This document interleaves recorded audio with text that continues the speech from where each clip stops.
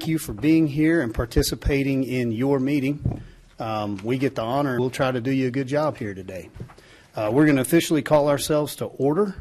We're going to have Mr. Chadwick, our chaplain, come up here from the APD to give us the invocation.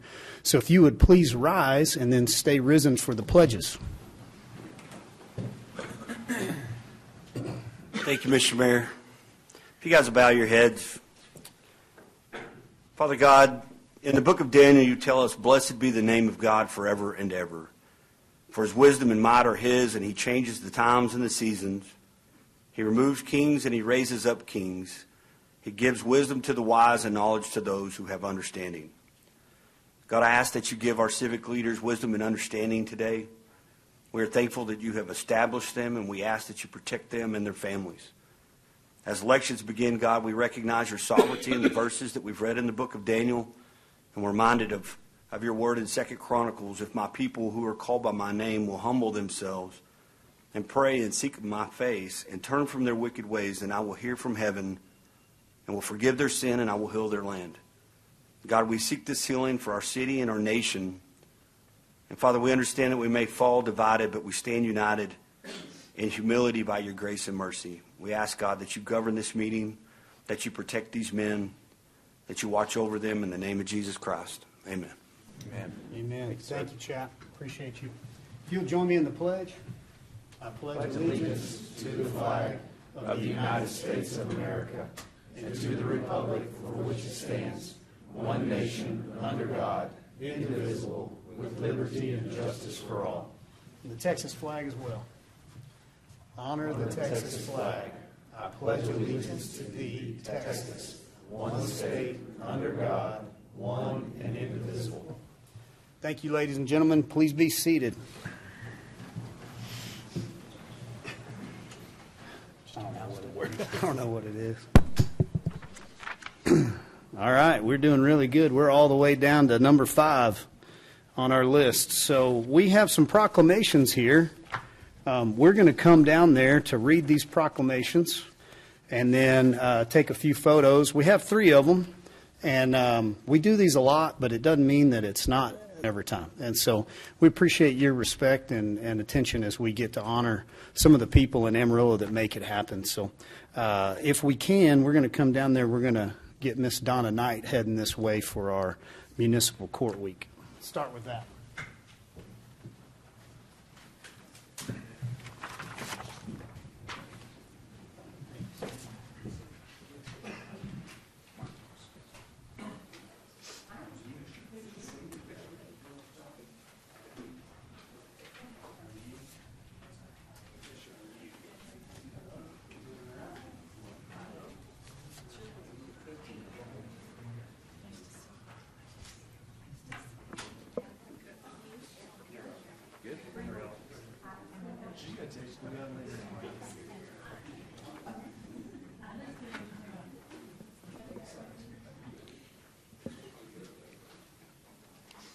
Significant role in preserving public safety and promoting quality of life in Texas.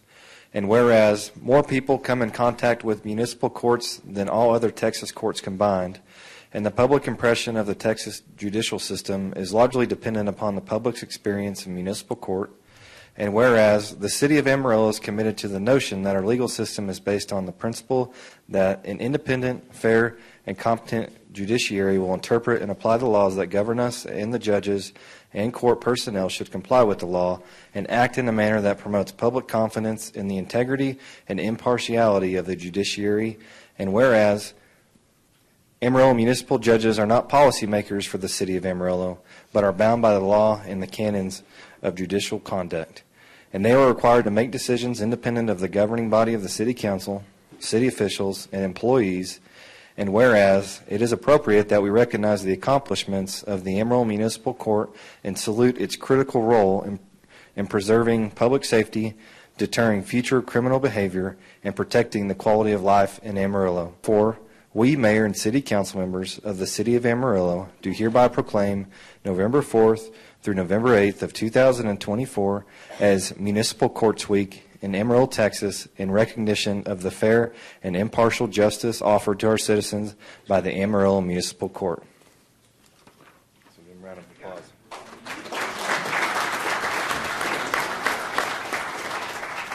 Some of those statements are really wordy. They were.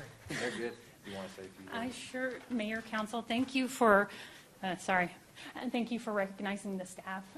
We have staff members from the legal department, judicial department, court, and municipal court, and it's important to realize what they do to help our citizens exercise their constitutional rights. So thank you. Yes, no, thank you. Thank you all so much. If y'all squeeze in, we're going to get a photo and let you.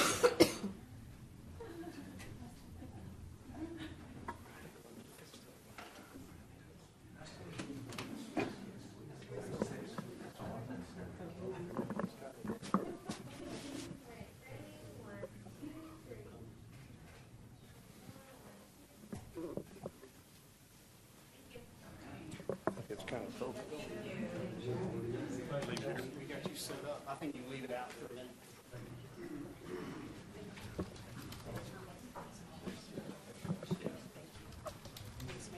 Hey, thank you very much. Good to see you, Judge. Does anybody know how to work this guy? You're just going to have to hold it. Okay, thank you, Hon. Sorry. No, do we have anyone in the audience that's here for National Chiropractic Health Month? Great, thank you. Come on up here. So this proclamation reads, whereas the years we live in good health without major chronic illness and disability are known as our health span, and along with cardiovascular health, metabolic health, and other factors, musculoskeletal or MS. And whereas compromise of the bones, muscles, and joints, the MSA system allows us to remain physically active, which is one of the most powerful contributors to health and longevity. And whereas the strong MSA system helps us to continue working and engaging in daily activities as we age, enabling us to maintain independence and continuing to do what matters most. And whereas a strong MSA system contributes to a better balance as we age, helping to prevent falls that can lead to disability and death among the elderly. And whereas in the U.S., MSK conditions are common cause of chronic pain and result in more than 130 million healthcare visits annually, making them the number one reason people visit their doctor. And whereas doctors of chiropractic are experts in this field of health and offer a variety of non-drug approaches to treat common conditions such as back pain, along with advice on nutrition, injury prevention, ergonomics, and lifestyle modifications for optimal health and wellness. Whereas guidelines for the treatment of low back pain, chronic pain by the American College of Physicians, the Centers for Disease Control and Prevention, and other groups support the use of non-invasive, non-drug approaches such as manipulation as the first line of defense against back pain before the use of pain medications and surgery. Now, therefore, we, Mayor and City Council members of the City of Amarillo, Texas, do hereby proclaim the month of October 2024 as National Chiropractic Health Month in Amarillo, and officially join with the American Chiropractic Association as it reminds citizens that chiropractors can maintain and help improve health throughout the lifetime. And this year's theme is Chiropractic Plan for a Strong Health Span. Let's show our appreciation for National Chiropractic Health Month. Say a few words if you want to. Have to hold it. I want to thank, I'm Dr. John Blackwell, a chiropractor here in Amarillo, and I represent Texas Chiropractic Association. I represent the Texas Panhandle, so I represent all the chiropractors in this area. Want to introduce also, we have with us Joshua Bowen. He's a chiropractic intern, so he's about to finish his chiropractic school. He's actually doing his externship in our office, and so he's from the Dallas-Fort Worth area, so he's getting a chance to see Amarillo works and what we're doing. Want to thank the mayor and the council for continuing to support chiropractic and for allowing us to continue to help to make Amarillo just as healthy as we can absolutely be, which is our goal. So thank you guys so much, and I hope the rest of this meeting goes well. Thank you.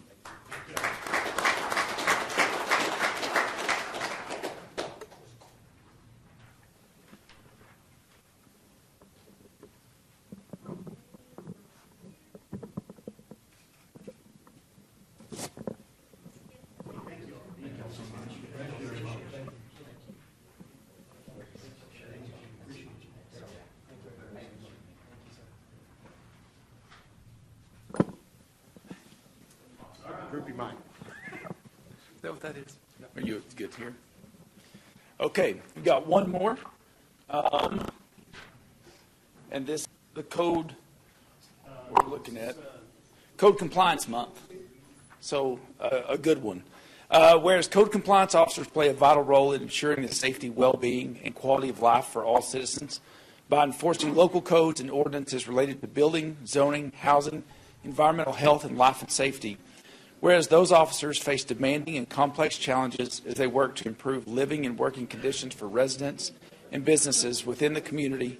And whereas code compliance officers are dedicated, highly skilled professionals who strive to prevent neighborhood deterioration, enhance safety, preserve property values through their expertise in enforcement of housing, zoning, and nuisance regulations. And whereas these officers consistently provide exceptional customer service, demonstrating excellence in their service to the community's residents and businesses. And whereas the City Marshal's Office responds to a wide range of code violations, upholding the standards that contribute to a cleaner, safer, and more vibrant community.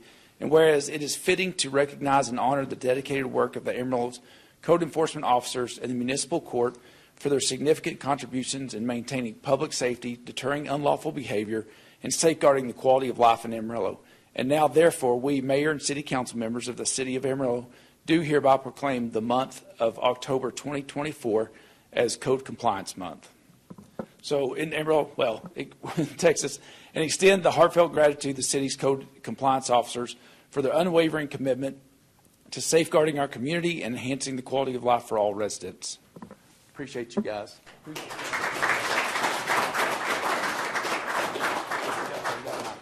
All right. Mayor, council staff, thank you for this recognition, and also thank you for the continued support. As you can see, we're a small department that make a big impact in the community, so we're grateful for the recognition today. I appreciate you guys. Thanks.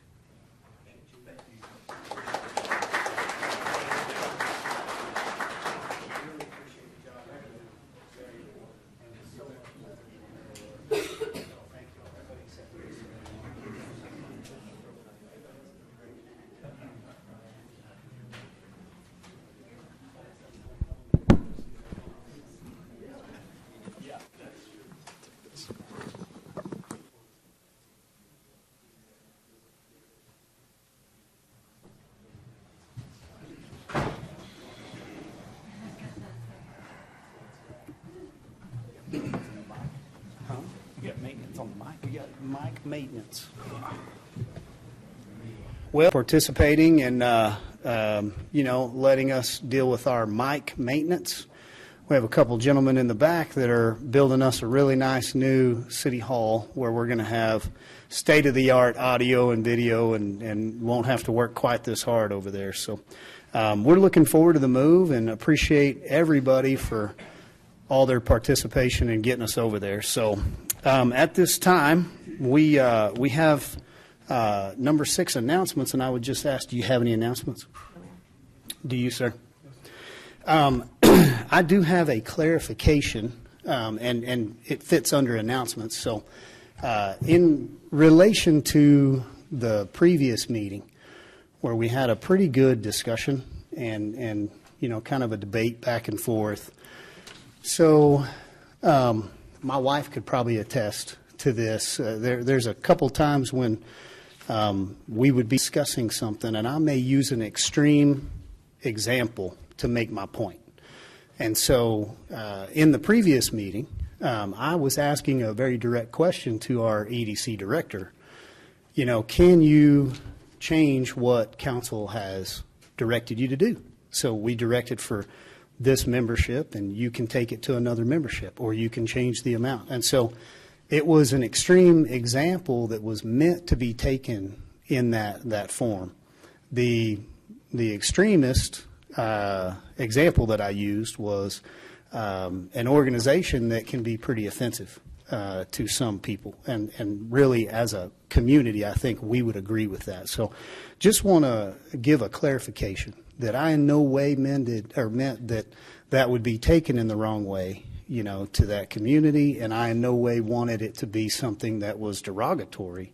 I was trying to make a point in a contested conversation that can hear that, can see that from up here, we look for those opportunities to do better and continue to get better at this. And so I think it's important when we take a step back and say, hey, man, I apologize.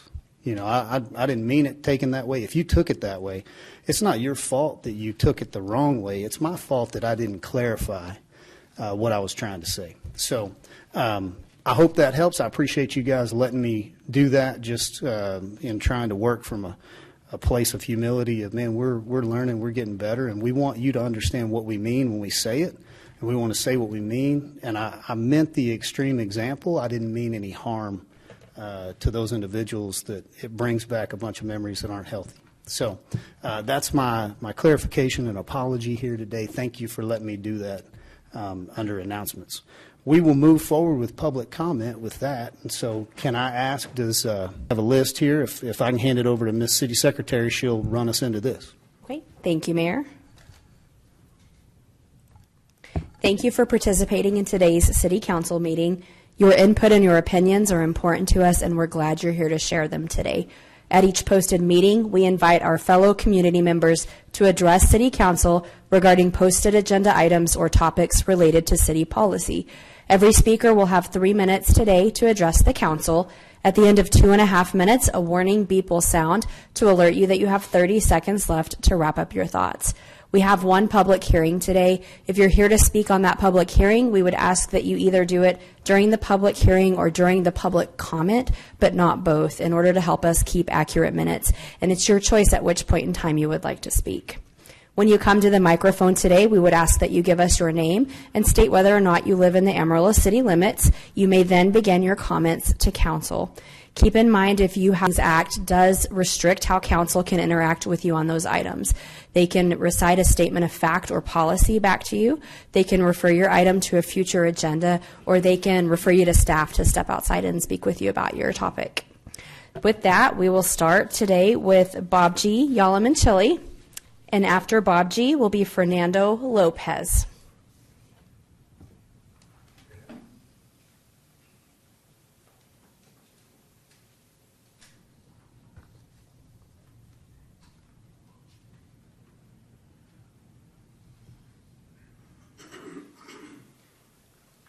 Thank you, Mayor and City Council members.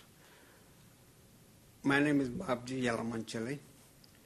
I have been in this town for almost 80 years now.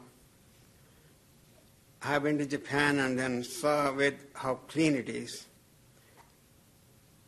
And after seeing some neighborhoods in this town, it just looks awful. So the best way is to clean up the whole city, all at one time. So what I'm asking is, next year, we're going to have 4 times clean up the entire city. And then we have to have many, many, many groups participating in this whole thing. That's the only way you can do it. And I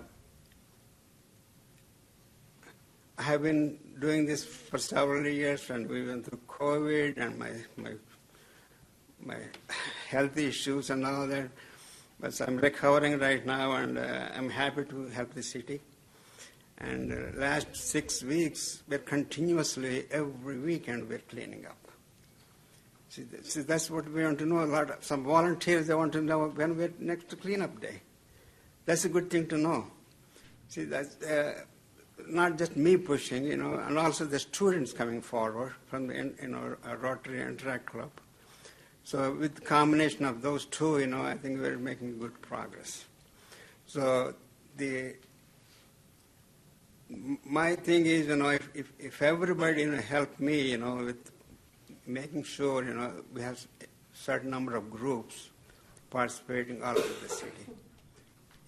That's the only way we can do it, And Mr. Lopez, is from West Plains High School. And he's really helping me, and he really has passion to clean up our city. That's what I want to. I want to see the kids, come forward and help me out, So because their city in the long run. And I may not be here for long, it's theirs, So they have to feel, this is their responsibility to take care of their own city. That's, So I need help as much as I could, and he will explain what we need, from the city. So, we'll go from there. Okay? Thank you very much. Bob G., thank you. If we can make sure that you're hooked up with staff so that when you're scheduling those, we're using our megaphone as much as possible. And then I know I've missed a few, so would be glad to jump back in on some of those because I really appreciate council's leadership and getting out there with you. So we'll get back in with you. It doesn't go unnoticed what you do. Thank you. So thank you. Thanks, sir.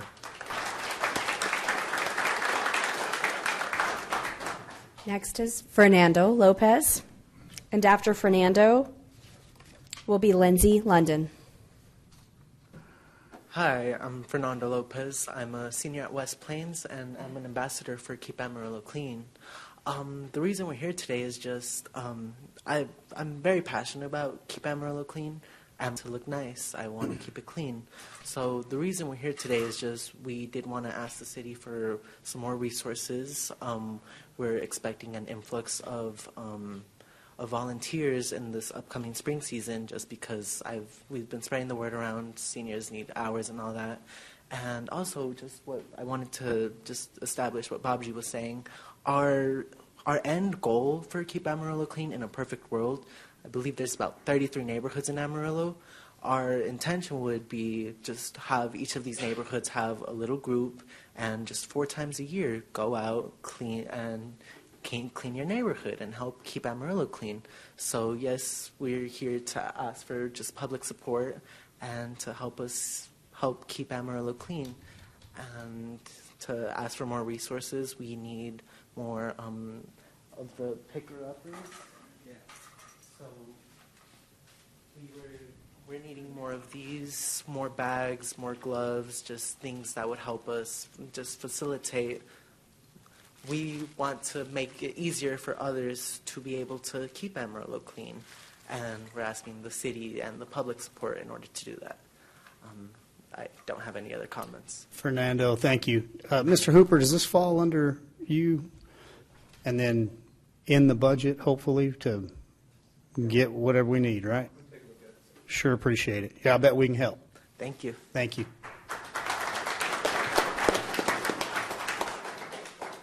And I misspoke. Lindsay London provided written comments. So next is Bill Harris.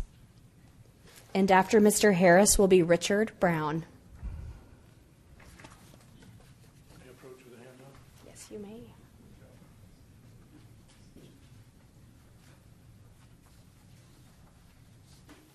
Afternoon, sir. Good afternoon. My name is Bill Harris. I live in Amarillo. And first of all, thank you for your service. I know you have a huge amount of work to do, and you do it for almost no money, and you're much appreciated. I'm here today because I love Amarillo, and I know that the AEDC is a big part of supporting our economic growth. The overall tone of the last council meeting, which you referred to earlier, Mayor Stanley, really caught my attention and led me to look into a little more detail about the budgeting process. And I hope you can help some of us understand what was behind that conversation. We've been critical of the AEDC staff and board for moving money between line items. And that was all within a budget that had been approved by the City Council. Now, we often hear that we want the city to be run like a business, and in my experience, that's a very standard practice within businesses and within cities. It became even more confusing when you posted on the website, which is the letter from the City Council's attorney to Mayor Stanley explaining how the city could pay his fees. And it says in paragraph 5, quote, in a line item transfer within the city at this point, if necessary, and so on. And in the next paragraph, it says, quote, a line item or department level transfer from other areas in the budget could easily fund this agreement, end quote. Now, notably, it doesn't say that that change would have to go back to the city council for a vote, nor that any other action would have to be taken. And that seems to me to be exactly the process that the AEDC did follow. Now, I understand that in some discussions related to that it was, you expressed the desire that they put in place some additional or different guidelines for their approval process, and that they did just that the AEDC board did take action, and I'm glad that they were responsive to you and that they've been that cooperative with you. But that doesn't mean that this recent change doesn't change the fact that AEDC's prior action was perfectly legal at the time they took it, and it was a reasonable way to do business. Now, companies that are considering moving operations to Amarillo are very sensitive to any hint of discord between the City Council and the AEDC because they depend on their agreements with the AEDC. And I urge you to resolve this, therefore, in a way that the AEDC can really continue to do its job like it has done so well for several decades, and especially in the last 3 or 4 years. The AEDC board is a group of dedicated professionals with the highest ethical standards, and they volunteer their valuable time to serve our community. And the AED staff is just superb. So please support them. I want this city council to be successful and want AEDC to be successful. Thank you for your service. Thank you, sir. Appreciate you. Did you have something? Nope. Did at budget increase the legal department's line item budget by $250,000 in order to take care of the Hyde Kelly law firm for what we were projecting for the full year. So as a statement of fact, I agree with you. It's important for us to practice what we preach, and we're not looking to implement any rules or regulations that we're not currently following. Thank you, sir. Richard Brown. And after Mr. Brown, Sam Burnett. My name's Richard Brown. I live in the city of Amarillo, and I was the chairman of the board of directors of the AEDC when it was first formed. So kind of the oldest guy in the room as far as that goes. In the late 1980s, oil and gas, real estate, banking were all in a bust, and we had no diversification in our economy. We needed help and we needed leadership. The city is on a local option basis to adopt a half-penny sales tax for the specific purpose of promoting economic development.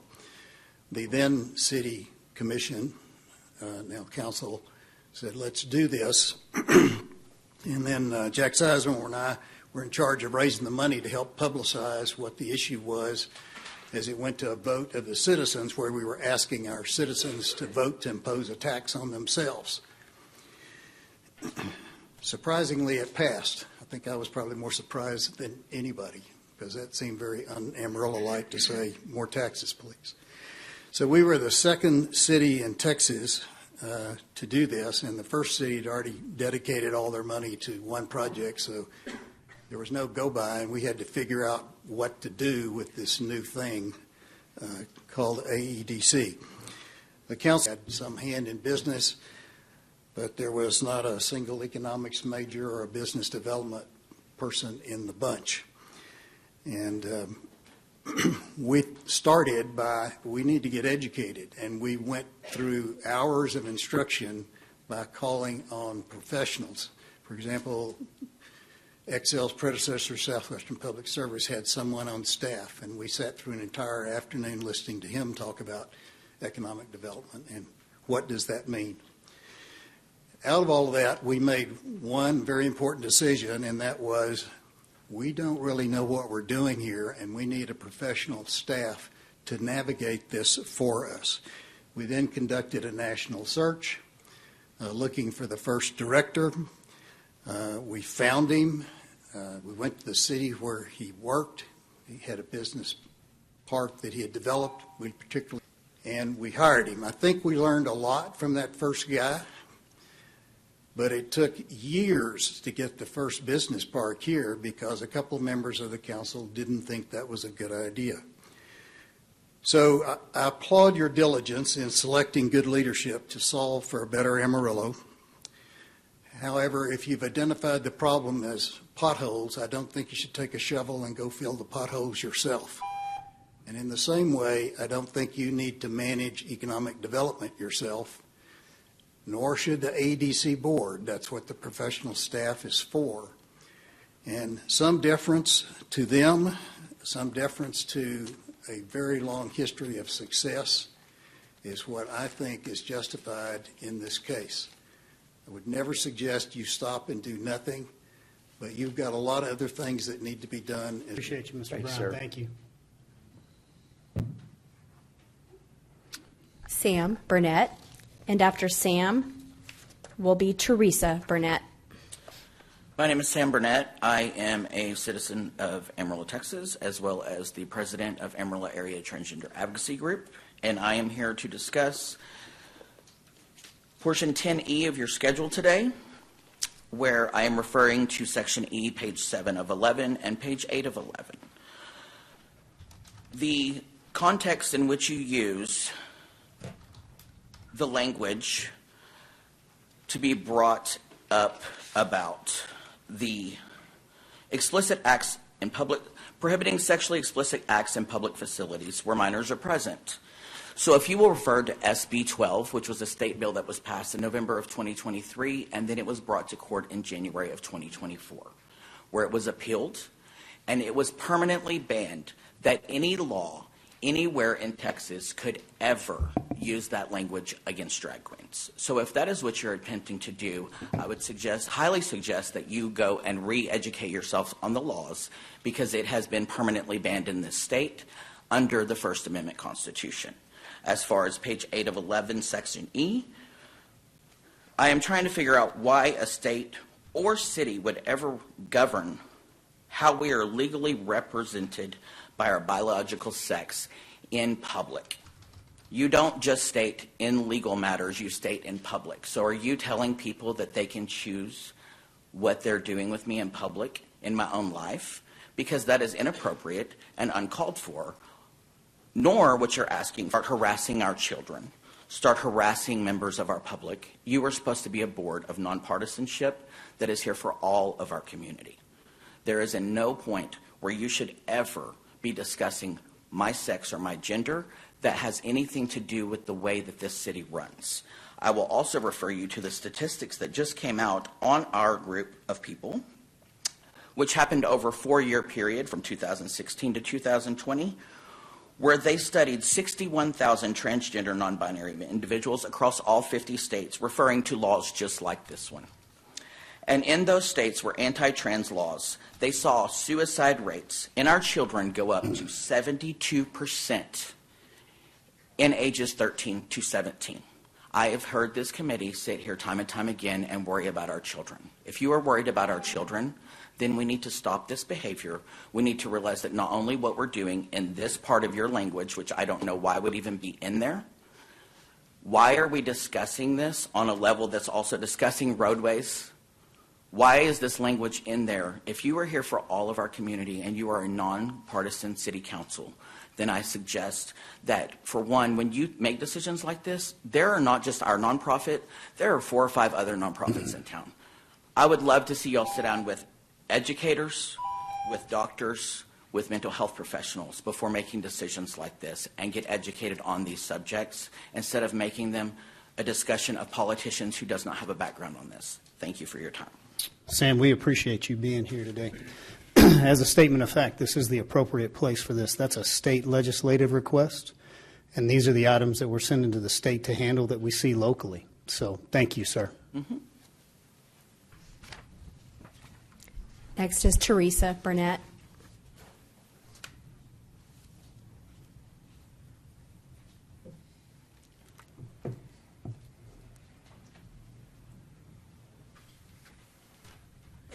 Good afternoon.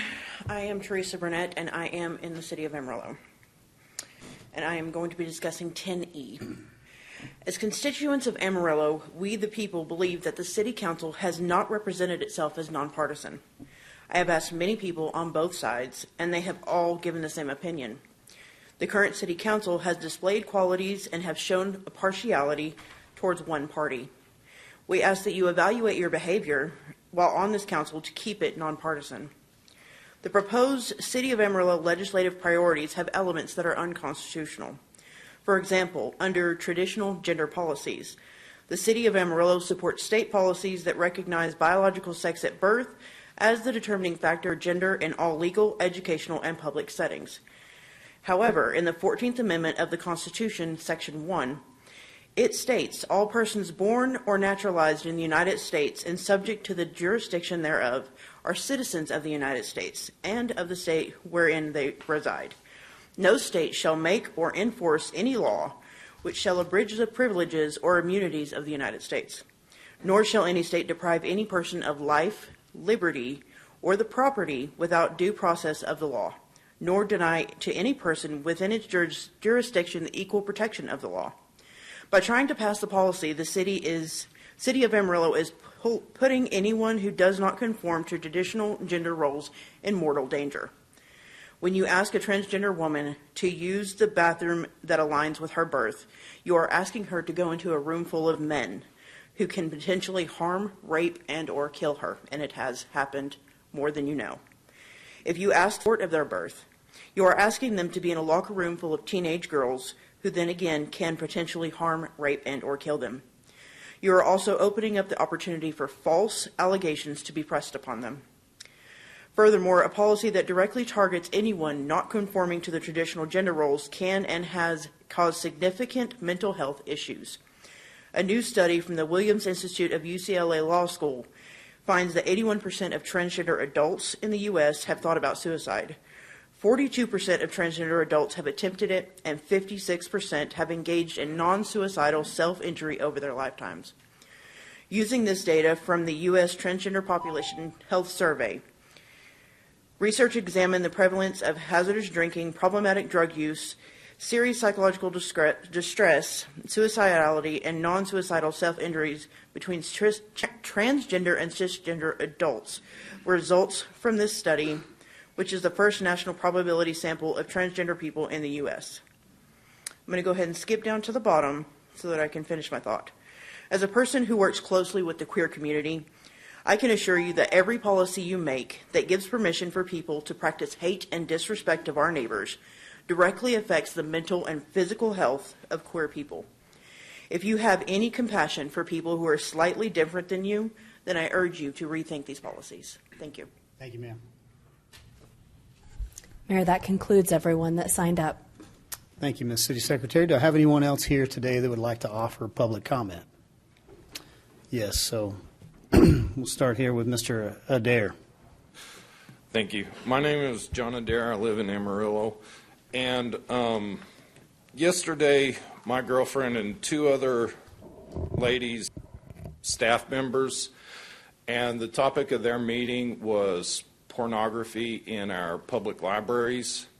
And I'd heard about this a couple times before, and I never kind of realized it was as bad as it was. We're not talking about like adult pictures of adults in adult situations. We're talking about comic-styled cartoon books showing people in sexual acts.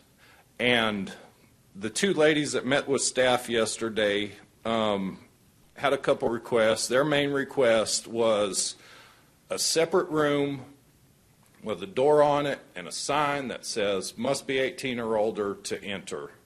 And if we can't do that, a sign on the front door that tells parents there's pornographic material in here, don't let your children wander around. And it's out. Families can just wander and go look for it if they know it's there. So that's what I had to say about that. The second thing I wanted to talk about is I was going to remind everybody that the average cost of a home in Amarillo is $230,000. And on 10F here, there's talks about giving $625,000 to the EDC to build 2 gateway signs. I don't know if that's build or replace because we already have 2 gateway signs. And $625,000 is a pretty unrealistic number for 2 signs. So I'd like us to reconsider that, and I would like to see it put on a future agenda. If we build another room, separate that. I'd like to, something that'll solve the problem. I'd like to see something put on a near future agenda item. Thank you. Thank you, John. Mr. Fisher, you want to go next? Or are you going to hand it over? Either one's fine. Okay. Usually it's ladies first, so I'll... Afternoon, Mike. Good afternoon. My name's Mike Fisher. I live in the city. And I'm talking about 10F also. The Amarillo Economic Development Corporation, as you guys know, is a Type A, which means enterprise businesses build up our enterprise community, create jobs that manufacture, that export outside the city of Amarillo, that bring a direct benefit back to the city. And that's what the Economic Development Corporation is for Type A. We could have chosen Type B, and we could have done things like pay for water pipes and streets and signs, because that's what this says. And a gentleman before me said, well, if it's happening, just let it happen. Why would we do that? Rules, I don't know how many times you heard me say it, rules for everybody.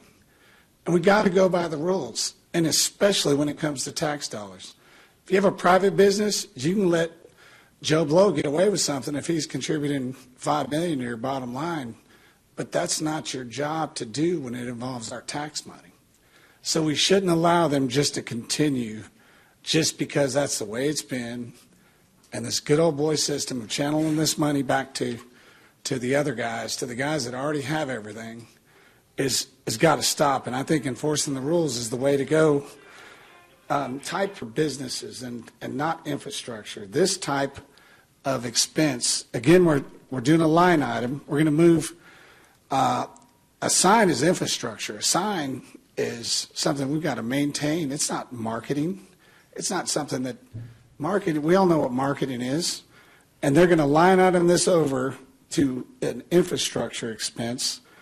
And I don't agree with it. I think you guys should seek Attorney General opinion. And as an example, the city of Odessa and Grand Prairie, they used EDCs to build gateway signs, but they both have Type B EDCs. The last thing I want to mention is these stoplights. I mean, you guys saw on the way in here. I mean, they purposely made these lights. I just experienced it, to cause accidents. You got somebody up here that's asking for grant money to improve the problems we're having with traffic. And they caused this problem. A few years ago, they gushed how this new system was gonna make it so easy to travel through this city. I have two businesses, one at each end of this city. One of my employees says, compared to 2 years ago, it takes them 15 minutes longer to get to one business to the other than it did 2 years ago. And coming here on 6th Street, every cross street I could go through, one street had to stop. One street had to stop. And then I was like, man, I'm late. I'm going to gun it. So I gunned it, and I barely made it. And that's why the 3 bad intersections are downtown.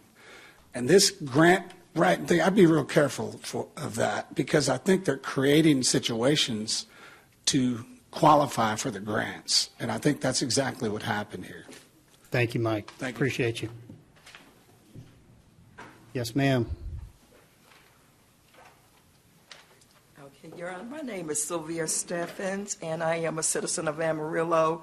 I come to the city council meetings regularly, and I very rarely say anything. But when you get into a subject where you start talking about sex changes and homosexuality and abortions, that is an extremely sensitive subject for me. Now that I've said it's extremely sensitive for me personally, let me address my background real quickly. I have a background very extensive in science. I have 14 years of college, and I have worked as an expert in several different areas. I have over 60 college courses in sociology, psychology, nursing, biology, chemistry, and math alone. So I've taught and done research on the graduate level in chemistry and biology. I am extremely familiar with the human body. As a nurse, I was studying to be a physician. My health wouldn't allow me to do that, so I went on and did the graduate level to work toward a PhD. It is impossible to do a sex change on somebody. I'll be happy to discuss that with anybody professionally that want to discuss it with me. And many doctors are selling these people a fantasy and making money off of it. I know for a fact it is impossible because there are too many differences between males and females psychologically and physiologically. Another thing, if they're saying this is supposed to be a free country where we are entitled to believe what we want to believe, then let it be a free country and let us believe what we want to believe. I do not believe, and I know it is impossible to do sex changes. I will not support abortion. I have seen that extensively as a nurse and refuse to participate and be involved in it. I know what happens in that labor and delivery room. I've been there. And so I'm not speaking of somebody who is talking about hearsay. It is a terrible thing, and it is murder. I will not support it. Not at all under any circumstances. People ask me all the time, well, what do you recommend that you do in a case where a woman and or her baby's life is in danger? And I say it's what we used to do when I made a decision to study to be a physician. The physician's responsibility is to do everything he or she can to save both the mother and baby's life and nothing else. So that's what I recommend. Saying that we have to go along with that. If they want to make a decision to live that life, that is their decision. But you will not force it on me. I will not call a woman that's biologically a woman, a man, and I do not want them in the restroom with me, and I do not want them doing those things around me and my children and other people I care about. And we have a right to say that. Thank you, ma'am. Appreciate you. Mr. Skank, you're next.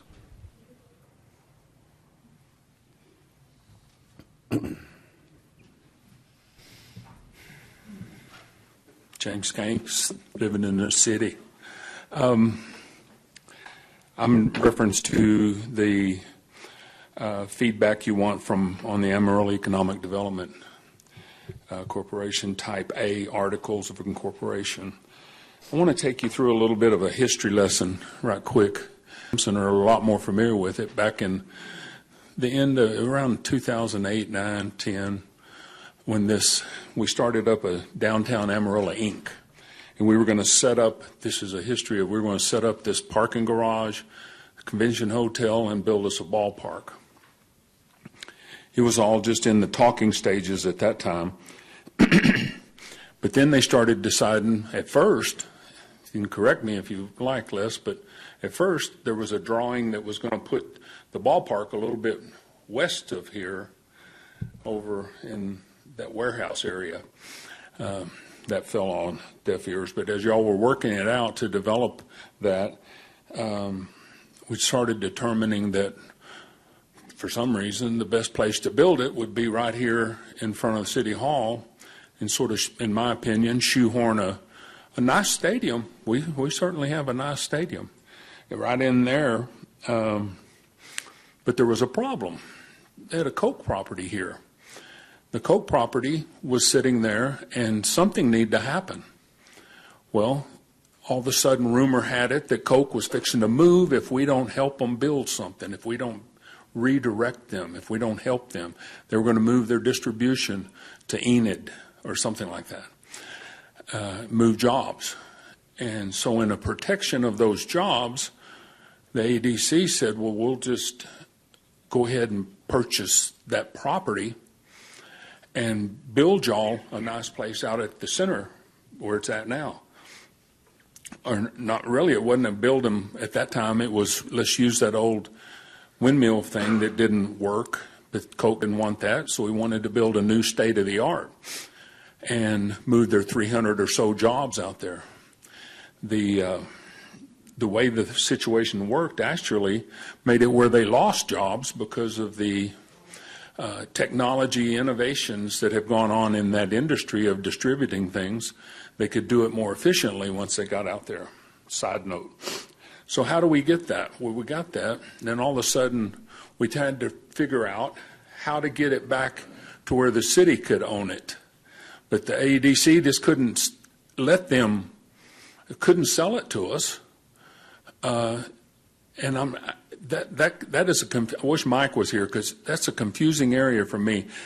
That moved around in a way that made it where, whoa, that went fast. Did you speed that up on me?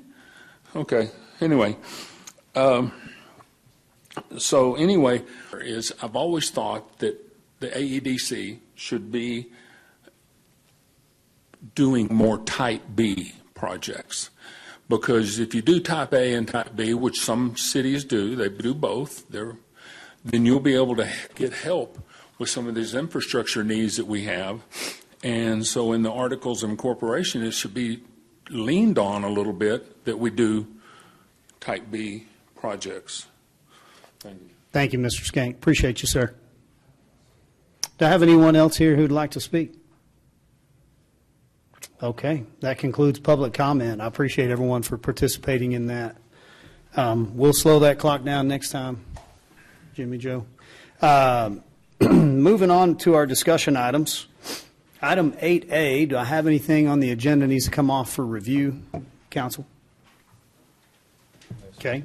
Program. We've got an update here from Mr. Hooper. How you guys coming with that, sir? We're going really well, and that's what we wanted to bring to you today, was just talk about what's happened since the last time the last time we probably discussed it was in our budget hearings, and we talked about our plan and what we were going to do. So we want to just give you an update, let you know what's happened over the past few weeks, especially with the meetings that we had with D&M Leasing. So to start this presentation, if it'll go to the next slide. Maybe this isn't working, Steph. You may have to. It always helps to turn it on, doesn't it? Yeah. All right. So we had some meetings. We had D&M Leasing come here. They brought representatives from their Atlanta headquarters, also from their Fort Worth regional office. They had the top of their cream of the crop come to visit with us, and we had some right-sized meetings with them. Very, very productive meetings that we had with them. During those meetings, we had a goal, and that was to look at our fleet, look what we were using, how we were utilizing it, and how we could possibly utilize it better to save some money, both through efficiency, through downsizing some of our equipment and things like that. As you can see on the list here, we talked about the type of vehicles that we needed for specific job functions, load capacities, how many people that each of these vehicles carry, upfit needs that we would have. And when I say upfit, that's like light bars, safety equipment, lift gates, things like that go on the equipment. Safety equipment as well, how many miles per year that we would drive in these vehicles, and the environment that they work in. I want to mention that during those meetings, I think the most impressive thing was we had every department that has something listed that was going to get replaced this year in our plan come. We would have either the directors, assistant directors, some of the supervisors for those departments would come and participate in those visits. And 100% of the time, they had a very positive attitude. They were willing to say, what can we do to make this better? And it was so impressive enough that D&M even complimented us at the end of it and said, we've never seen a city staff act the way that yours did. You were prepared. They were all prepared. They came with all their information, and it made our job really easy for us. So I just want to throw that out there, that I thought that was great, and I think everybody that was in those meetings saw that same thing. I do want to mention that our leasing plan looks like this. This is what we've landed on.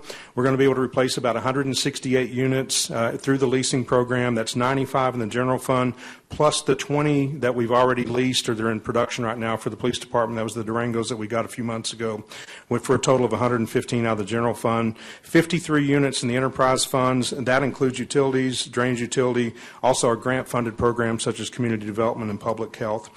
In the past, what we've been able to do, I got here in 2018, and we've just been able to get a handful of vehicles every year because our heavy equipment load is so big. Fleet, or this is just our 1 tons and below. We'll get to the heavy equipment as we get on through the discussions later on this year. We'll bring that piece back to you, and I'll talk about that in a moment. But that's a lot, 168. I do want to tell you, Laura and I were talking the other day, and she said, we probably need to bring this up, and it's a great idea. We have existing leases that we've been doing for quite a while.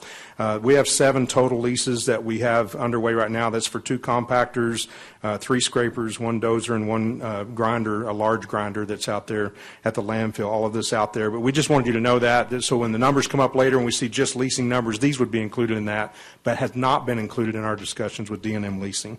These are heavy equipment pieces. That compactor right there is $1.5 million to purchase. So it's really most every city that has equipment like that is leasing it. So our lease plan looks like this. You can kind of look at the numbers and see how it's the details are split out. We have our full-size pickups. There's 74 of those. Special equipment, what that means is anything that has a body upfit, such as a service body, a lift gate, cranes, etc. And then we have our patrol units that we talked about just a moment ago, the Dodge Durangos, passenger vehicles at 11. And the key to this little chart here is the Mavericks that you see at the bottom. We don't have anything that's small in our fleet. We had a lot of departments that came in and said, yeah, we don't really need a large half-ton pickup or something like that. We could downsize to that, still get our job done efficiently and effectively. So in order to make it in this right-size meeting to look at all the numbers at the end, those saved us money, not only in the cost of the lease, but it also saves us money in the long run. Better fuel efficiency for a smaller vehicle than the half-ton pickups and so on and so forth. So that was one of the things that cooperative nature that I talked about at the very beginning of the presentation that was very effective in the end. So we'll be getting 33 of these work out there. This is just an overall look at the lease plan. 68% of it's in the general fund, 32% of it is in those other funds we talked about. This is really a pretty good representation of what our fleet looks like anyway. So it's a pretty even distribution of what we're putting out there in the departments. The leasing plan itself, the 168 vehicles plus the 7 already leased in fleet, 175. We have 7 other vehicles other than the 20, and that was the vehicles that are already on the streets now for the Marshal's Office and Office of Emergency Management that you guys approved earlier. But that comes out to about a total of $1.8 million. That's not a hard number. That's a number that will change a little bit because we haven't seen what the pricing is going to look like whenever they open up the order banks. And the way that works is these manufacturers for the vehicles that we've chosen will open up an order bank and they'll say, it's open now for orders. Here's what the pricing looks like, and then we go. They know pretty well what this price just a little bit. If we would have outright purchased all of this equipment this year, which we wouldn't have been able to do with the budget that we had, it'd be a little over $8 million. So we're putting a lot of vehicles on the streets, which provides better service. We're also going to be saving money on maintenance costs as we do that with some of these age fleet. Most of these that we're replacing are 2014, 2015 models. They are really, really old and have a lot of miles on them. So we look for some great things to come from that. Quick timeline for you. We expect the units to be ordered as those banks open up. That's usually in the fall. That's usually going to be right about when one of the banks is already open for the Mavericks. We expect the others to follow pretty soon. We anticipate delivery in the first quarter for most of that, except for the vehicles that would have any kind of upfits. It's going to have to go to another outfitter and then come back to us. Funding was approved during the budget process, so what we really are anticipating is that we won't be bringing these back to you. We're not going to just bring these leases back to you as we get them. You kind of already seen the numbers in the budget process. We wanted to give you the update now to show you where we are going, and that would be what we anticipate doing moving forward. We do want to also, did we go past our slide? Was there, the last one is missing. Okay. So we also want to tell you that the reason for the update today is to tell you that the heavy equipment on the other side that we talked about with revenue funding for that, we will be bringing back to you at a future date. We're still crunching the numbers on that. We're still waiting to see what the prices are going to be for trash trucks, heavy equipment, things like that, so that we can put a comprehensive list together. We'll bring that back to you, give you another update, and let you know where we're at with that. Generally, we would be able to issue that debt in February with funding available in March, and then we would be able to make our orders. Should we have to make the orders earlier than that, we have a plan that we could address with the council as well. So if you have any questions, I'll be glad to answer that now. Just wanted to give you a quick update on where we're at. Questions, council? No, sir. Thank you, Donnie. Mm-hmm. Yeah. Thank you, Donnie. Yep. Yeah, Mr. Hooper, great job. Council and your citizens appreciate these efficiencies that you continue to find. Thank you. Appreciate it. Thank you. Next is Mr. Danforth coming forward, facilities update. He's going to run us through, 10 projects or so. And I hear it's a quick presentation, but very educational. Well, I'm not as eloquent of a speaker as Donnie is, so we did a video presentation. So not many are, sir. What you're going to see is basically what we presented to you about a month and a half ago, where that job was at that time, and then see where you're at currently. You'll see it ties in with what we had for the ribbon cutting today as well. And I know some of you council members have had an opportunity to go to PD and see some of that. So with that being said, we'll go ahead and get it started.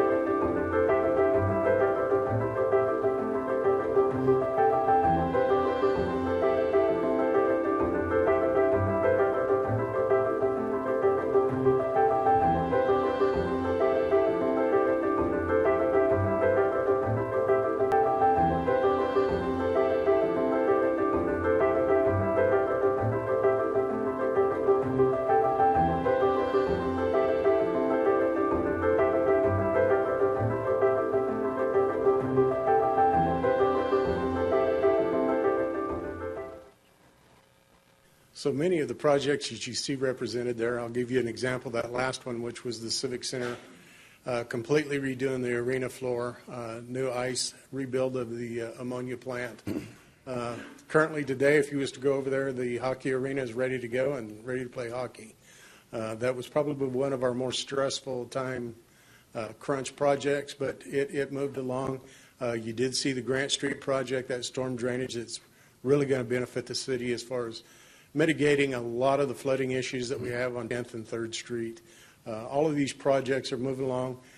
You saw that most of those projects are at 85% complete, with the exception of Transformation Park, the cabin community. I would say we're close to 70% on that one right now. Most of these jobs, even from the video, have changed dramatically from that point. So we'll continue to give you the video updates as we move forward, but I appreciate you all showing up. With the ribbon cutting out there at the fuel site, seeing the efficiencies that Mr. Hartman pointed out, all of these are going to benefit, all of these projects benefit our community greatly. I'd be happy to answer any questions. Questions for Mr. Danforth? Thank you. Man, Jerry has two of our favorite phrases. Budget. He's got those down. So good job, Jerry. Thank you for everything. Moving forward, move over to item 8D. Discuss and receive some feedback on Type A articles of incorporation. Before we get Mr. Hyde up at the podium, we've been doing a good job every meeting of trying to continue to update the research on the 3-year look back in the review. Neil Gerber is our internal auditor that's working on that. We had it scheduled to bring that forward to you again today to just continue to vet out some of the questions that council's brought forward and update the public on where we're at with some of the findings. He is out of town this week and not here. And so last week, could you just give us a little bit more background on where we're at with that, and then we'll transition? Yes, internal audit, they completed their review of the council requested reimbursable items and so expenses, and a report has been sent to the city council, and you've also received the supporting documents today as well. So again, we had planned to have a presentation today, but O'Neill had a much well-deserved vacation planned this week, so he's out. And I do feel it's best that O'Neill provide summary and answer those questions. And so we'll have him planned for the next council meeting. Real good, sir. Just to continue with our commitment of just working out in front of everyone, council is now in possession of those as of like an hour ago, 2 hours ago maybe.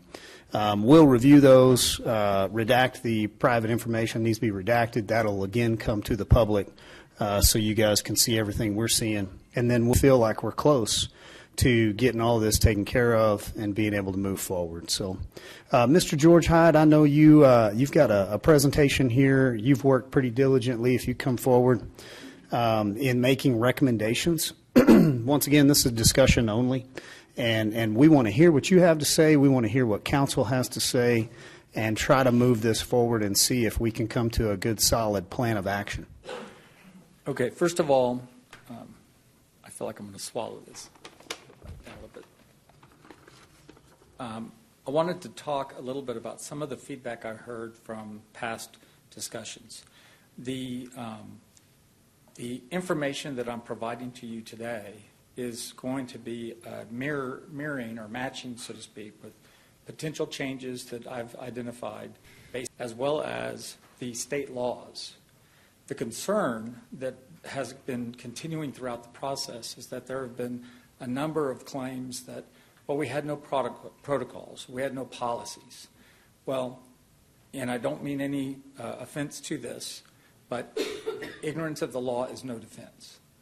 And when you come to public information and public rules, you'll see that there are fiduciary obligations that the Business Organizations Code provides that places the board in a position that they are responsible if they are not doing their job as a board. And that is outlined in our discussion today, as well as the obligations and authorities of how expenditures are made. And so what I want to do, and I looked, because in one particular provision, I was trying to find legislative history, and I went all the way back to the Industrial Corporation Act of 1979. And Section 33, which we'll talk about under its code now, was part of that initial creation of local government corporation rules. But because there hasn't been any controversies, typically because you are in control of the Economic Development Corporation's board and their expenditures, there isn't case law on it, because it was something that the legislature has provided and put into the hands of the city council. So with that being said, some of this is a little bit small, so I apologize in advance. I didn't know how big to make it. But first of all, we are amending and restating Articles of Incorporation of the Amarillo Economic Development Corporation 1.011 of the Texas Local Government Code, and under the authority provided to the City Council under 501.401 of the same code. There's going to be predominantly three areas of law that I'm going to discuss. Chapter 501, which is the Type A corporate rules for Economic Development Corporation. 504, which is applicable to Type A local government corporations in the manner in which they're created. And then Chapter 22 of the Business Organizations Code, which specifically applies to organizations that are nonprofit corporations in Texas. And so what you'll find is that the Economic Development Corporation is a nonprofit corporation by statutory edict.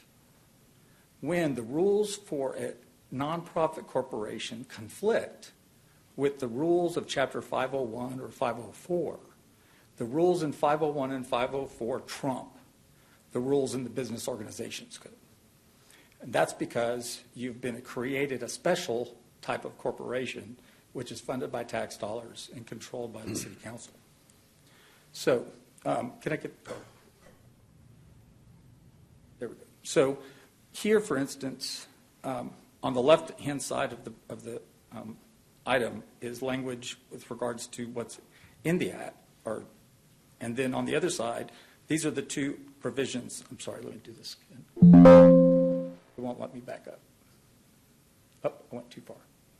So here I reference 501 501-011 and 501-401.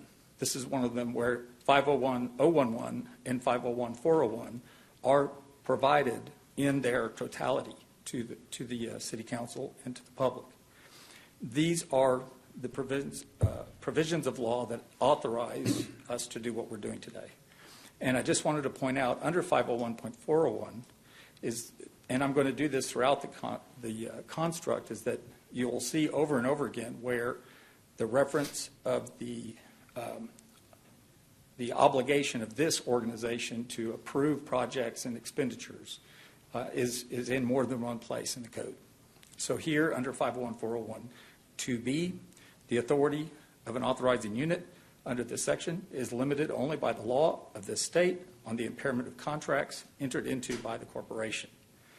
So right above that, you'll see that this unit, the City Council, has the authority to terminate the corporation. And so if the City Council chose, and I'm not saying that this is an option for you, it's just an explanation of the law. If the City Council chose to terminate the existence of the corporation, and the corporation had multi-million-dollar incentive programs and other contracts in place, you would not be able to have that termination be effective until all of those contracts were fulfilled or expired. And so that's in order to ensure the contractual support for the other parties who are incentivized to come to you. Now, the articles themselves, under 501.056, this is an example, a simple example, that Chapter 22 of the Business Organizations Code has what you have to create a nonprofit corporation. Here, the contents of a certificate of formation, that's what they call articles now, certificates. So use those interchangeably. So these are the requirements of a certificate of formation for an economic development corporation. So 501.056 is that rule.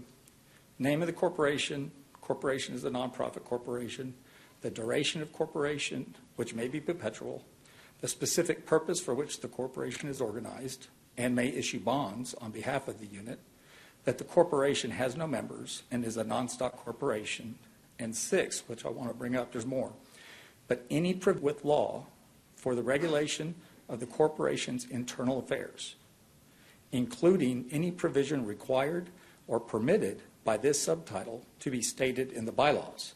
So it's already created that obligation of control because the organization that approves the articles of formation is the City Council. So the provision goes on. Get squeezed. So 7 through 10 go on and say street address of the corporation, the number of directors, name and street address of each organizer, and that the unit by resolution specifically authorize the corporation to act on the unit's behalf to further the public purpose stated in the resolution and the certificates of formation. So here it's another example of where the law is for the fact that it is doing work on your behalf. And so the fundamental economic development strategies and desires of this council should be in the framework from which your economic development corporation works from. So if you want to develop more industrial area, then they should look to that. If there's a Type B program that you want to do, which Type A can do, you want to call a vote, they should look at preparing those materials as this council ultimately decides is appropriate. So I brought the bylaws up because this is what's key to developing this in the certificate of formation, which are the highlighted items that say, be consistent with state law and with the certificate of formation for the corporation, being approved by resolution of the governing body of the corporation's authorizing unit. So they can't change their bylaws without your permission. And you create the articles, they can't change their bylaws without you authorizing those bylaws to be approved. So again, it's just another element of oversight that the statutory requirements require this body to do. So Article 1, these are easy. These are materially not changed. Article number 2, it just identifies 501.002, defines a type A corporation, and then 501.052, that it's a non-member, non-stock form of corporation. So these are checking those boxes off. This is the legislative findings and construction of the subtitle. And so we use the legislative findings that find that economic development corporations are necessary to provide your basis for your authority in the legislature finds portion. So these portions of the legislative finding and construction of the subtitle are used to create your articles of incorporation here, the powers, general powers, privileges, and functions of the organization.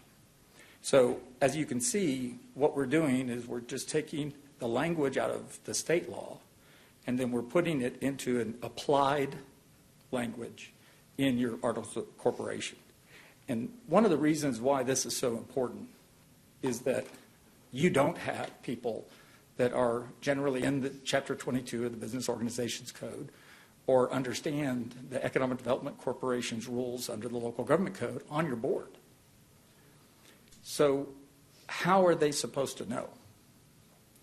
And if they don't have this in their face, if it's not something they have to read upon being appointed to the board, then they're not going to know unless they independently know from some other experience that they have a fiduciary duty, that the board has these certain responsibilities.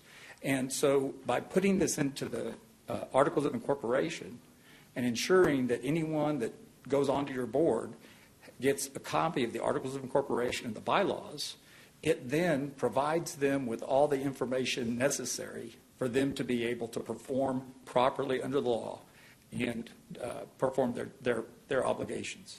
Without that, what you have is a lot of misunderstanding. The way it's always been may not necessarily be legal. And as I started in the beginning, we have to be careful that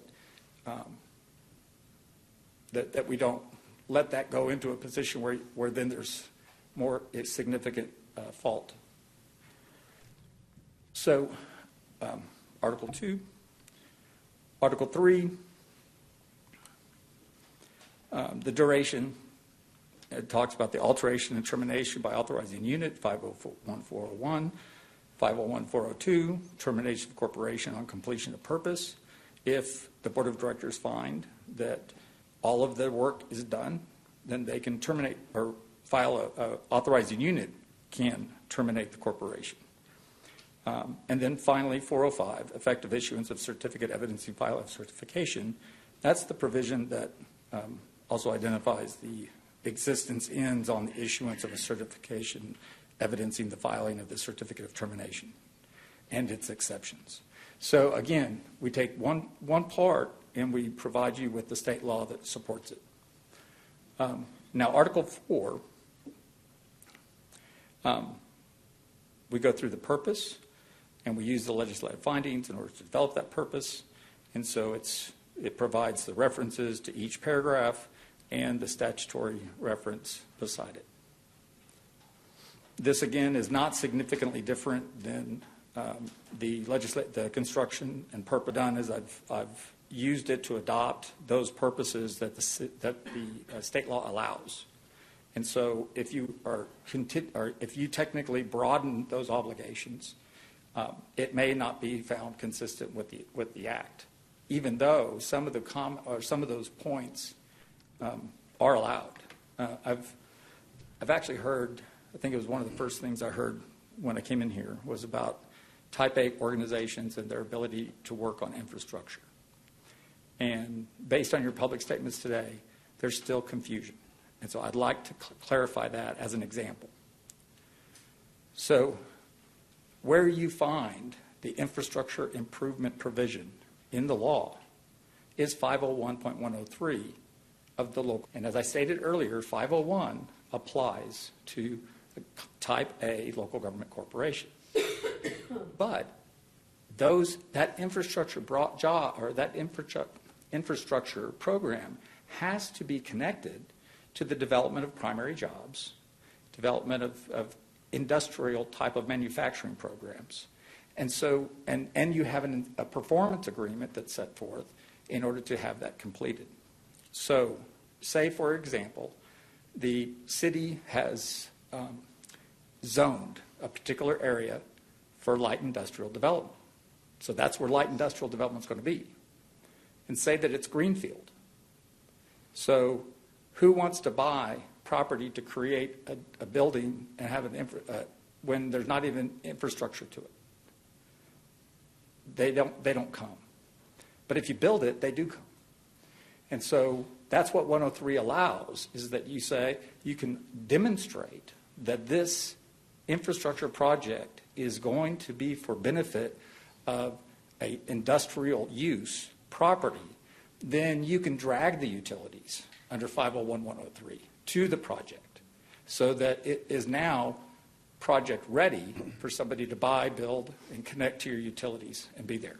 So 501-103, under those circumstances, allows for infrastructure projects to be done under Type A organizations. Now, can I just promote, can I repair some of your water? Only if I have that tie-in that these water and wastewater lines are serving industrial properties. So it has to be limited to those kind of projects. Now, 501-054 is referenced repeatedly, and the reason why is because it touches upon a number of things, like your functions and powers and authorities, but also in B2, as it shows, I get mixed up with all the buttons. Sorry. So 501-054 talks about, with respect to a project, may exercise all powers necessary and appropriate to effect the purpose for, again, subject to the control of the governing body. So this isn't just a discussion of expenditure. This means that the entire project is subject to the control of the entire city council. There are other provisions in Chapter 504 or in the 400s that talk about, in the event that there's a project that the city council doesn't think that the Economic Development Corporation is properly handling, that it can remove that project and take it on its own for the completion of that project under the Economic Development Corporation's construct. So once again, it's just another example of your oversight responsibilities. So this constituted authority and instrumentality provision is something that is interesting. And under 101 of the Texas Civil Corrective Remedies Code, that's the Tort Claims Act, of which protects the public funds from a raid based on claims of certain types of intentional or unintentional negligent acts. So the law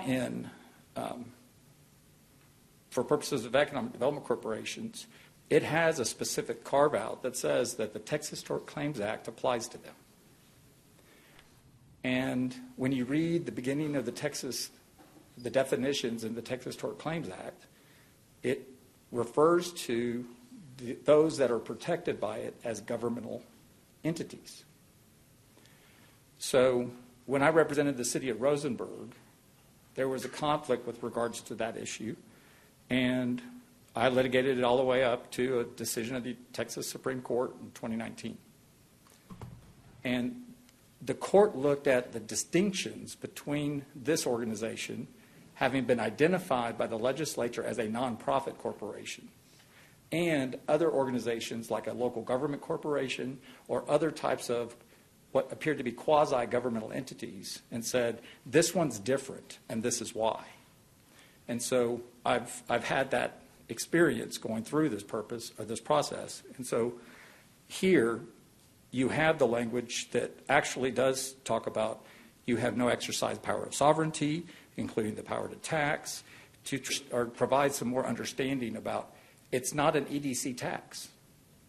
Actually, what it is it's a city tax that the city collects from the Texas Comptroller, and the Texas Comptroller gets 2% for their troubles.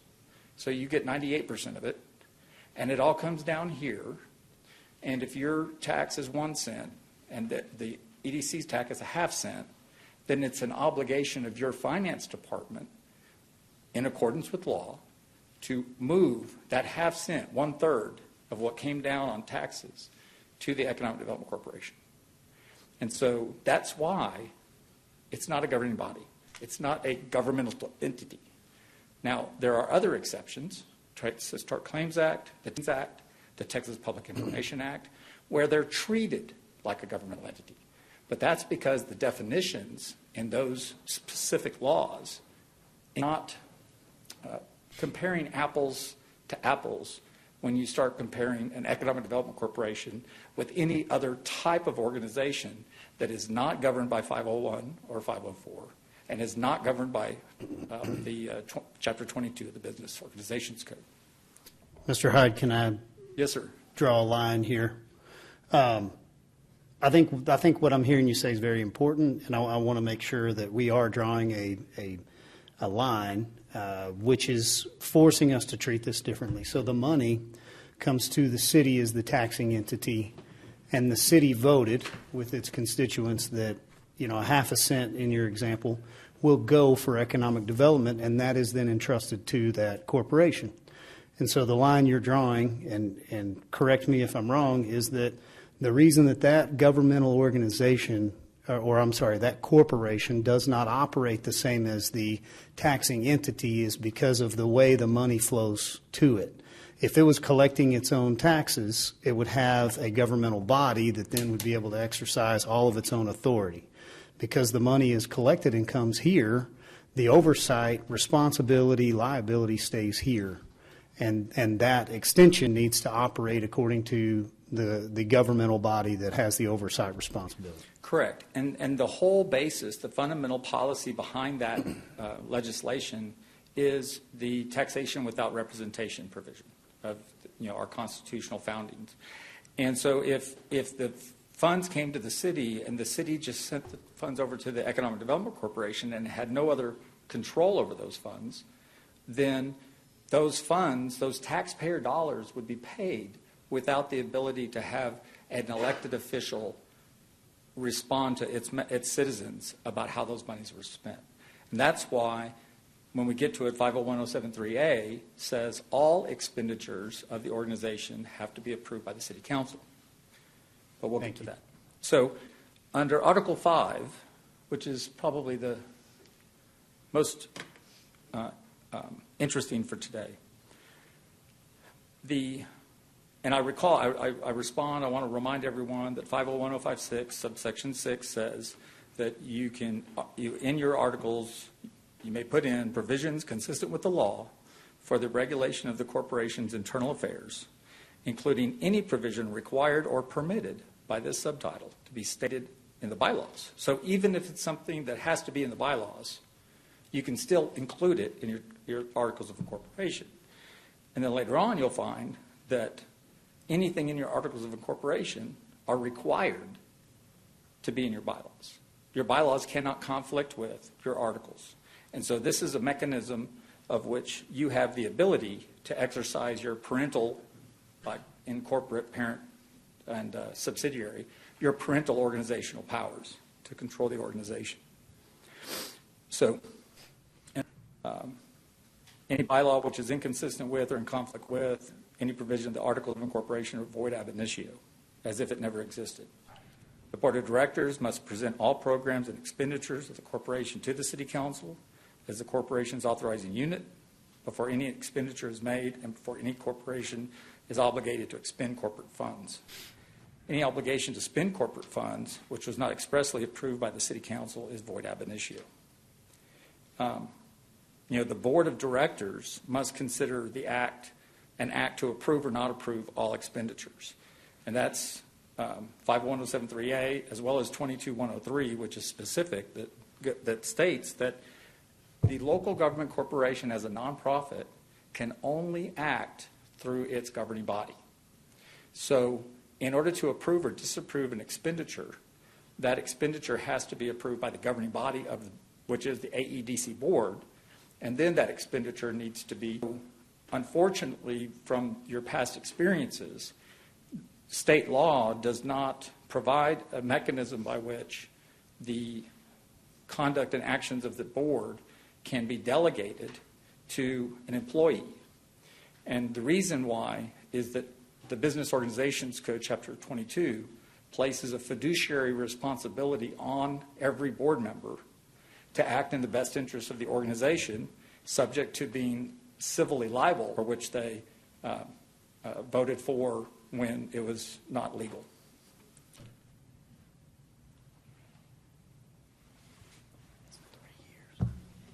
So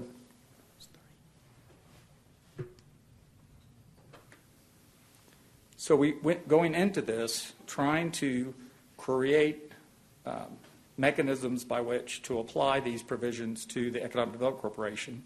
You see 50107.3a, the corporation's authorizing unit will approve all programs and expenditures of a corporation and annually review any financial statements of the corporation. So those are two distinct obligations in the manner in which the statutory language was made by the legislature.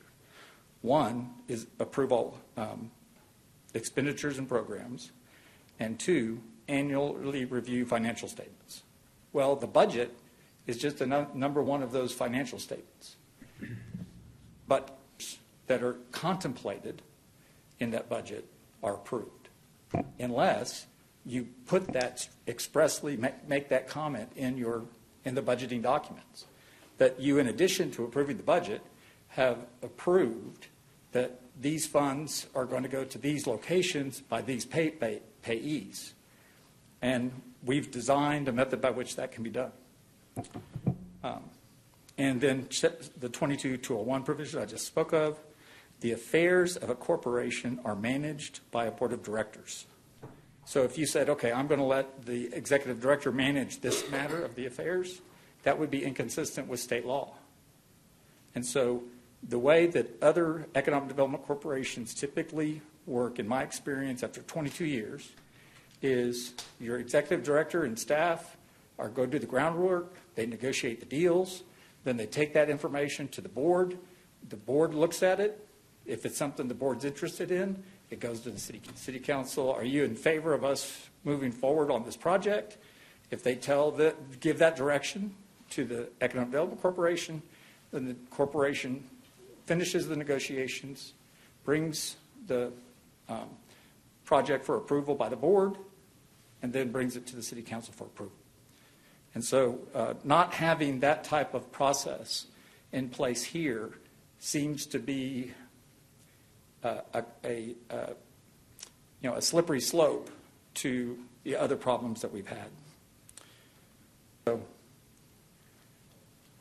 this was a draft of a document for you to consider. 7, to obtain approval of an expenditure, the board of directors must be presented the below information. So now I'm talking about the board. That the board, in order for them to carry out their fiduciary obligation, they need to know the purpose, the category, the amount, and the method used to make payment. And so if we know that we're going to spend $300,000 on a credit card to happen, but it's a company card and not an individual personal card, then you have that ability to control that. And then the name of the recipient, either the individual or the company, and if a company, the name of the company's representative involved in the transaction. What that does is the same thing that House Bill 1295 did to you.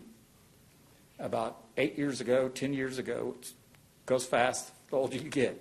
But the Senate, it was a Senate bill that the House got and approved. And what 1395 does is it requires a disclosure of interested persons in the transaction between a local government and a vendor.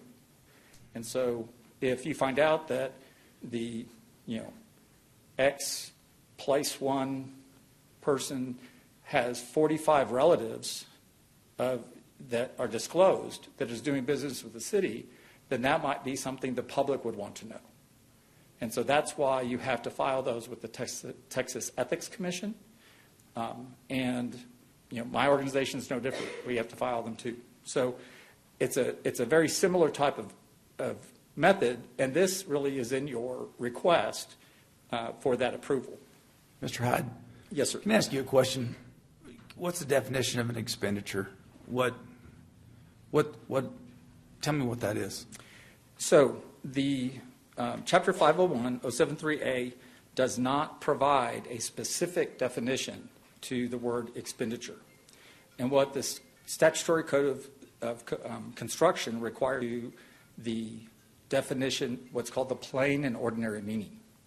And so you can look up at Webster's or dictionary.com or whatever, either one of those, and then consider the context of what we're in, and it's to spend money. Okay. Expend funds. So based on this, is there a limit? This seems extremely cumbersome for an organization to ask for permission to spend money. I mean, is that up to us to set? The 501.073, the budget doesn't meet that, right? Just approval of a budget does not meet that. I get that. But then if we say, for every expenditure, if we, define that or interpret that as every expenditure, that seems a little cumbersome. So is it up to us to set the limit of that? I do not want to approve a box of paper clips. I don't want to do it. Right. Well, so I'll use that as an example. Okay. When we're talking about paper clips, we're talking about office supplies. Okay. Say line item of the budget says we need $22,000 of office supplies. We're going to buy them from this third-party source. We're going to buy them from this local source, and we're going to buy them from this area. But we're going to need $22,500, and these are the three organizations of which we will I'll buy the money from or spend the money with if they have what we need. And that would be the way that they would set up their expenditure request for all of those things. We're going to need to replace X amount of office furniture. I need $150,000 to replace office furniture. We're going to get it from edcofficefurniture.com.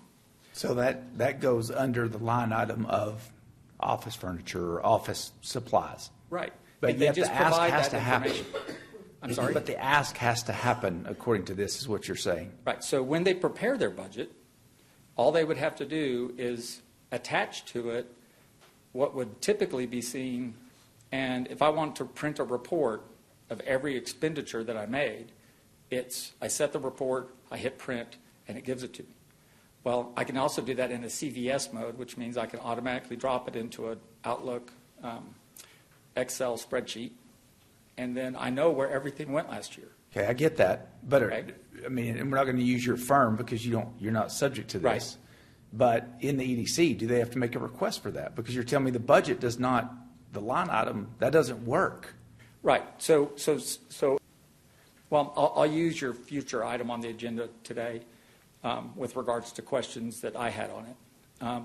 There is a proposed resolution, and I can bring it up because it is on the agenda and it relates to this issue, for you to approve $625,000 for 2 monument signs.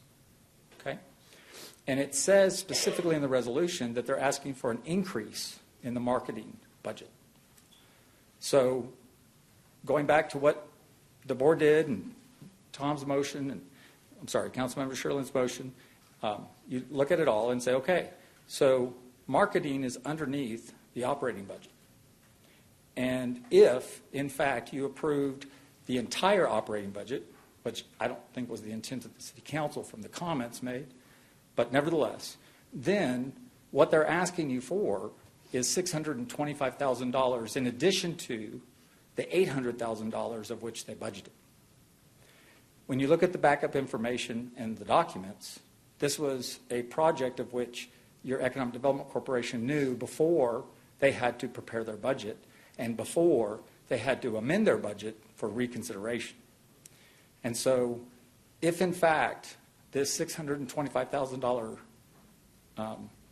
cost was going to be something that they put in your budget, then they could put $2 million of marketing. 625 is going here, 83 is going here, 125 going here. And they've got it all done. So of the known expenses, they could have done that at the first when the budget was submitted. Right. And therefore, the request would not have to occur because they listed these 8 items. Right. So that request would never have to be done because council would have already approved it with those 8 items underneath that category of marketing. And your That's what you're resolution that approves their budget would also expressly approve those expenditures identified within the budget documents. And that way you've got the record of the expenditure being approved by this board. I've been and I'm currently in litigation with development issues, multi-million-dollar projects, $25 million type of economic development projects where whether or not the board approved a document is an issue. Whether or not the Economic Development Board project was approved by the City Council is an issue as to whether or not it's a valid contract. And unfortunately, in one case, I've been in court since 2020. I've gone all the way to the Texas Supreme Court, and then they said, well, we want the lower courts to reconsider this issue, so they remanded it back to the trial court to start over. None of this be over like the suit just got started. And so that's a project that's taking 7 digits to litigate. 4 years, all the way up through and back again. And so that's one of those lessons with my experience and my background I can share with the City Council as to why my recommendations for these are important. They're important to avoid that experience of which I've had the opportunity since I've represented economic development corporations all over the state. Okay, well, and I feel like we're getting into some minutia. I mean, and I don't mean to, but I just want to ask, how specific do they need? I get the marketing, like you made a great point. I mean, there's some big items. We know what's going to be there. But we say office supplies. We don't know what those are. How specific, when do we come to the definition of an expenditure? How broad is that category, and how can it be used? I just don't want to create something that is just too cumbersome. Right. Do you understand what I'm getting at? Exactly. And so let's go through this real quick. So under 7, the purpose of the expenditure. We need office supplies to work. The category of the expenditure is internal consumables. The amount of the expenditure. Well, based on last year, we used $25,000 of office supplies. Based on last year, we used these 3 vendors to get our office supplies from. And then E, the method used to make the payment. So we're going to cut a check, we're going to send a wire, we're going to use a P card, because here, buying stuff locally, you may be going out there, swiping your P card and get the materials you need for that week or that day. So, and then the name of the recipient, that's the 3 people. So the request does not have to be made for that expenditure is what you're saying? No, they have to make that request. $22,500 is going to be used for office Annually, supplies. in the budget. Right. Well, with the budget. With the budget. Right. So, Mr. Hyde, if I can just make sure, I want to ask the same question but in a different form. Okay. Do you find that it is cumbersome to pre-approve expenditures at the beginning of each fiscal year? No.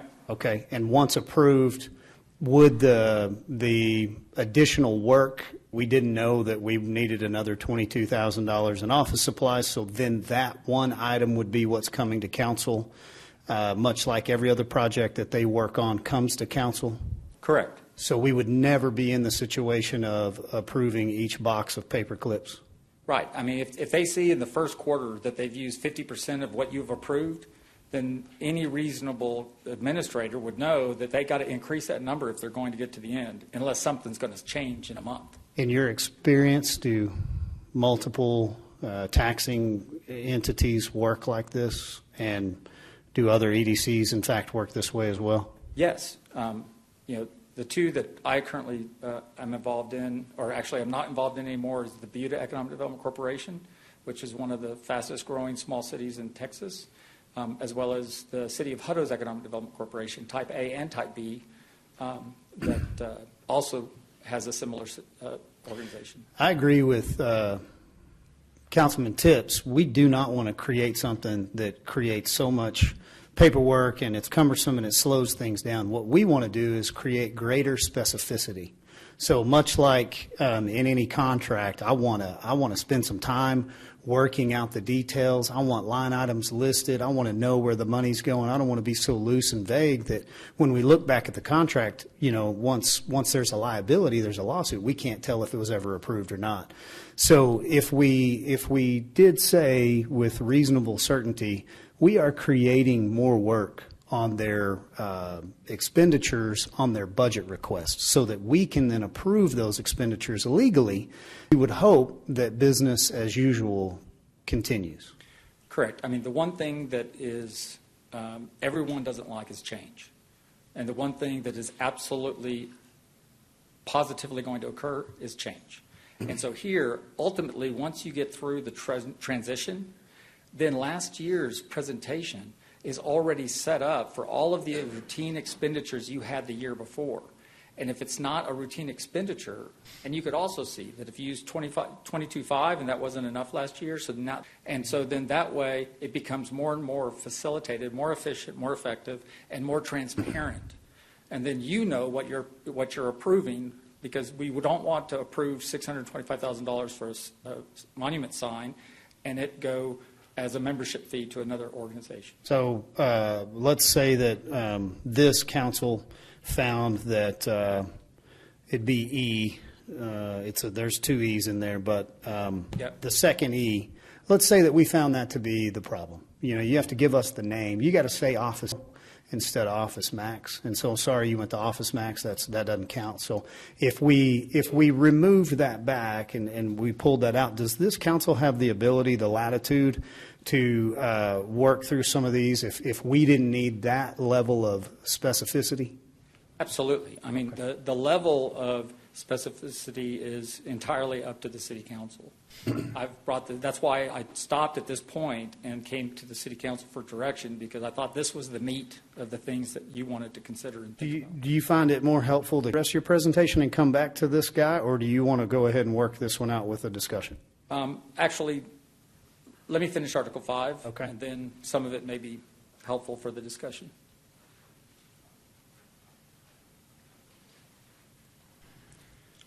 So 8 is really the how-to provision for Councilmember Tips as to what they would do. ADEC's budget will be prepared in a line item format. A line item budget is a detailed list of the various expenses presented separately. A line item budget is necessary to illustrate how much money is anticipated to be spent and what for, and how much revenue is anticipated during a particular period. The adoption of the budget does not approve any expenditure. The budget must be prepared to clearly identify and provide an accurate account of how much money is being planned to be spent and what money is to be spent on, along with the amount of revenue anticipated to be received. C, which is in the wrong, the adjustments by the Board of Directors and the City Council. The Board of Directors, in its discretion, may submit with its annual line item budget information related to the type and nature of expenditure as listed in paragraph 7, which we just discussed. Initially, financial records of the transaction made in the past 12 months may be used to prepare the expenditure list for the Board of Directors and the City Council's consideration. Any expenditure for existing corporate indebtedness or known anticipated expenses, annual debt payments, contractual incentive payments, personnel costs, or other known and obligated costs which must be included in the annual budget for efficient and effective corporate operation for approval can be approved automatically. But all we need is another sentence in your resolution that says those expenditures identified on pages 5 through 9 are approved. Included in the annual budget will be a finding by the Board of Directors as to whether, after sufficient provision of funds has been made for the full payment of the corporation's expenses, bonds, any net earnings of the corporation subsequently accruing exist, and if so, the budget shall include an expense to reflect those funds being paid to the corporation's authorizing unit as required by law. And so this is the one that's put next to it, Section 501053, corporate nonprofit net earnings. This is one of those provisions that I will look back for specific information on how it was created, 33 of the 1979 Industrial Corporation Act. So it's been on the books since this kind of organization was created. What this is from a policy standpoint is that when a government body taxes a certain amount of its public and then sits on the money and doesn't use it for public purposes and doesn't use it in accordance with the projects and programs they need to use it, then that money is either one, overly taken, you're taking too much money from your citizens to tax, Robin Hood and all that. Or number two is that your economic development corporation is not being creative enough to find projects and incentives of which they can move forward in this process. Now, for instance, I had an economic development corporation that did $32 million of bonds for a large project, and that was a $32 million that their $7 million annual income didn't pay each year. So they had an obligation to pay this $25 million. Now, if the next year they had property and they sold it for $25 million and they banked that $25 million and not do anything with it, but they don't owe the expense anymore, all those other funds should go to the city council or the city's general fund for purposes of use in operations and should be used for operations. And so that's what this statute provides. And all we did, give everyone notice that this is out there. Because, I've not, until somebody points this out, and I've been the one pointing it out for a while, economic development corporations don't even know that they have to do that, or this is a thing. And city councils don't know. So it's just another one of those circumstances where we've always done it one way, but the law says something different.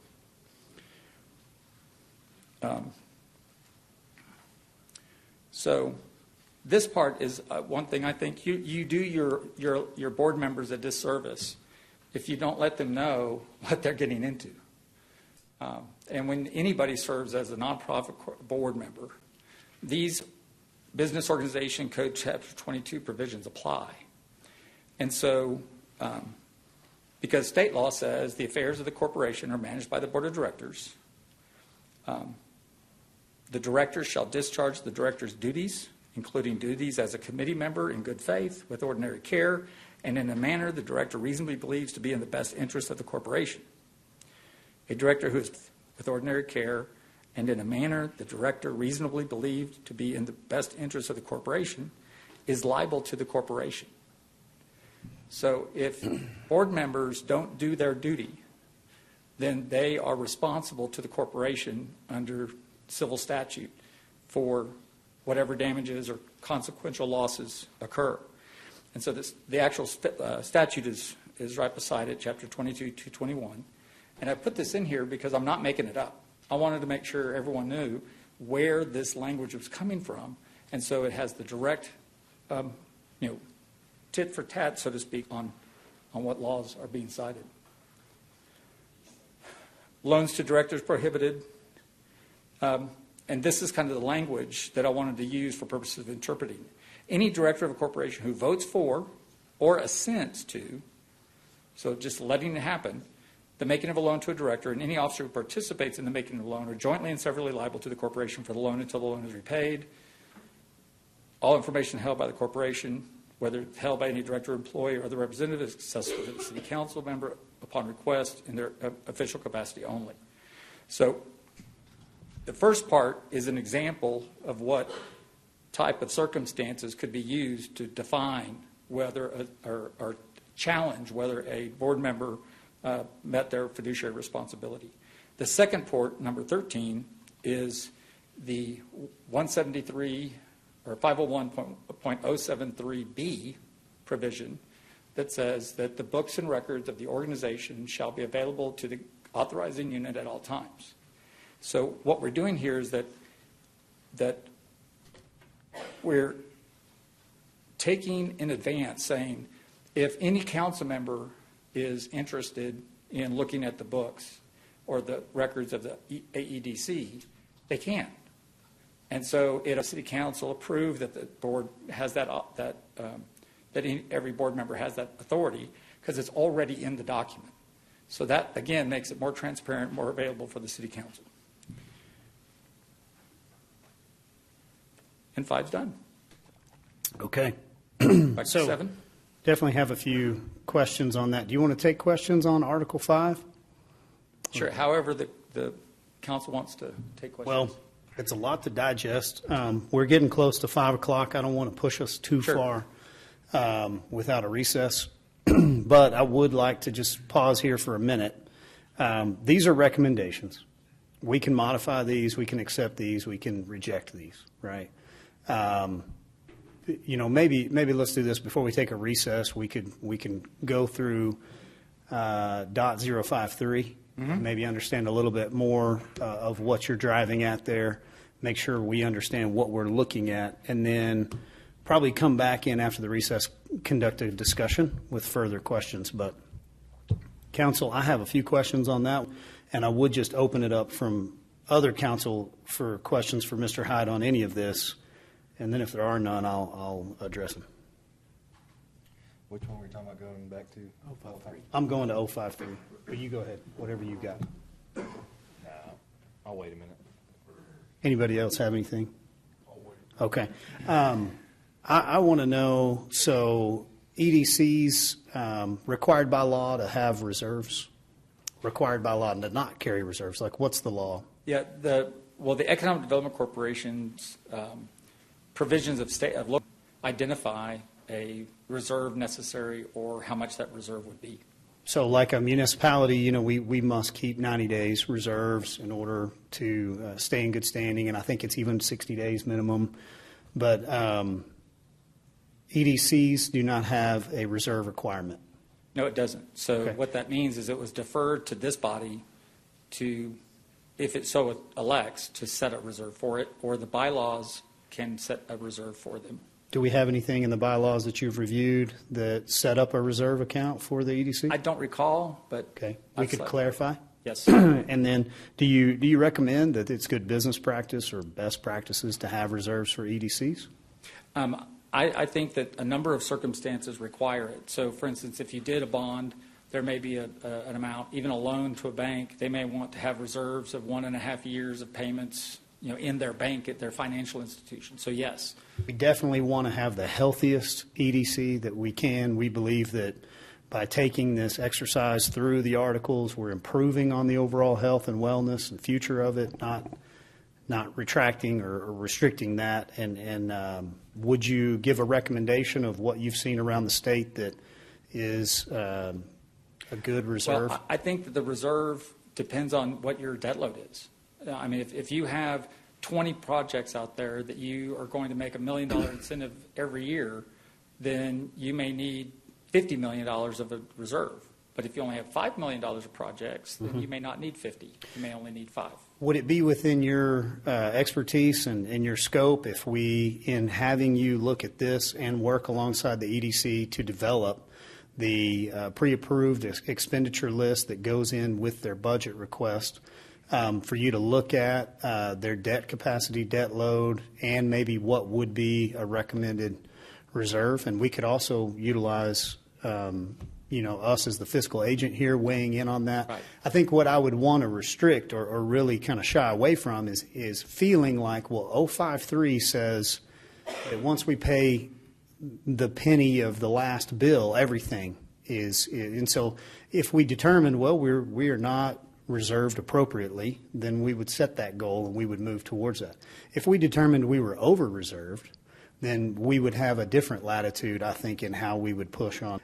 In 053, are those monies restricted for economic development? No.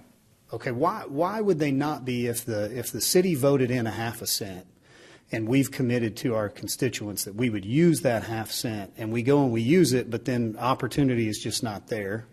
Well, it goes back to statutory construction. In the infinite wisdom of our legislature, if they had intended to limit the use of those funds, they would have said so, because they do in other statutes. They specifically identify how limited funds. So because they did not put that in that law, and if they didn't put, or if they did put certain words, we're supposed to say that those were the words they intentionally put in. So in this case, the provision that transfers it does not provide. So if we're running our economic development corporation very well, and we're being frugal with the monies, but we're growing as fast as we can, and we were to end up with a finding. So the way this would work is show me what you plan on doing, and then a year later, show me what you did. So that would produce a finding of all the bills have been met, everything has been satisfied, and as an example, let's say there's $1 million of revenues that were unexpected. So, sales taxes were higher than we thought, or we sold a piece of property, whatever it may be. In this new article, 053 would then require the board to make a finding that $1 million was not needed to satisfy those years. If we had it further, that board would make a finding or a recommendation that it needs to go to reserves. But assuming, and then you can take me back to that, assuming their dollars could go back to the general fund and could be spent on, an example, say, senior citizens, working towards a food program or whatever. It would be unrestricted. Now, the two things that I wanted to point out. Number one is, as you said, the board is the one that makes the finding, and the board's finding is a legislative act. And so in order for anyone to challenge the board's finding, they would have to show that it was arbitrary or capricious. So if I had an organization with $250 million in the bank, they're getting $50 million a year, and they have no projects, then I think it's very apparent that you're being arbitrary and capricious. And so I wanted to point that out. And then the second thing I wanted to point out is this does not also exclude projects that you're under current negotiation and anticipating these projects to hit in your budget year. And so if this hits, we're going to need $10 million fast. So we're going to leave that in our reserve for that project in specific. So those are the two. Would you make a recommendation? TDC's having to be so forward thinking, and we even have a strategic business plan meeting tomorrow. You're projecting future growth. You're hoping for the windfall, everything coming.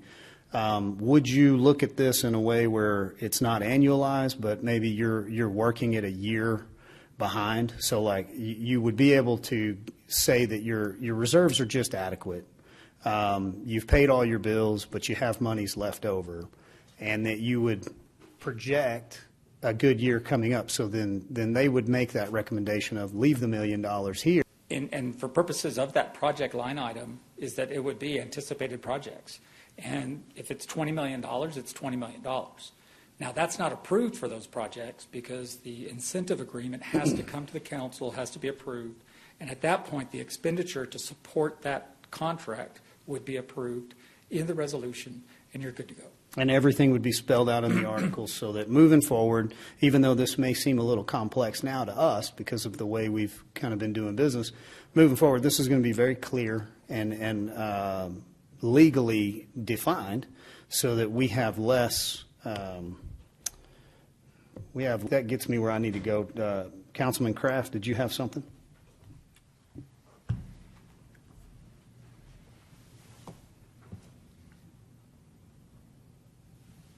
I just can't. Was it the method? Can you go more in depth on the method of how it's to be expended? You're talking about P cards and credit cards. Yeah, I mean that was actually put in because of some feedback from council. The method issue was to, and we may be able to collusion, for instance, that personal credit cards will not be used unless special circumstances, and you got to get those circumstances approved by the board if you're going to get refunded. Stuff like that. And because if it has to come to the board and you're going to spend the money, you already know you're going to have to be able to legitimately support it because it's going to occur at a public meeting. So it really may, in the past when I've used that type of program, it really keeps people in compliance with your rules. Anything further, Councilman? No, George, I appreciate your work on this. We don't have just, I think unless we have another question we want to address now. He brought up. Go right ahead. The gateways. Mm-hmm. And I just had a question on the gateways. Is that considered a type A payment?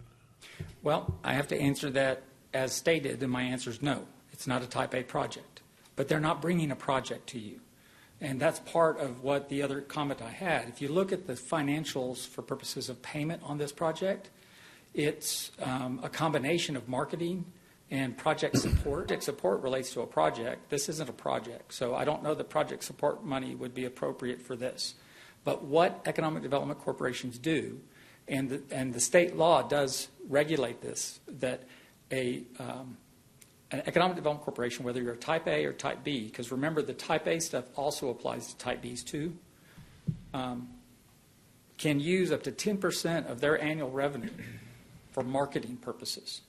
And so publicizing and advertising, like paying for billboards and so forth along the freeways, is advertising. And so a monument sign, if the board finds it to be spend that money on advertising, subject to that arbitrary and capricious world. So I think this is an appropriate expenditure or an authorized expenditure under marketing, not under project support. And it is a legal expenditure of funds for that purpose. But I still have the understanding. So with $2.5 million as their cap, since they have a $25 million revenue source annually, then if $800,000 is in the budget for marketing, and this is $625,000 to go on top of the $800,000, you've got more than half of their marketing funds expended. And so if this is the only marketing project they currently have, then $625,000 would be within the $800,000, and no amendment to the budget would be necessary, or approval of those funds for use. So just the way that it's been presented and the language used, that they're wanting to increase the marketing budget by this amount, it's a little confusing to me. So to clarify, on this one particular item, you said approval from their board? Yes. So they vote on it first, it passes, then we would vote on it? Right, and that is shown in the document on that item. That's a legal requirement under state and expenditure, just like their budget, overall budget. They're going to vote for it, then they're going to bring it. We're going to approve it along with the expenditure list. Right. Okay. Councilman? So, question. So, with the articles of incorporation, and as I read them, not knowing any of the background that you had told us today, I kind of interpreted this, and you say there's really no definition in the law of what programs and expenditures are. So that's something we have to identify what those are. Well, the courts direct you to the dictionary for a definition of term that's not defined in the statutes. But in this case, it would be any money that is spent has to be approved by the board and has to be approved by council. Yes, sir. No matter what it's for. Then I guess then my question is the form of which it has to be done.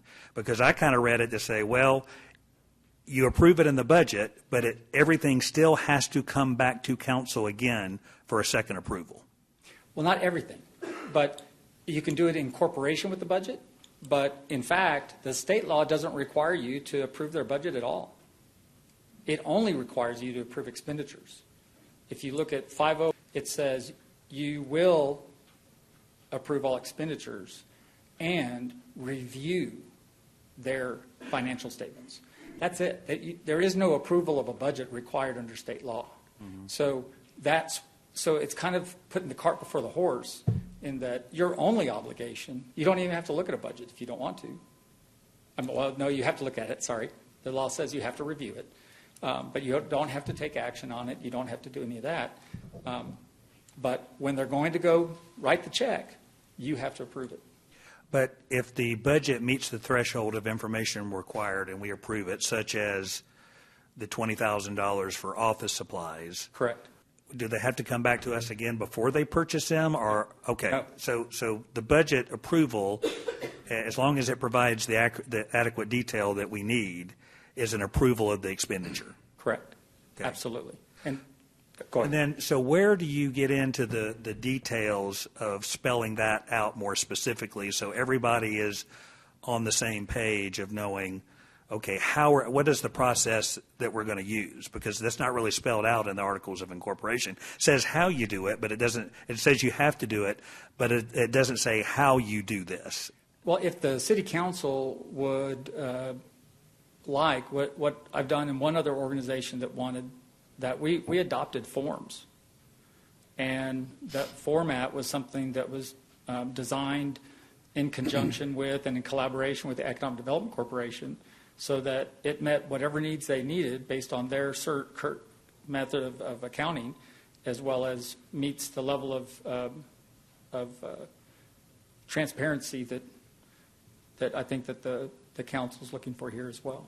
And so we can, instead of having language with regard to instructions, we can do it like an IRS form. Here's your form and here's the instructions. And would that be something that you would address in the bylaws, or is that not something associated with bylaws on how you execute on the Articles of Incorporation? Well, typically this only becomes an issue when there's been an inappropriate use of funds, an unauthorized use of expenditures. And once that happens, then you don't want your corporation, of which you are the parent of, to expend funds that that are inconsistent with the law. So you try to do things to provide them more and more notice and self-compliance by doing the type of instructions and form. Mm-hmm. And a quick question, just kind of on the history of the EDCs. Back when they were established, they were set up the way they are across the state of Texas as, in other words, economic development is not done directly in-house in the city, but it was set up this way. Why was it set up with a separate board, separate staff, kind of a little bit of a detachment, but still connected with the city? Right. So one is that there is if the Economic Development Corporation is entering into contracts with third parties, it does not trigger the full faith and credit and does not put the taxpayers' dollars at risk. And so that's a big change. Because otherwise, the city council, if there was a project that went bad and you got a judgment, the taxpayers' money would be at risk. You may have to increase taxes to pay that judgment. With the Economic Development Corporation being a different corporation, the public's tax dollars are safe. Now, the second part of doing it this way is something that I've done with a number of my economic development corporations, is that you have, under Chapter 380 of the local government corporation, the city council has the authority to do incentives. But sometimes when you do incentives with tax dollars, it becomes a significant political issue. So Chapter 380.004 of the local government or the Texas Local Government Code is the provision that says this body, and this is the only reason why you can't say, because 501.007 says you can't aid a corporation in any way, shape, or form. The exception is 380.004, and it says for purposes of an incentive, you can give money to an economic development corporation to pay an incentive.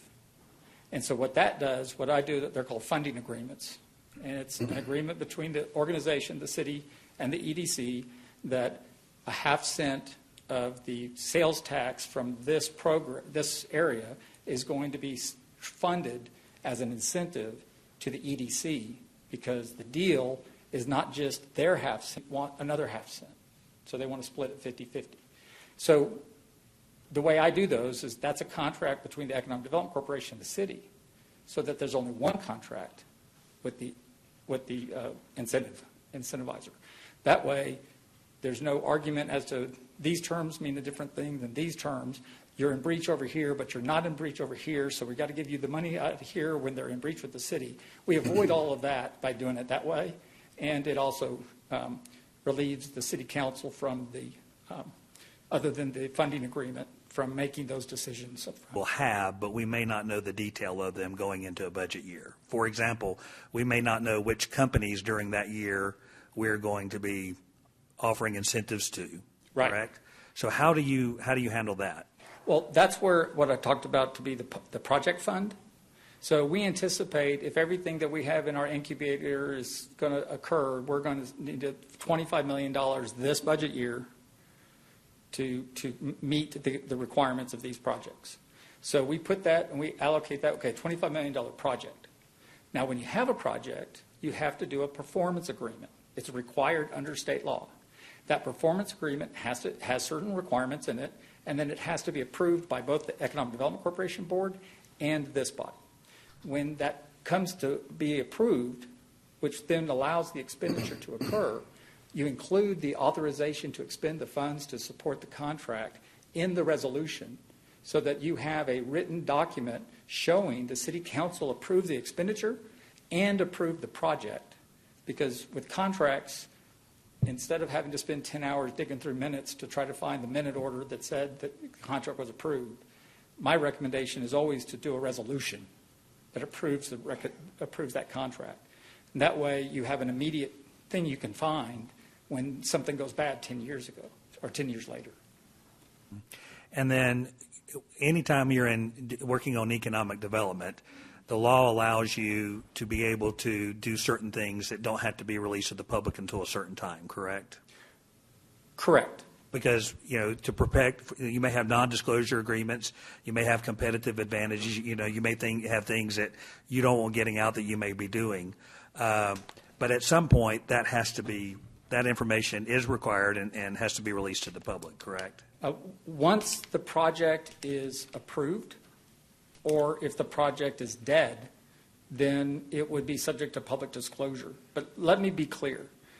The Public Information Act and the Open Meetings Act does not restrict the disclosure of information that would otherwise not be confidential under another law. So let me give you an example. Say, and I don't wish this on you, Grace, whatsoever, but say that your city manager has some incurable disease. And so you have an 074 personnel executive session for him to say, listen, I'm going to be out because I have to have treatments and so forth, but ultimately, probably within a year from now, we're going to need to find a new city manager. That would be the professional thing to do. Now, if you walk out and go up in front of the news and say, city manager is this, well, you've just violated HIPAA. In your position as his employer, he has confidentiality as to his medical information, and he did not waive that confidentiality. So it's HIPAA that keeps you from talking about his medical situations out in the public. It's not the Open Meetings Act. When you deal with economic development, there technically is not a provision in there that says that you'll keep projects confidential. So what I usually do is when we talk about projects, because they're so legally intertwined, is I do a 071 with the 087 together. And I do that so that the discussion is now protected by another law, Chapter 503 of the Texas Rules of Evidence, that says attorney-client communications, including the representatives of your client, the city, and the information that they provide to seek attorney's advice is part of the confidential language. So if somebody comes out of that executive session, you don't break up open meetings. What you've done is you violated this body's confidential obligation. And so this body then can take action against you in the event that you've screwed something up. I handled that economic development letter that put them in a bad place with the federal government. And these articles of incorporation that you presented to us, is that kind of the standard across the state? Well, I tried to explain that earlier. It's similar to those that have had to create some mechanical way to try to stop the way we always did it to creep back into the organization. And so if your bylaws and your provisions include this type of language, and you require that your board members, when they get appointed, to read, review, and write, some of them might say, listen, I'm not in for this, because they might not like to do something that says that they might get civilly liable for. But then everyone sitting in the room knows what's supposed to be done. Now, when I taught the FBI on ethics in 2006, I talked about, everyone says that doing something right when nobody's looking is the right thing to do. That's when you know. I've always said doing the right thing when everybody's looking, and it's what's ethical, at least in law enforcement, because sometimes you have to do things that are very, very unpopular, as is any person, just as you have sworn to uphold the laws of the state. So those are the type of mechanisms I've seen this used before in the past, is when you're trying to put a stop behind you so that you can go forward with some level of confidence that this will not be changed.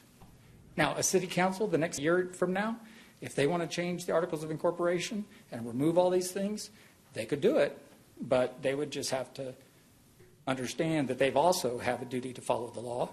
And if they don't want them here, they're still the law. We're just putting them in here so that the people you appoint and the people that work there know the law, even if there are no policies or procedures. Or when they're creating policies and procedures, like a $50,000 limit, they know they couldn't do that in the first place because they knew. Thank you. Good discussion. Let's take a 10-minute recess, come back in here. Sorry, hold on one second. Do you want to wait until we come back? We're not done with the discussion. Okay, go right ahead, sir. If we're doing a project, and should we have so many bids? I mean, whether it be AEDC or city or... Well, the city has a bid requirement, procurement rules that apply. Those don't apply to the Economic Development Corporation. So four is in your articles or in your bylaws, you limit their unapproved or their expenditures for those types of projects to people that the city has already engaged. So if Friesen Nichols or what engineering is your person here that you've done a lot of work with, and there's 5 others that you've done a lot of work with, then they can pick any one of those and go.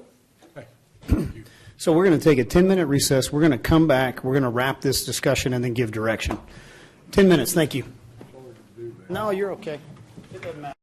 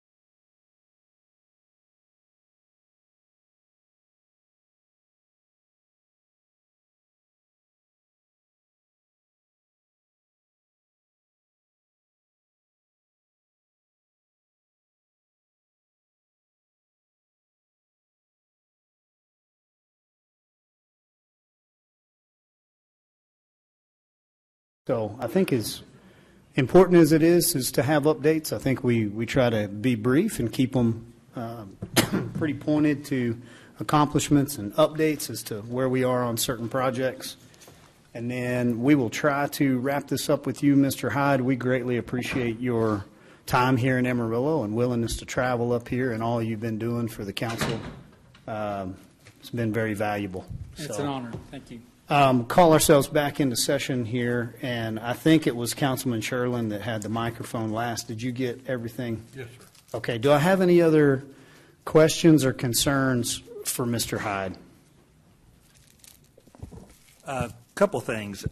So in the original Articles of Incorporation, it seemed to talk about the board, and kind of, I guess, there was some specifics on, I guess it had in the number of board members, but there's nothing in this Articles of Incorporation about the board, how the board is selected, the terms, those types of things. Right. And what I mentioned this to the mayor right before the meeting. So because I felt that these issues of internal controls, I did not prepare a restatement completely.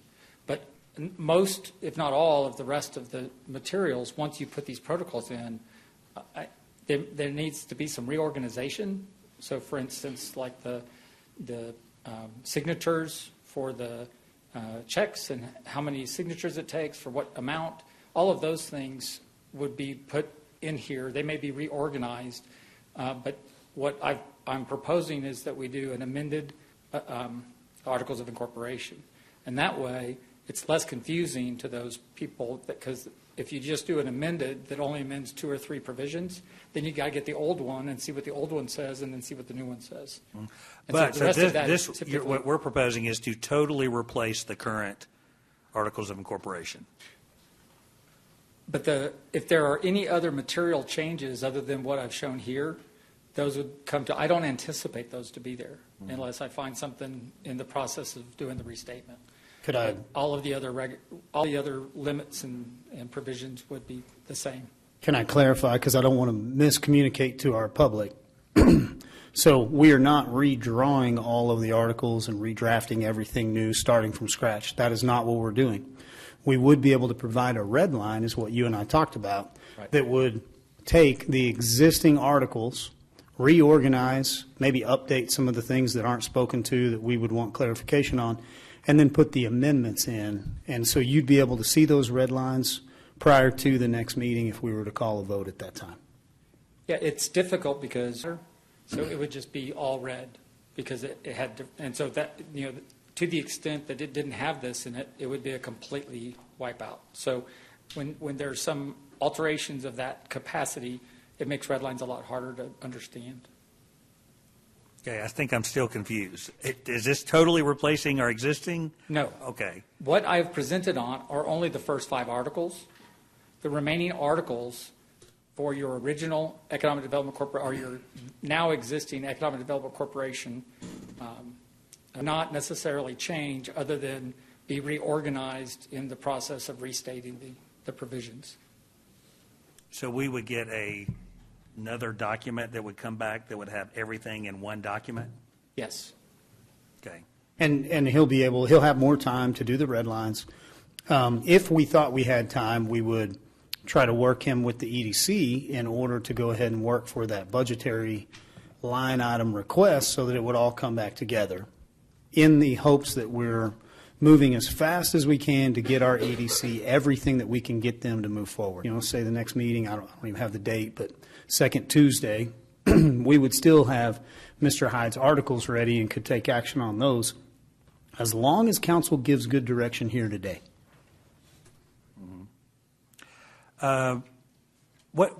Just to curiosity, what other cities have you done these similar type EDC Articles of Incorporation for?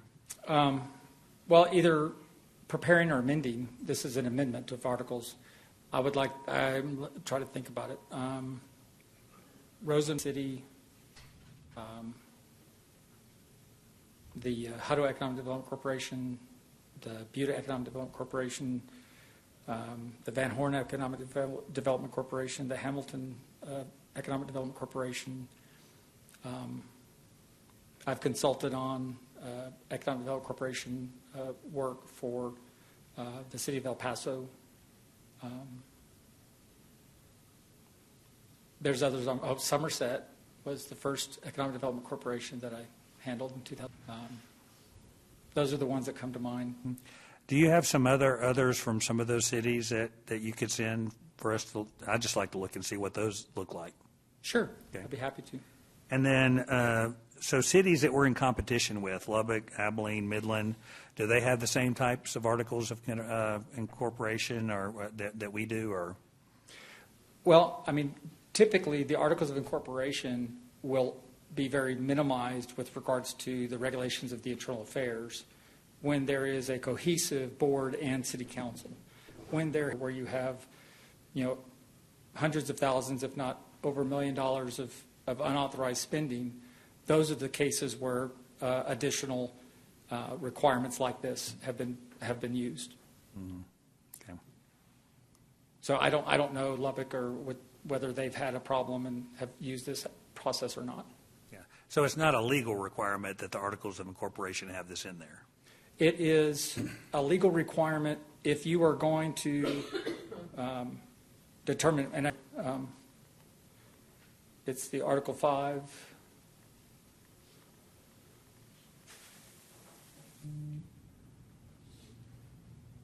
It's small here, you can zoom it in, but what it says is Section 501.056, the sixth thing that goes into an economic or articles of incorporation are any provision consistent with law for the regulation of the corporation's internal affairs, including any provision required or.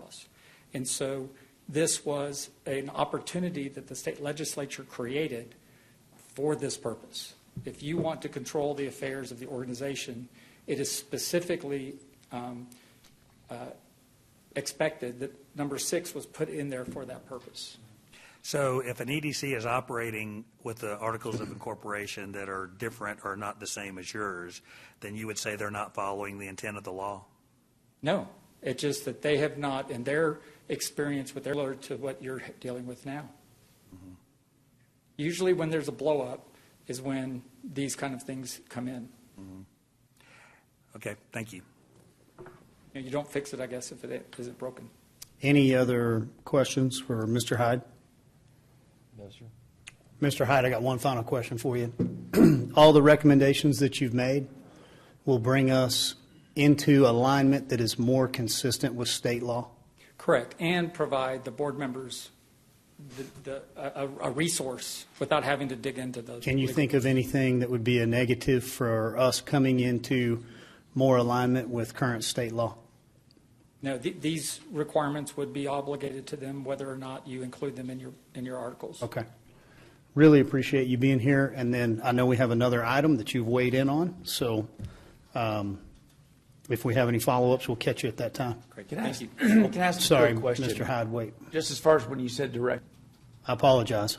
That's a great question. Thank you, Councilman Tips, for getting us going. We need to give direction before we wrap this item here. Council, does anybody feel that any of these specific items are out of bounds or something we shouldn't look to do? And if so, if you could identify any of those items that you're uncomfortable with, we then could give Mr. Hyde the direction to work with our EDC, allow them to weigh in on these items as well at their board level, and bring this back to council. So we have two paths. One would be to direct Mr. Hyde to the EDC to work with them, or the other would be to continue on the road we've been on for this council to give direction of what we would like to see, and then at that point we would deliver it to the EDC. Both are okay. They get us where we're going, and I would greatly appreciate advisement from council on either one and what you guys would think to do. Mr. Mayor, based on the conversation that I've heard right now, what I've heard is that these are the kinds of things that the city council is interested in seeing. Obviously, just because we're not in a meeting, each of you individually, now that it's come I've rattled your brain a little bit with this. You may think of something tomorrow that you didn't think of today. And I would strongly encourage you to send that to me so that I can address it.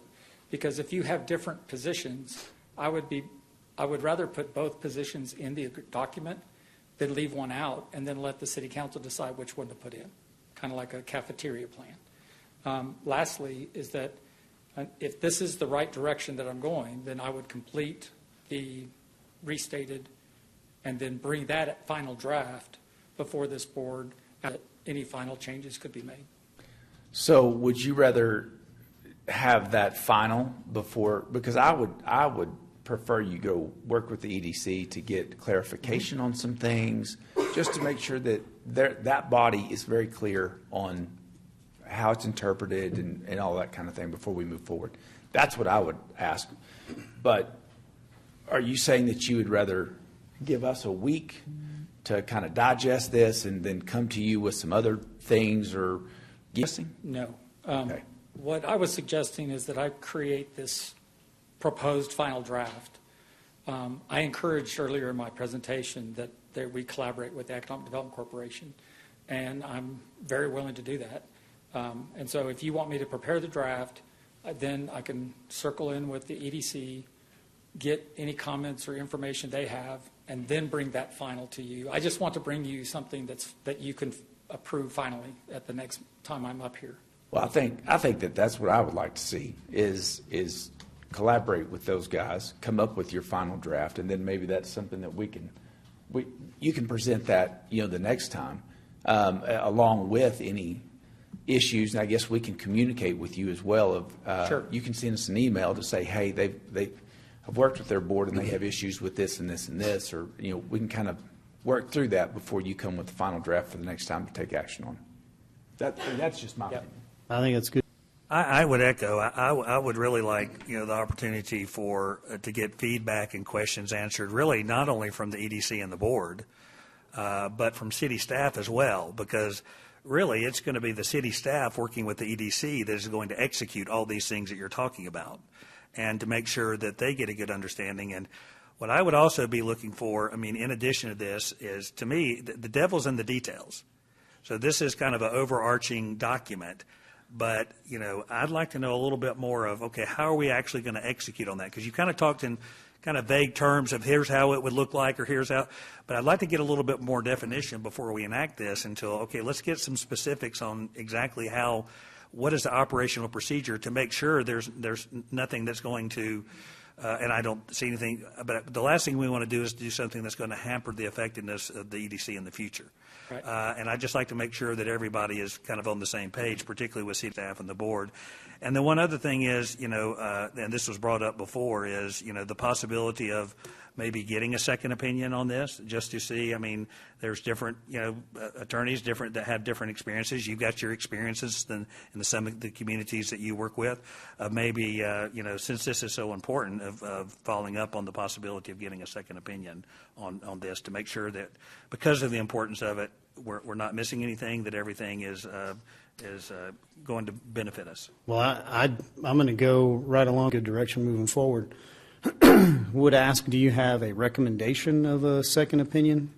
I don't really. I know the EDC had someone. I would like to maybe ask staff to maybe do their determination. If I don't have one myself, but okay. if staff has, can kind of help us execute on that, of finding someone that they feel like has got the experience, and it could be the individual that the EDC recommended, I have nothing wrong with that. Or if staff would say, well, there may be someone better out there. I don't know the answer to that. I think that we're making progress. So Mr. Path would want to know if this would be something you would want to work with Mr. Hyde on, or if you would want maybe to assign it to another staff member like Laura, since she's intricate over there. Let me talk to Mr. Hyde about that, and I can take it from there. Okay, so. Yeah, and also, if there is another attorney I would rather work in cooperation with another attorney to be in conflict with regards to the opinion, or those things have been fully addressed, rather than a adversarial type of relationship, because that's not going to get you anything except an opportunity to argue. And so if you choose to do that, because most of the things that I'm doing are developing ways of which for you to follow state law. And so the state law is the state law. If you get an opinion what state law is, it's state law. This is exactly what's out of the books. So the rest of it is your policy. How transparent do you want to be? What level of ability do you want to have to be able to understand how the money is being spent? And whatever that is by a majority of the board is what we'll do. Yeah. And I think that is potentially, I mean, you've had your experience with this, you know, and working with other communities. I just think, you know, having another set of eyes look at it, as well as maybe there's some guidance to make sure that everybody's clear on how we're operating going forward. So I would propose then our board, our EDC board, would reach out to their attorney and see if they would like to have an attorney or their attorney collaborate with Mr. Hyde. I believe that we're all trying to move quickly in order to get you where you need to be sooner rather than later. But we want to move at the speed that you move at. Carter, I think you come up and address that. If you have something to lend to it, we want to make sure we're working with you. So presently, we don't have an attorney other than John Atkins. We did not engage. Last council meeting, we were instructed not to engage with the attorney. So we did not engage with Mr. Moore. So I visited with him. We've got no expense there because we did not get an engagement letter. So that would be John Atkins. That would be if you want us to engage with him and Mr. Hyde. Do you have a preference to work along with Mr. Moore versus Mr. Atkins? Because if you're okay with Mr. Atkins, it goes more in line with the budget that is current. And so you would then have Atkins, Hyde working along with staff. Mr. Path could either assign it or he could handle it. You guys would be able to collaborate, fill in a lot of the blanks. And then when Mr. Hyde brings this back, if we have something that everybody can, you know, present, comment on, and we all agree, then I think it's a votable item. We probably would put it on for an action, but then always be willing to pull it off if for some reason we're still not there yet. You know, we have a conflict maybe from lawyer to lawyer, or we have an issue with board to council in the way this is going to work. Okay.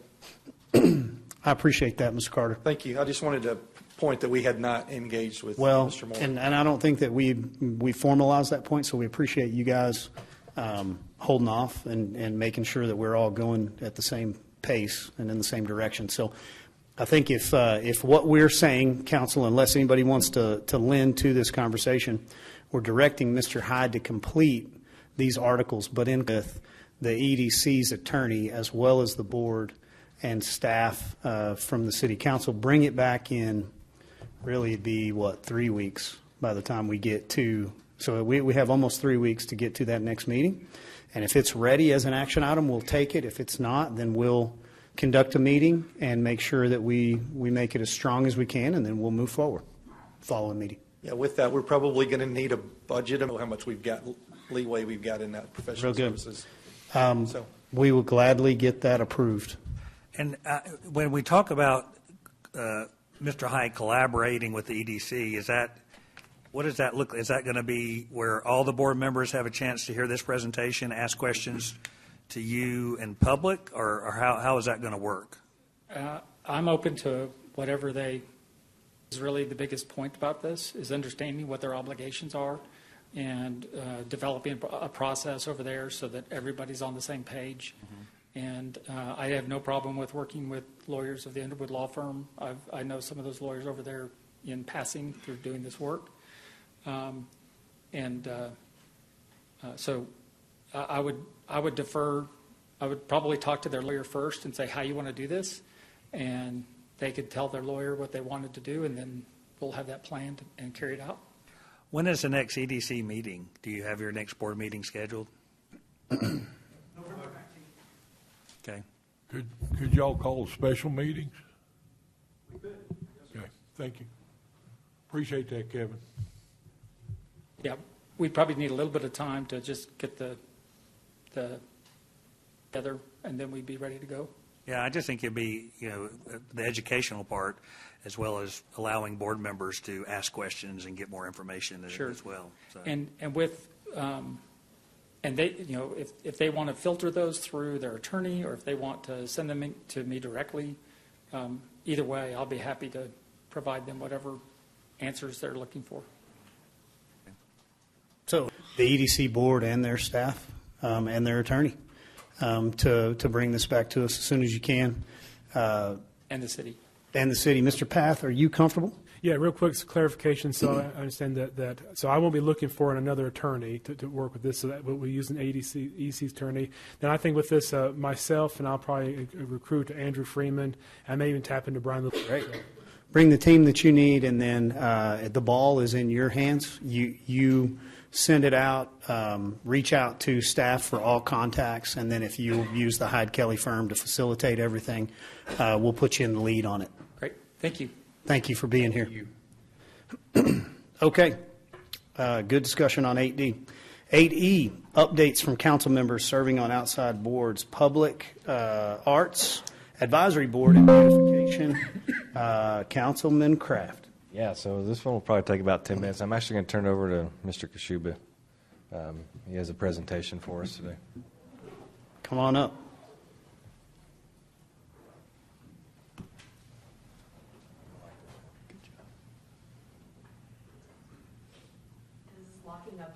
Okay.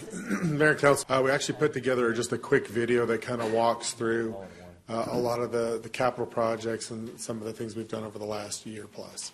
So.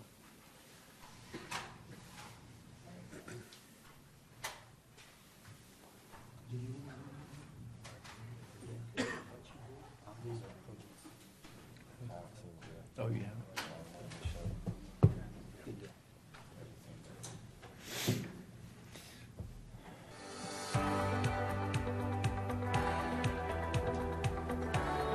My name is Michael Kashuba. I'm the Director of Parks and Recreation for the City of Amarillo.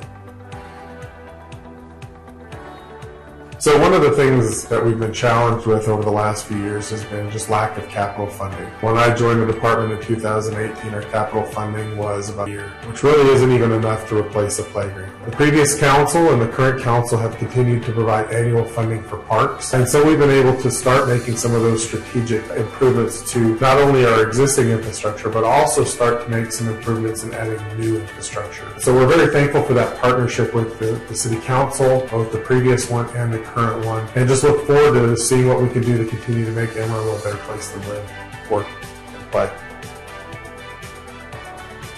We have been able to accomplish a lot. Our staff is very dynamic and extremely talented, and so whether it's capital projects, whether it's programs, whether it's activities, we've been able to do a lot. We recently finished our 9th Street Trail parking lot. That was a project that was partially funded by a grant from Texas Parks and Wildlife. It will allow people to access the 9th Street mountain bike trails right there off of 9th and Wallace. That provided a parking lot, but also addressed some of the safety concerns that were happening, where people were parking on sidewalks, they were parking in unsafe places. So that parking lot will be a huge benefit for our community. We've resurfaced the tennis courts at the Amarillo National Tennis Center. We've also redone the courts at Memorial Park. We've added park lighting at Medical Center, at Sam Houston and San Jacinto. And so that really provides quality of life in the evenings, but also safety and security. It allows people to use those facilities well beyond dusk and dawn. We've also started to make a lot of concrete repairs. You know, typically you don't think of concrete repairs as something important, but we've got a lot of individuals who use those parks, and we want to make sure it's safe, where we're reducing those trip and fall hazards. We're just making it a better environment for people to walk. You know, that's something that a lot of citizens of Amarillo really like to do, is go out and use them.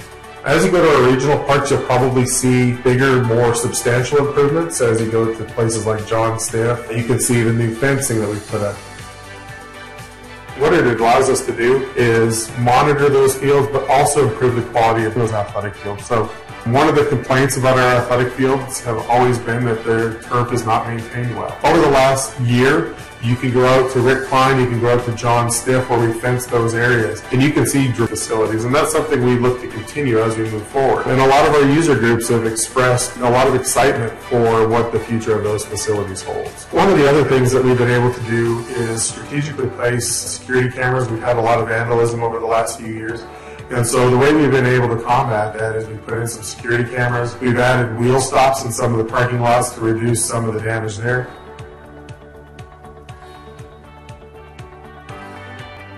We've added some gates strategically in the parks so that if a park is seasonal and it's not being used anymore, we can close that facility to really reduce the damage and vandalism. So those are some things that we've done to try to curb and redress some of the vandalism issues that we've seen throughout the parks. We've made athletic lighting improvements at a lot of different facilities, places like John Stiff, Thompson, River Road, El Alamo, Rick Klein, both the soccer field and the baseball field, Southeast, softball complex, the tennis center, and also the Martin Road complex. So pretty much every one of our large major athletic facilities received lighting improvements over the last couple of years. We think it's important because it adds to quality of life, but it also provides opportunities for us to host tournaments, bring individuals into town instead of our citizens having to go and travel for different sports activities. It makes it safer for those that are using those facilities, but then it also provides an economic generator.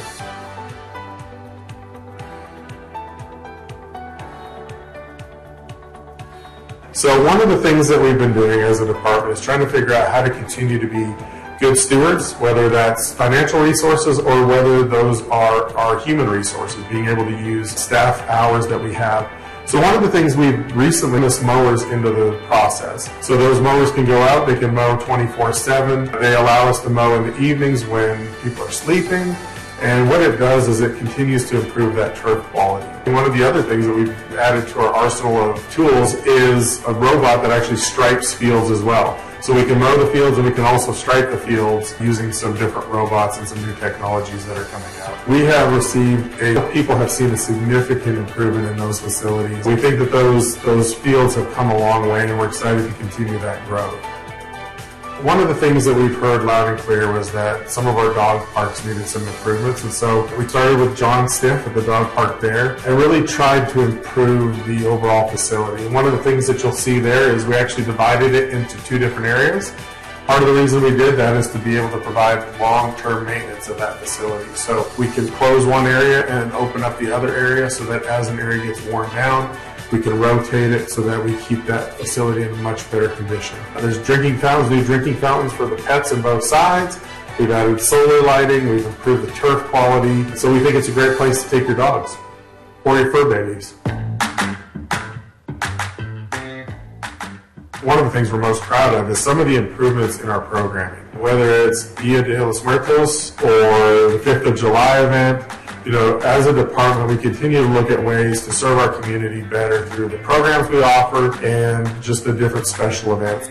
One of the other things we're really excited about are a lot of these partnerships that are starting to form. You know, we've worked very closely with Outdoor Amarillo, and that's something that we think will be a great benefit to our community over the long haul, where we can look at ways to improve our parks, whether it's through tax-funded or whether it's through philanthropic dollars. We want to make sure that we're continuing to be good stewards and stretch those city dollars as best we can. We continue to add new users to city facilities. So groups that have historically not used our athletic fields or our parks are starting to use them because, again, the quality of those fields is getting to a point where now we've got new user groups asking to use those facilities. So groups like TTYSL, San Jacinto. But we've also got our consistent partners and our older partners of Texas Panhandle Youth Sports Foundation, ASA, Kids Inc., you know, a lot of great partners that continue to provide great programming for our community.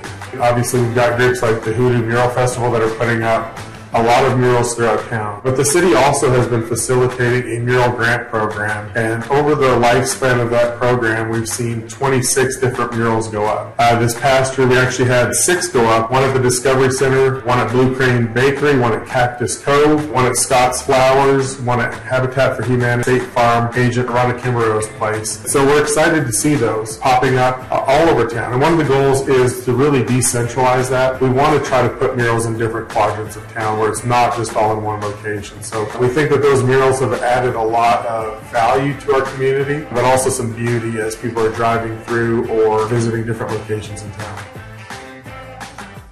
There's a lot of projects that are in motion. We're looking at an inclusive playground for Thompson. Right now we have one at Medical Center Park, but we're looking at adding another one out at Thompson, and that's in partnership with community development. We're making some parking improvements and looking at how we can continue to improve parking, because we know that the parking scenarios have changed a lot since a lot of these facilities were first built in the 60s and 70s. And one of the things that we're really excited about are some improvements that are coming to the zoo. We've added a lot of new animals over the last, but one of the things that we really think is important is to add some new facilities out there. So we're looking at renovating the middle of the zoo and putting in a new petting zoo. And so that's something that we're working on this winter, and hopefully we'll be ready for next spring. So we're really excited about the future of the department, and we're excited about the opportunity to be better stewards of citizens and taxpayers' dollars. It's important what parks do. We add a quality of life that is different than what other departments add, what other organizations add. And so we're excited to continue to be good stewards of those dollars and serve our community well. And I think it'll be exciting to see some of the new programs and new improvements that are coming to our park network. So stay tuned for more.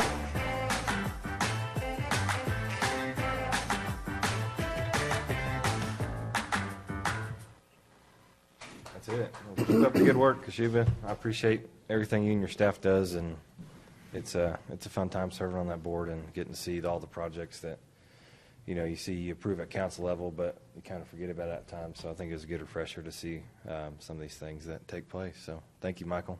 Yep, good job. Councilman Kraft did a great job running the video on that and editing all the audio. So teamwork. That does I and 2I.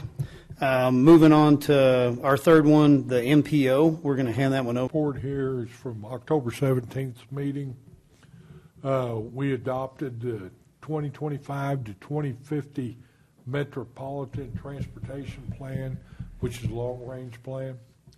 Item number 2, we adopted a project listing the priorities, the categories 2, 4, and 12 funds. Adopted a revision to the 2025-2028 Transportation Improvement Program. That's our short-range plan. Adopted a 2025 to 2035 10-year plan.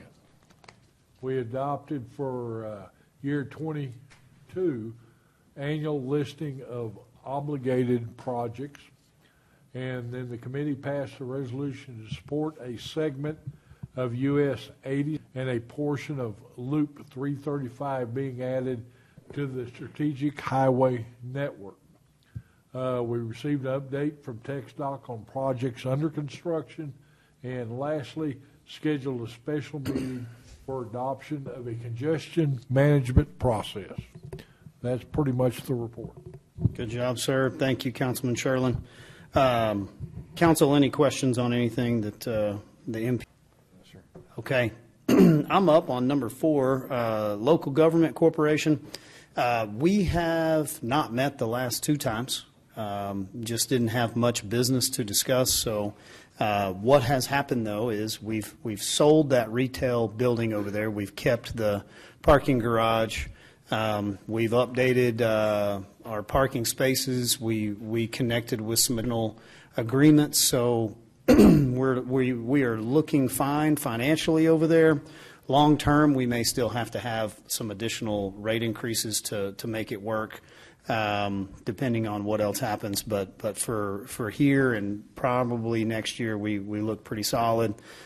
We've paid down some debt with selling that building, and then we've sold that retail space, and so that has a new restaurant in there called Spice and Saga. I haven't made it there yet, but I will soon. If you like good Indian food, please go there.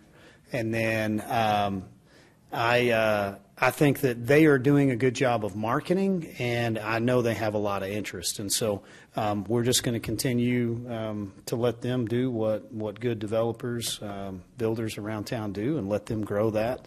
And then we'll continue to do what we do and be a good landlord to them. So that, in a nutshell, is kind of where we've been on the LGC. and then we expect to do more this next year. Any questions on that guy? Okay, Councilman Sherlin, it is you, or are you handing this over to Ms. Cash? I'm handing this over to Ms. Cash. CVB. I would have handed over the other one to Travis, but he told me he was elsewhere. Well, I'm here, so. We have met 3 times since our last update, so July, August, and September.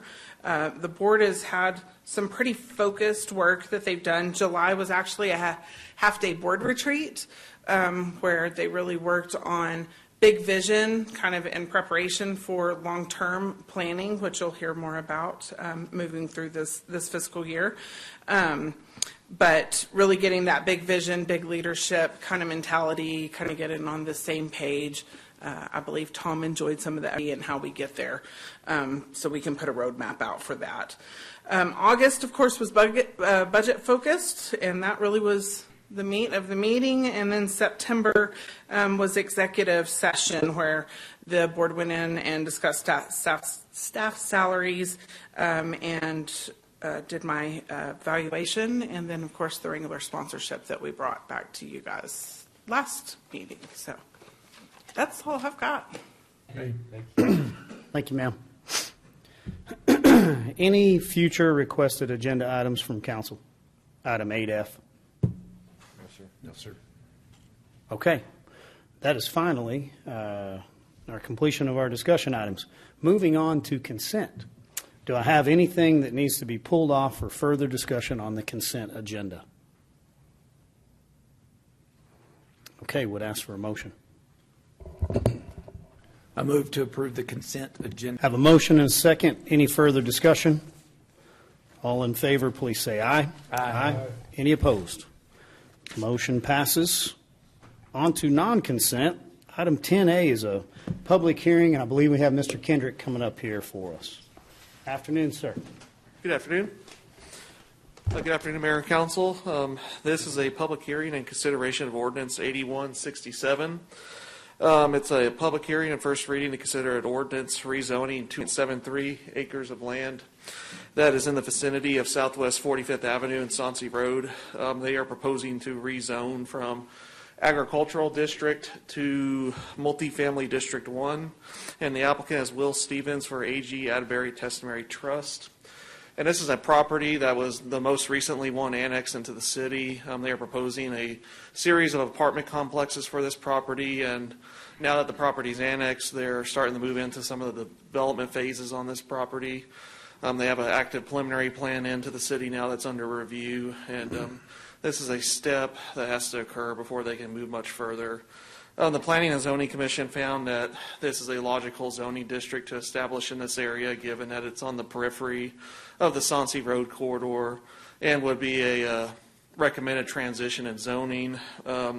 Given that this was recently annexed, it does not have an assigned city plan place type, so that will be assigned in the future during one of our biannual reviews of the comprehensive plan. We did receive one comment at our Planning and Zoning Commission meeting. They just simply had questions about drainage and roads for this development. Once those questions were answered, they did not express any opposition and did not have any further questions.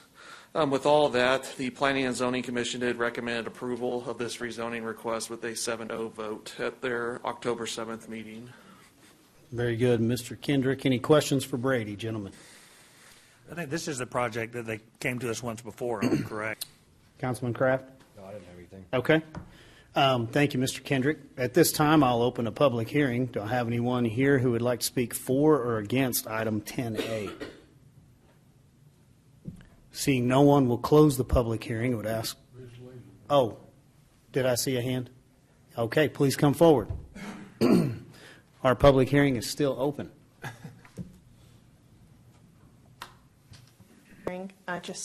Brady did a good job presenting this case, but I'm here to answer any questions if you have any.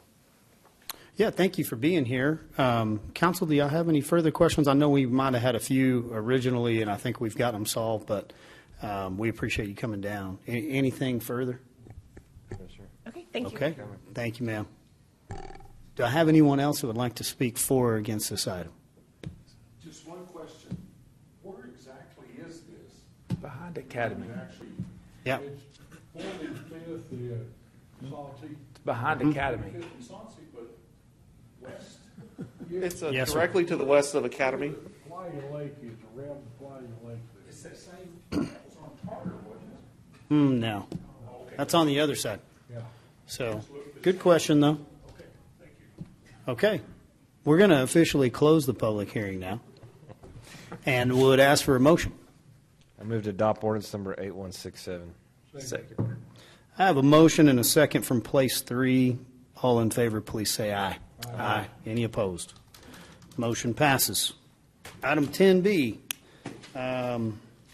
Is this you again, sir? Yep, it is. 10B, this is a consideration of Resolution 10-22-24-2. This is to consider a resolution setting the date, time, and place for a public hearing on a proposed annexation, and to also authorize the city manager to sign a proposed agreed service plan with a developer on a proposed annexation in the vicinity of Western Street and Hastings Avenue.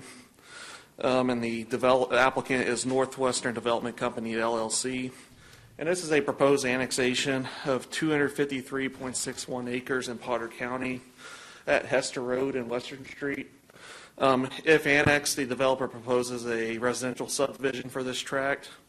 And per state law, this item sets the public hearing date, time, and place, and also authorizes the city manager to sign the service plan, as that has to be signed prior to the public hearing. If approved today, this would set the public hearing for November 12th, which is your next regularly scheduled meeting at 3 p.m. And that would potentially set a second reading for December 10th if you all choose to approve it at that November 12th meeting.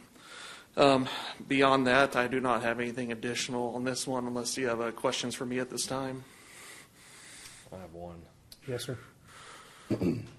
Brady, just looking at this on the service plan, it talks under water service. Is it normal the city will construct water lines connecting Fairway Drive to Hastings? I mean, is that pretty normal for the city to provide that stuff on annexation? So annexations, it varies between them depending on circumstance. I know on this one, I believe there is a project that is in the works that would be bringing a water line down Western. So that was, I believe, approved in the last budget cycle. So I know that varies annexation to annexation, though, depending on the negotiations, though. Sometimes we do bring utilities in the past to some annexations, and other times it's on the developer. I know on this one, as proposed per the service plan, they are going to bring the sewer to their property, but they are going to benefit from that planned and budgeted water main extension that's going up Western and then over to the vineyard at Hastings and Broadway. Okay, perfect. Thank you, sir. No problem. Anything further on that, or if you need Floyd to weigh in on? Floyd, was that a loop? Does that complete the loop on that water line? Yeah, that water line has two purposes. The primary purpose is that it loops in the northwest and provides additional service in the northwest. It also provides service for this subdivision. And then under the rough proportionality concept of development, they're not responsible for that entire pipeline. Right. And the water, they meet a reasonable rough proportional cost. Okay, thanks, sir. Really good. Anything further, Councilman Kraft? No, sir. Okay. Would ask for a motion. Move to adopt resolution number 102224-2. Motion and a second. All in favor, please say aye. Aye. Any opposed? Item 10B passes. On to 10C. Mr. Kendrick, again, sir. Yes, a 10 seasonal annexation and also authorizing the city manager to sign this service plan.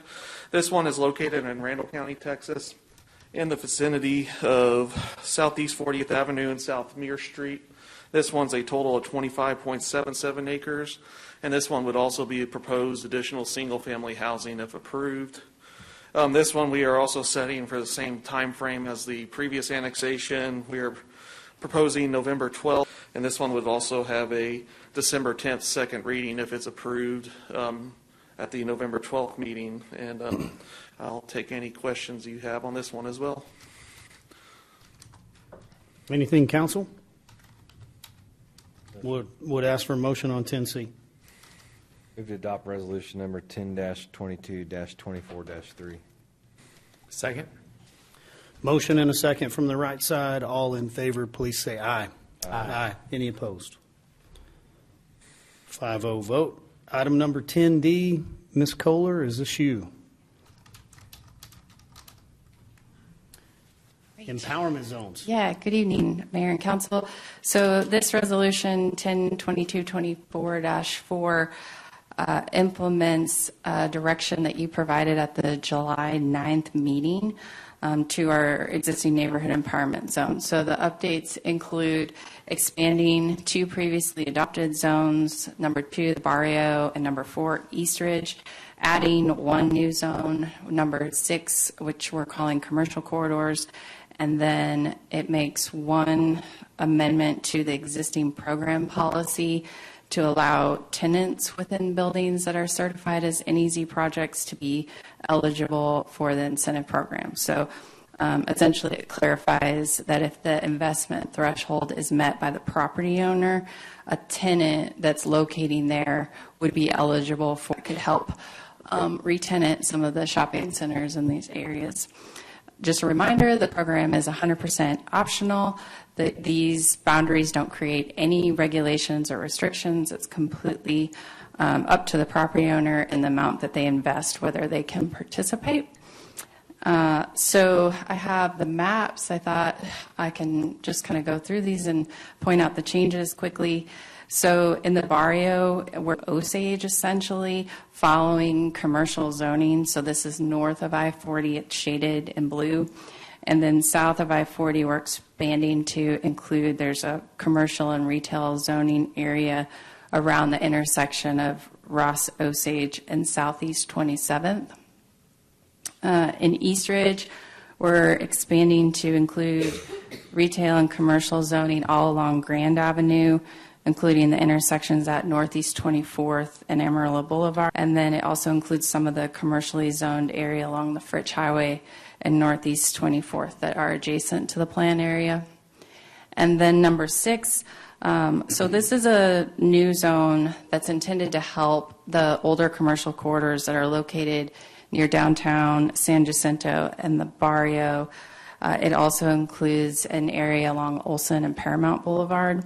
So it's one zone, and it's not contiguous, though. So rather than completing or creating 6 individual ones, we're just calling the commercial corridors as one boundary. And the direction to do this was provided through city plan. So Southwest 6th, this is going to start adjacent to the San Jacinto plan boundary, the Rails to Trails Bridge, and essentially goes 1 block deep along 6, which is historic Route 66, to the central business zoning district. On Southeast 10th, this one is adjacent to the Barrio boundary and then runs along 10th from Osage to Grand. And it's about 1 to 2 blocks deep, just kind of depending on the zoning along that. Southwest 10th, so this one runs Travis to Jackson, also 1 to 2 blocks deep, and it follows the commercial and retail zoning. Southwest 15th is similar. This is Herson and Paramount. This western to the I-40 frontage, it's generally 1 to 3 blocks deep along the Olson and Paramount corridor, and is intended to encompass most of the older construction in that area. And that's all I have. This doesn't require a public hearing. It's a resolution. So if you have any questions, I'd be happy to answer those for you. May have a few. Business owner, you know how this process works, how they get their rebate. So it's a simple application. There's actually no application fee. We encourage people to start with our economic development staff person, Drew Brassfield, if they're interested in doing anything. They fill out the application, and if it meets the program criteria, they get certified. And then essentially we notify the other departments, building safety. They are then and so at this point, that's all the participation that we've had in this program is fee waivers. They can also, depending on the amount of investment, be eligible for a property tax abatement. So if they put money into the property and it increases the improvements value, they can have that abated essentially so their taxes don't increase. Tax rebate is eligible, and that essentially works as a rebate as well. So they can receive, it's the 0.5% back that's directly paid to them, and it's also based on a level of investment in the project or in a building. Thank you. And I should say, and you would see, the council, you would see an abatement or a sales tax rebate. Those can't be approved administratively, only the fee waiver. Okay. Anything further, gentlemen? Okay.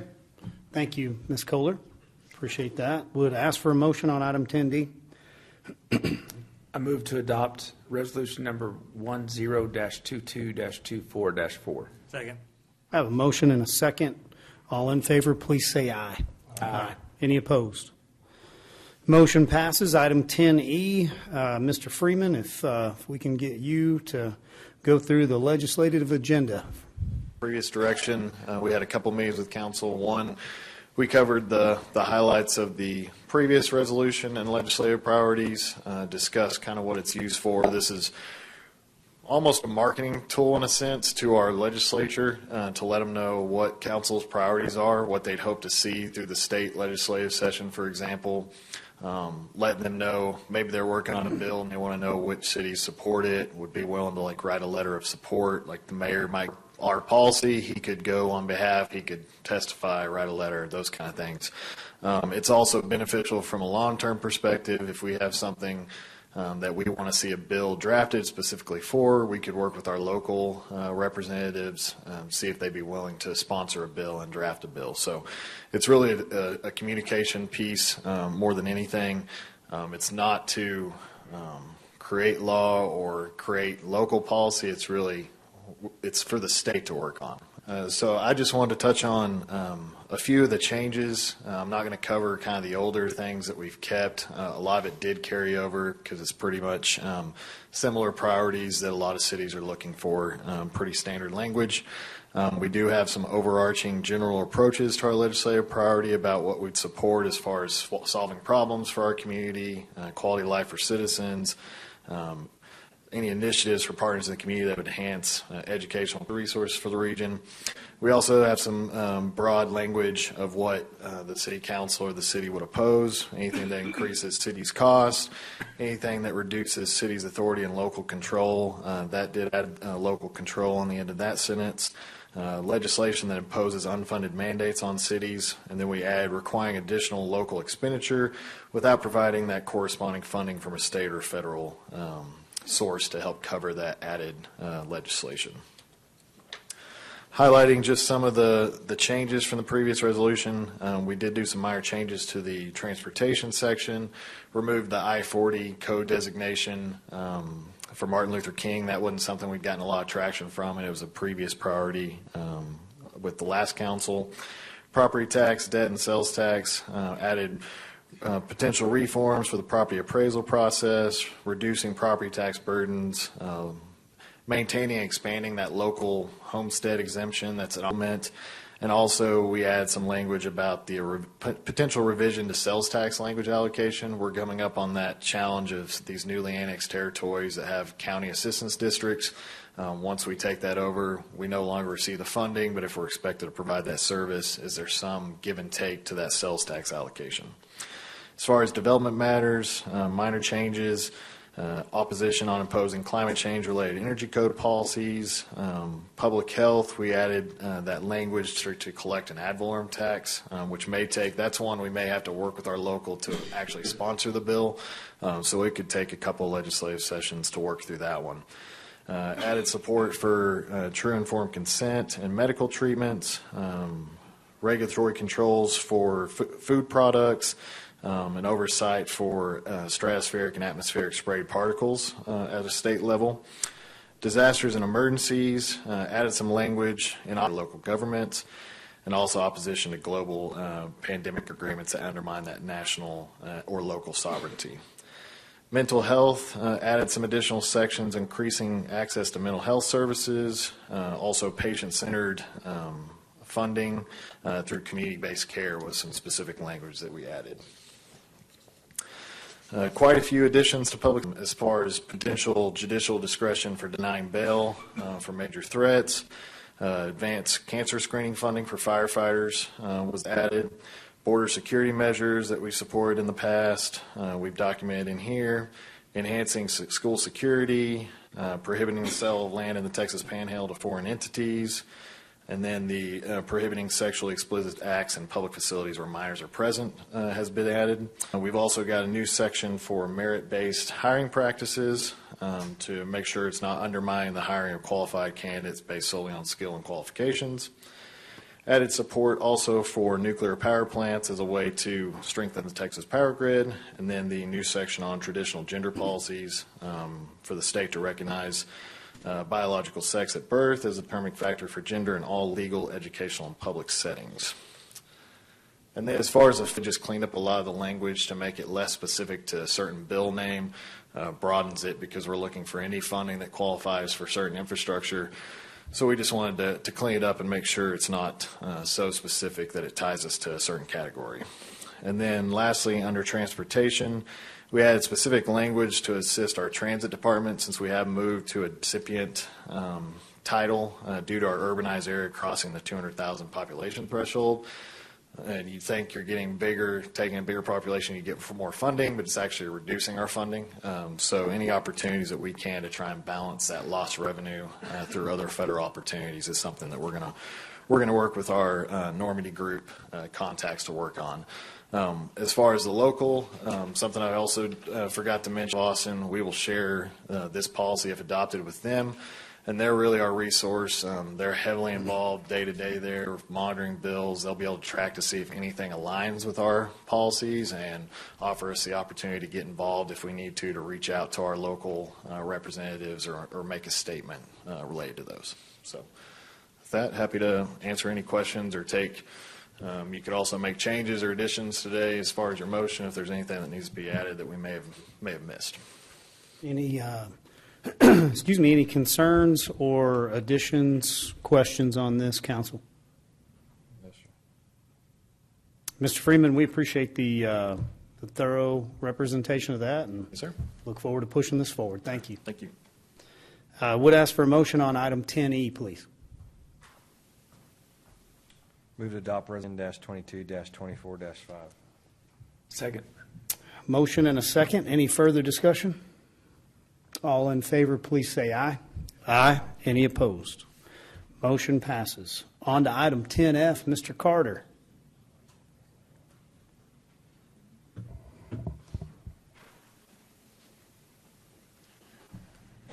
Mayor, Council, this item would consider approval of a budget amendment to the AEDC's corporation's marketing budget. I do probably need to seek clarification. The way this was presented in our board meeting, it was to last year's budget. And so it was to the 23-24 budget. So I don't know if that makes a difference going forward, but that's what our board approved because it was not sure how that changes today. Not really sure that it matters, but it may. How you make your motion, so if you decide to approve it. But this item considers a $625,000 amendment to the AEDC's marketing budget to construct 2 gateway signs on I-40. The highlights of this include 2 new gateway signs that would be, and I'm probably, oh, no, nothing in there. Okay. The location of those gateway signs would be at the entrances on the east and west side of I-40. The I-41 on the east side is right where I-40 and 287 split, and then the other end is where that location of that sign. So you should have been provided a document. I think it was in the packet. This is pricing from Western Builder. That's who we contacted about getting a bid, and I know that Western has a couple of folks here, Tony and Brandon, that are here that can answer any questions. And then also you have a picture of the design that we chose for the sign. So I know this was something that I'll let you talk, Councilmember Tips. This was a project that you had brought to our attention. And Kevin, we have it on the screen now, if you like. Oh, okay. This is what it'll look like. There's three different, it's the same sign, it's just three different looks at it. And it's, I believe, somewhere roughly, is it about 16 feet? Is that right? It's about, yeah. I think it's 20 foot. Concrete based, and then a material that shouldn't rust. And then there's no planters or anything, so low maintenance. And so following TxDOT guidelines, that's what the builders will do and get all the necessary permits. So I'll weigh in here too. And it was my idea that I came up to you guys and asked to find a way to do this after lots of comments from constituents of these are more monuments. They're not, I think Mr. Hyde commented that these are monuments, something that'd be around for decades and decades. They're huge. I mean, they're not very small. So I think calling them a sign is not the correct probably terminology. underestimating that. Yeah. What their impact will be. Exactly. And the goal was to do something that was minimal maintenance, if any maintenance, so that the metal, I think these guys could speak to it a little bit better, but like an alloy type deal. And these are having to be designed to stand up to our winds and our weather and everything that we're used to in the Panhandle. But a huge deal for welcoming people on the I-40 corridor. We've got 50,000 people a day going through that. I think as other people have traveled down roads, you see other signage there to other cities. Obviously much smaller than ours. Some same size. This would be a good idea to. Yeah, and we did let some people Yes. weigh in on this. Right. We the first design did not have, and it really doesn't show up in the picture, but cash in from CVB weighed in. The L's will be boot shaped. They'll be the same size. I know in some of their marketing, the boots, the L's are a little bit taller. This we're going to keep with the consistent size, but the L's will be in the boots to keep with our consistent branding with the city and the way the CVB is doing that. That way we can have some consistency with the way we're branding the city. Yeah, and the amount, I know that we've been kicking that around a little bit, and that's why these guys are here. They've been waiting all day to be here.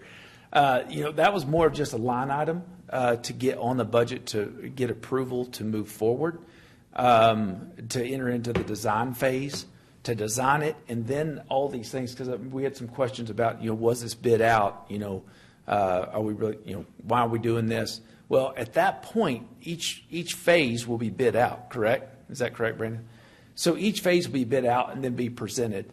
So more on like a cost plus basis, which is what we've done in the past. So that 625 is just a figure it's kind of a placeholder at this point. We don't know what we're going to get into, but we've met with TxDOT. We've done all the things.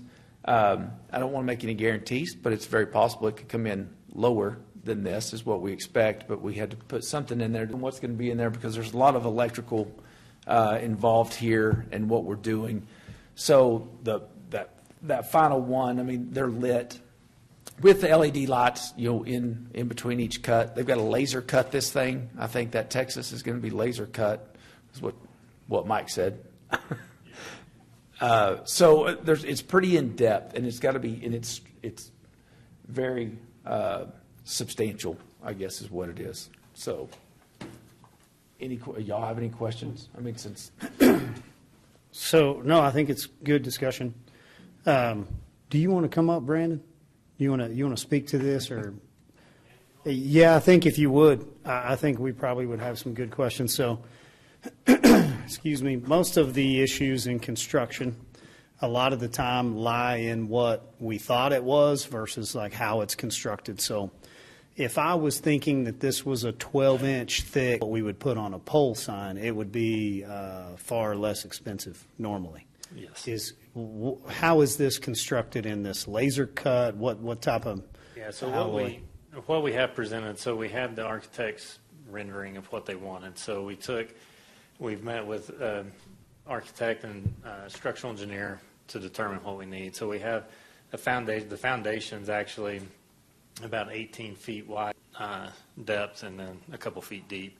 And then we have stone, so the The L where the Amarillo will be is actually an L-shaped. So there's a foundation and a pilaster that comes up where the Texas will actually sit.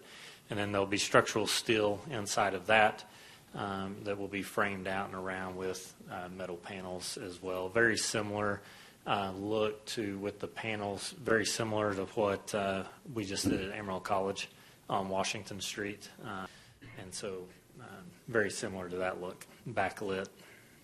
So to go a good direction early, sometimes it's, well, we want this, but we don't know if we want to spend that much. And so we value engineer, right? Did you look at any other methods that would have been cheaper? Did you end up here based on wind and longevity? Can you justify the cost where it's at? Or would you recommend, no, we can save some money, all we got to do is change these things? We did look at other one with a powder-coated steel plate.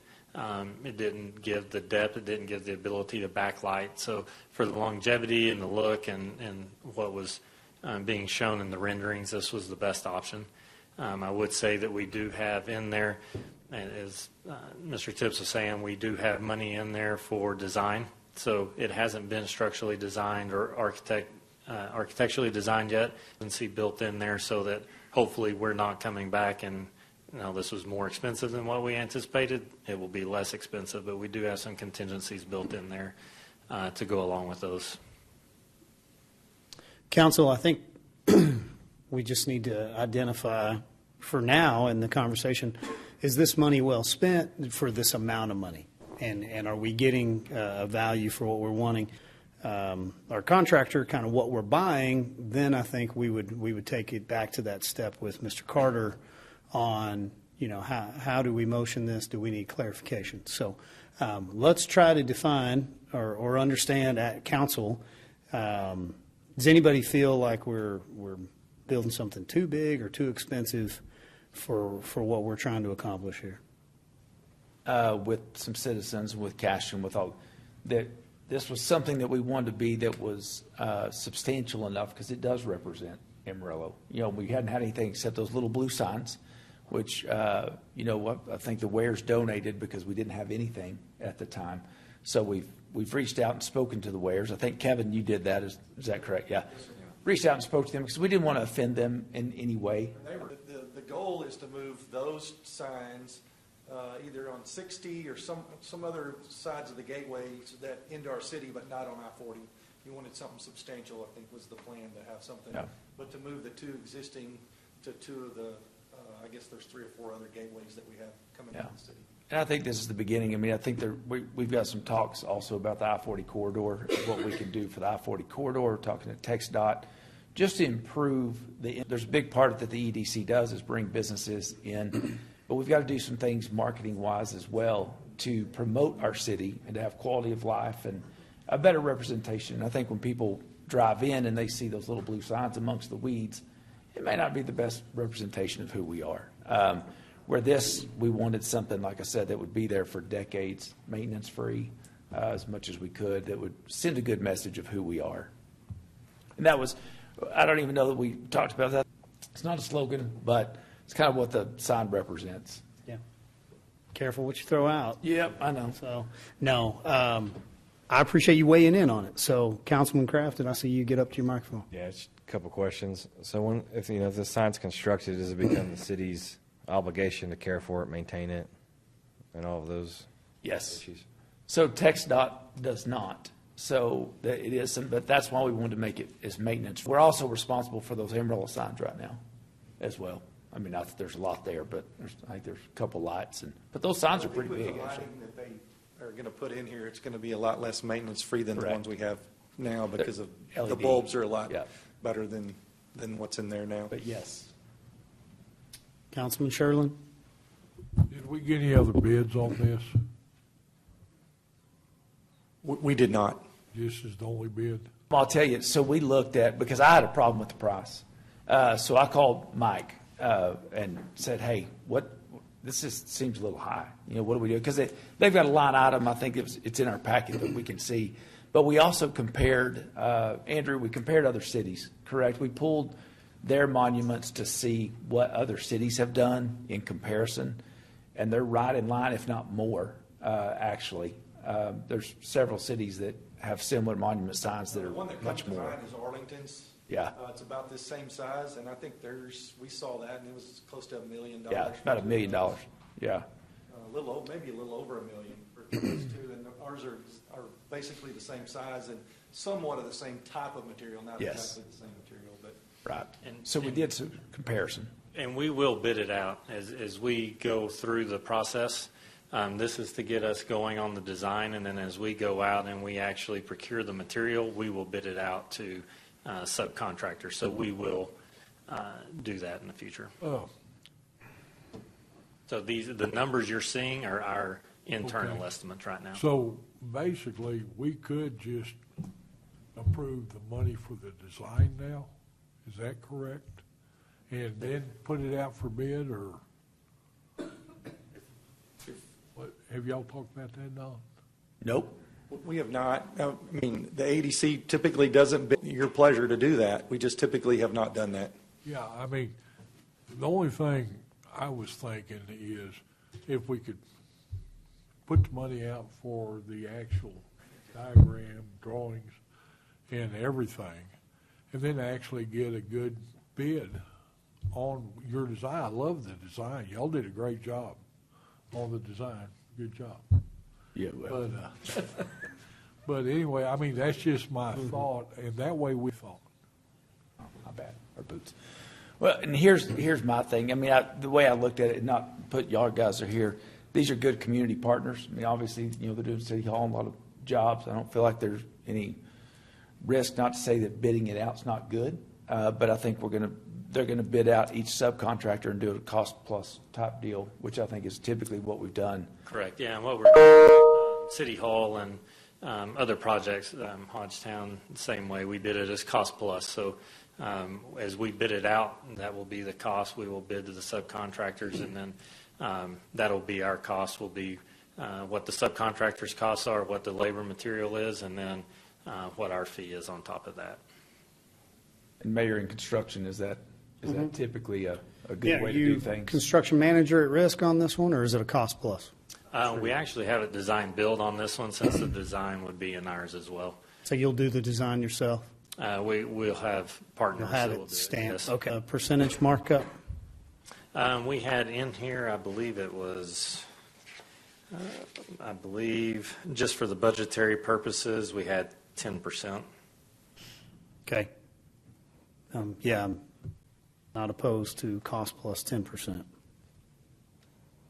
So, real question would be, did our contractor go out and price something that is a costly design that we can't see the value in? Otherwise, if we see the value in trying to buy, because I think you're trying to buy a 25-year sign. You know, how long has the signs been there that are there? Quite a while. Mr. Ware told me, and Yeah. maybe 10 to 12, 15 years, something like that. I think so. So if we want to design something that's less expensive, smaller, and maybe not as durable or as low maintenance, then I think we could direct that in the drawings and bring it back at a lower cost. If we're okay with this amount of money, then I think we at our cost plus 10%, and then we may want to look at the designs, or we just hand it over and let them go and do. So would ask for discussion on that where everyone may be sitting. Well, the sign one way or the other, I mean, I don't, this first, I guess, it's the first time it's been brought to council, but I do have a problem with using EDC money to fund it. It lines up with the mission. Maybe if we can find other funding sources for it, but I don't think this is necessarily the highest and best use of EDC money to be creating jobs. I mean, maybe it can be allowed, maybe it can. Even if it can be allowed, I'd rather look at some other type of funding source rather than using EDC money and save as much of that money for more direct job creation. Yeah, and I think what we discussed is Kevin and I talked about it, is it's more marketing for the city. And we talked about that to say, like you said, weren't trying to go into it, and I wasn't trying to strong arm Kevin or the board in any way. Haven't even talked to the board about it, but it was more marketing the city. And we talked about that of like, does this make our city look better, you know, as you bring people in? I mean, does it market it? I guess it depends on your definition of marketing. And that's where we came up with, is in the marketing budget, that it was doable. I mean, I think we are in agreement that it was beneficial to Amarillo to have that. Yeah, every year beneficial. Well, it's a one-time deal, and I'd be happy for, Kevin to weigh in. We've had this discussion. We've talked about it. Felt like that it was a good use of that versus coming out of the general fund or coming out, anywhere else. It's not going to, when the board approved it, and out of last year's budget, didn't have any effect on the services that we provided. It was in addition to. You can spend up to 10% of your revenue. That's one of the few rules that outlines the way you've got to spend money in the 501 and 504 chapters, is that you can spend no more than 10% of your marketing. And we typically, I think the last 2 or 3 years have budgeted that 800,000 number. And so there is room in there, and it doesn't affect the programs that we're going to do. It does take, money away for future.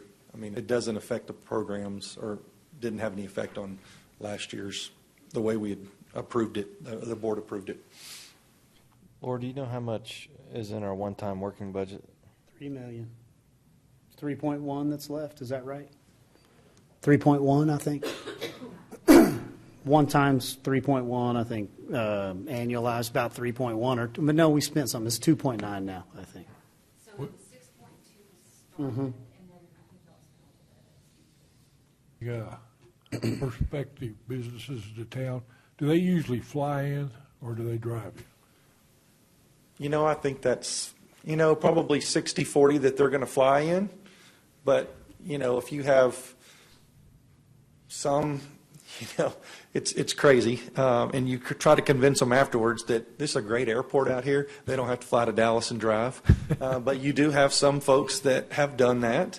And then you can convince them that we've got a great airport when you can go from the office and be through security in 18 minutes. That's a pretty good deal.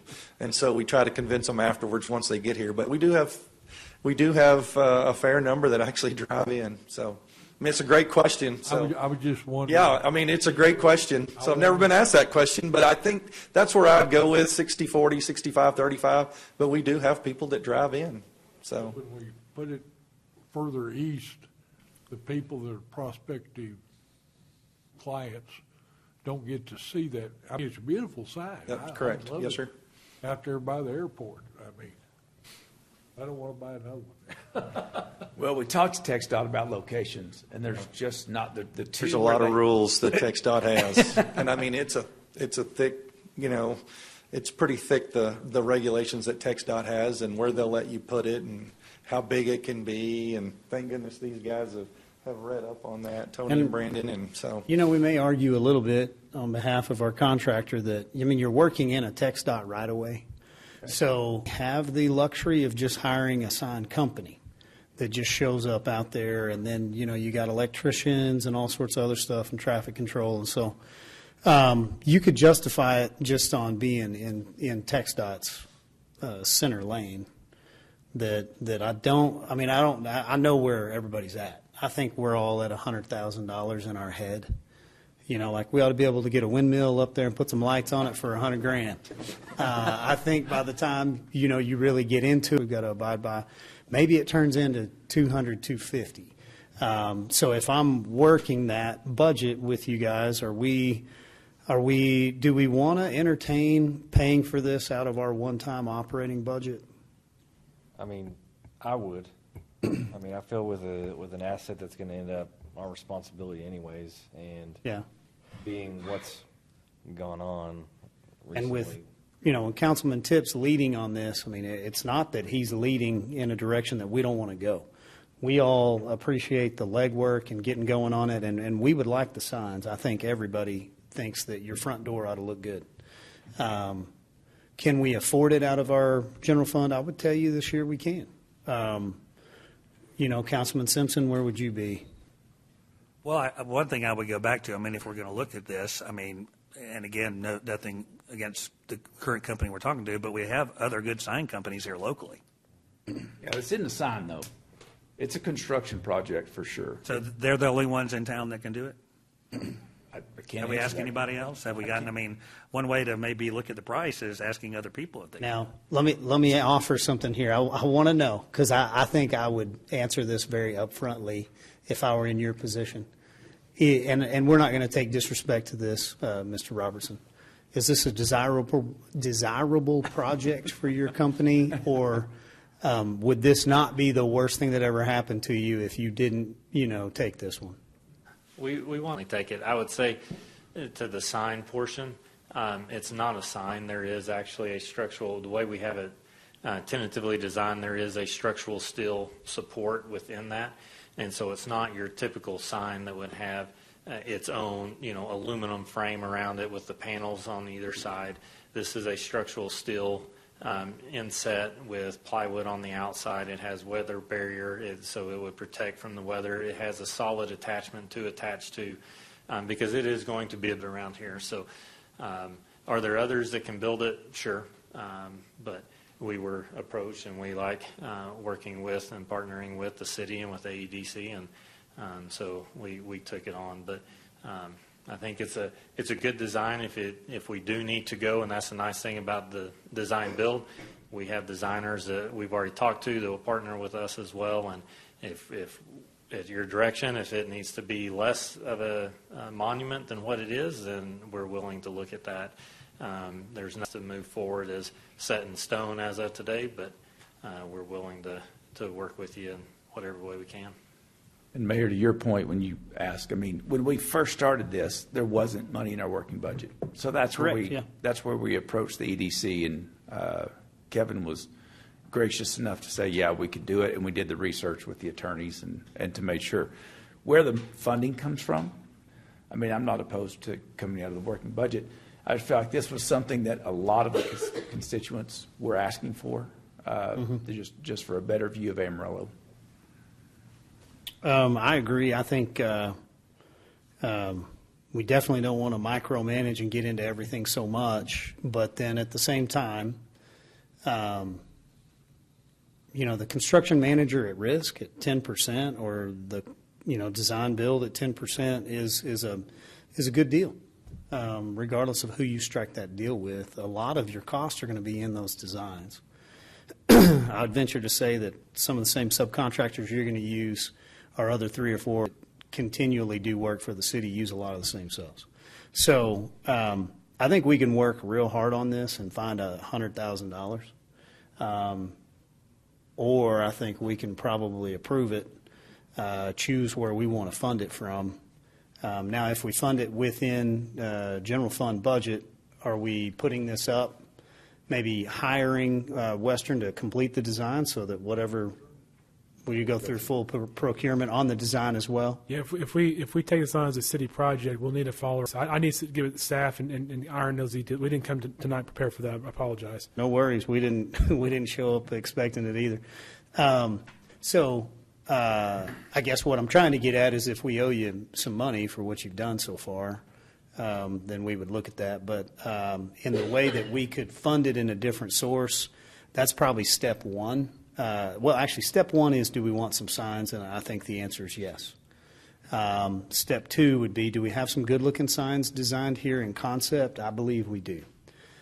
Step three, where do we want to fund this? And so, council, if we want to pull this in and put it in our budget, the only thing I would ask Mr. Hyde, because we've got him sitting here, do you mind to repeat that the funding source is totally legal according to our budget? It would just be council's discretion of, does this truly represent what we want to do with those monies? Yes, Mayor, the use of marketing allocated funds for this kind of project to advertise the city is a recognized use of marketing fund for an economic development corporation type A.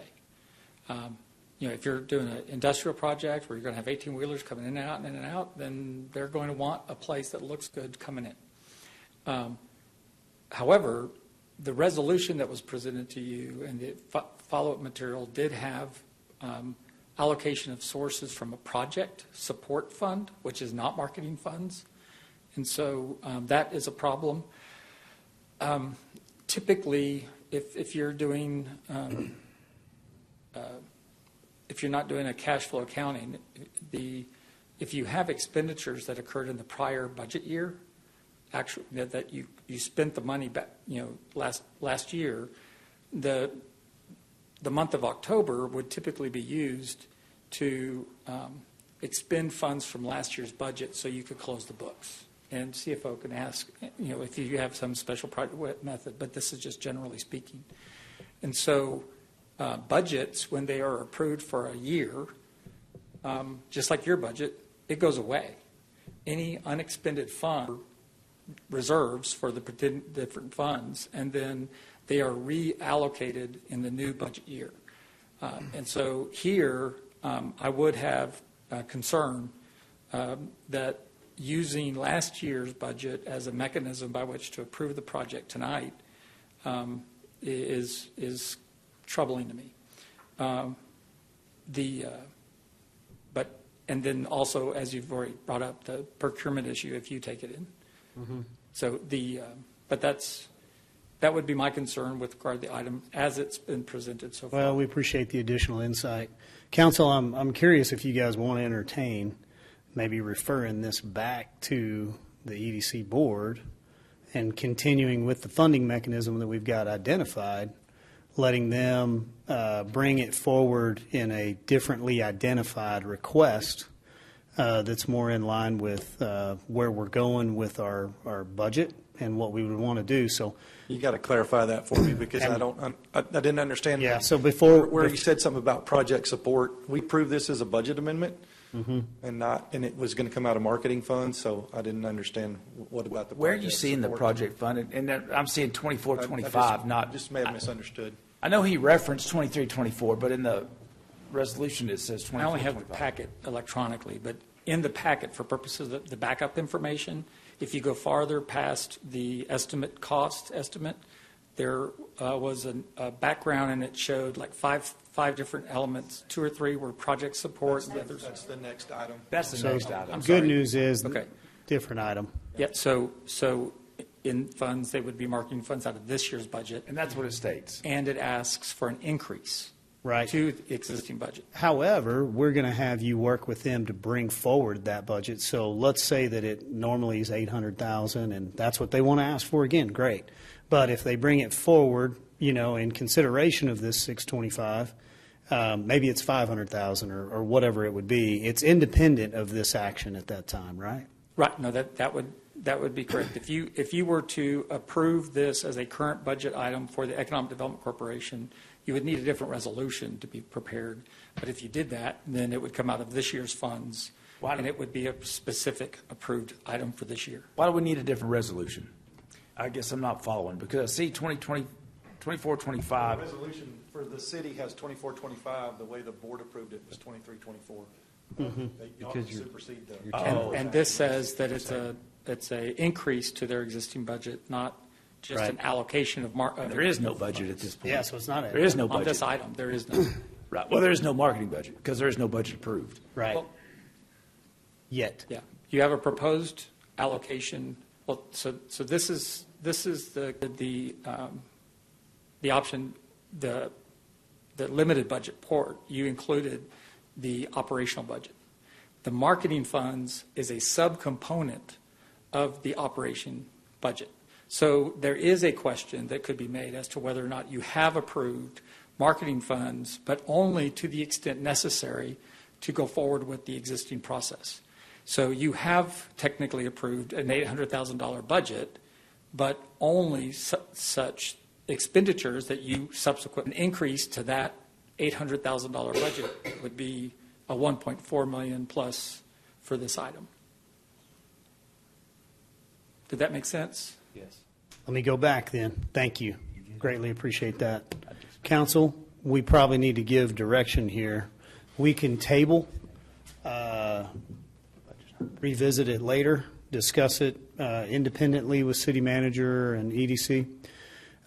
We could discuss if we want to fund it on our general fund, direct staff then to take it on as a city project, or we could move forward and give direction to EDC to clarify the resolution, bring it back next time, where we're all comfortable. I mean, I told you where I stood. I mean, I'm. Your general fund. Yeah. Councilman? Process.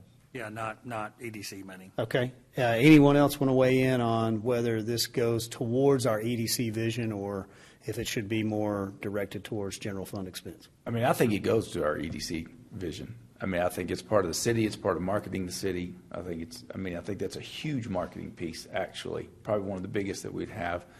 And like you said, it coincides with the boots. We're tying in EDC. Okay. Councilman Sherlin, you have an opinion? I would prefer the AEDC have their own money to do with what they need to do. I think this directly falls on the city to put that out there. I mean, I appreciate them being willing to do that, but I think we could figure out a way to fund it ourselves in some form or fashion. I mean, I appreciate y'all giving to us, but I don't think myself. I mean, that's just my thought. Okay. I'm probably, yes, sir. I have one final comment. For purposes of the prior item, I think this dialogue is an example what the difference is between a budget item and an expenditure approval. Because if this was just an $800,000 marketing budget and it could be spent in any manner, you wouldn't have the conversation that you're having today. Mm-hmm. Thank you. I agree with you. I think it's a pretty good example of us trying to tighten it up.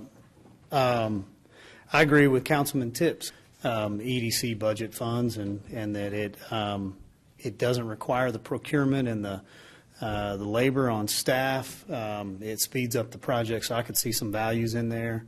My issue is probably the price tag, and I think it's because I was told a sign, and I'm looking at a very expensive monument.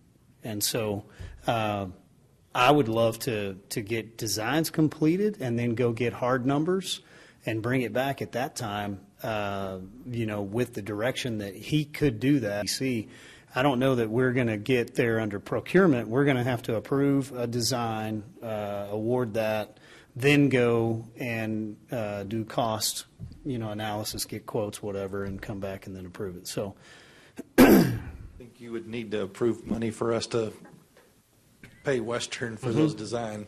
Yeah, agreed. So that's only just a compromise in trying to take a little bit of the trust out of it. Not that we don't trust you to bring back it, under budget, but I think council's not necessarily going to do. That would give us that intermediary step to get you to go and complete your design and put a number on it. Because I think it's unfair for me to say, can you get it done for 500? I mean, we can have a conversation, but. I mean, again, there's, just so you know, just in clarity of what was in there, we have about 67,000 in contingency. That's just what if. So, I mean, there is, those items are included in this. But yeah, if it goes to the city, then it would be, to your point, it would be, you're going to have to do the design, because typically the city does not do design build. They'll do CM at risk and design services separate. So it'll be a design service subcontract or contract, and then you'll come into a CM. So just in watching a few of our staff members nod their heads and kind of look at this, we have a $500 million budget, and I get that we've argued over an $80,000 taco truck, and all part of the process, right? And us working together pretty cohesively. This staff is being asked to do more than just design a monument and keep up with all the road projects we've got, everything else we're looking at. And so, the EDC provides a different path. If I can get any council member to reconsider, or if it's more principle of it just doesn't line up with your vision.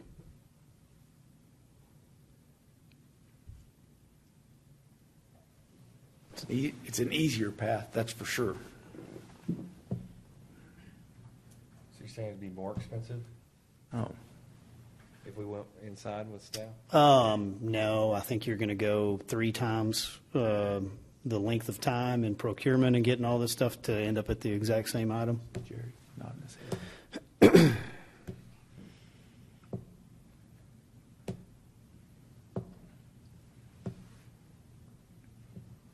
I make a motion to table it and let us think about it. Okay, I got a motion to table it. Second. Got a motion and a second to table. Any further discussion?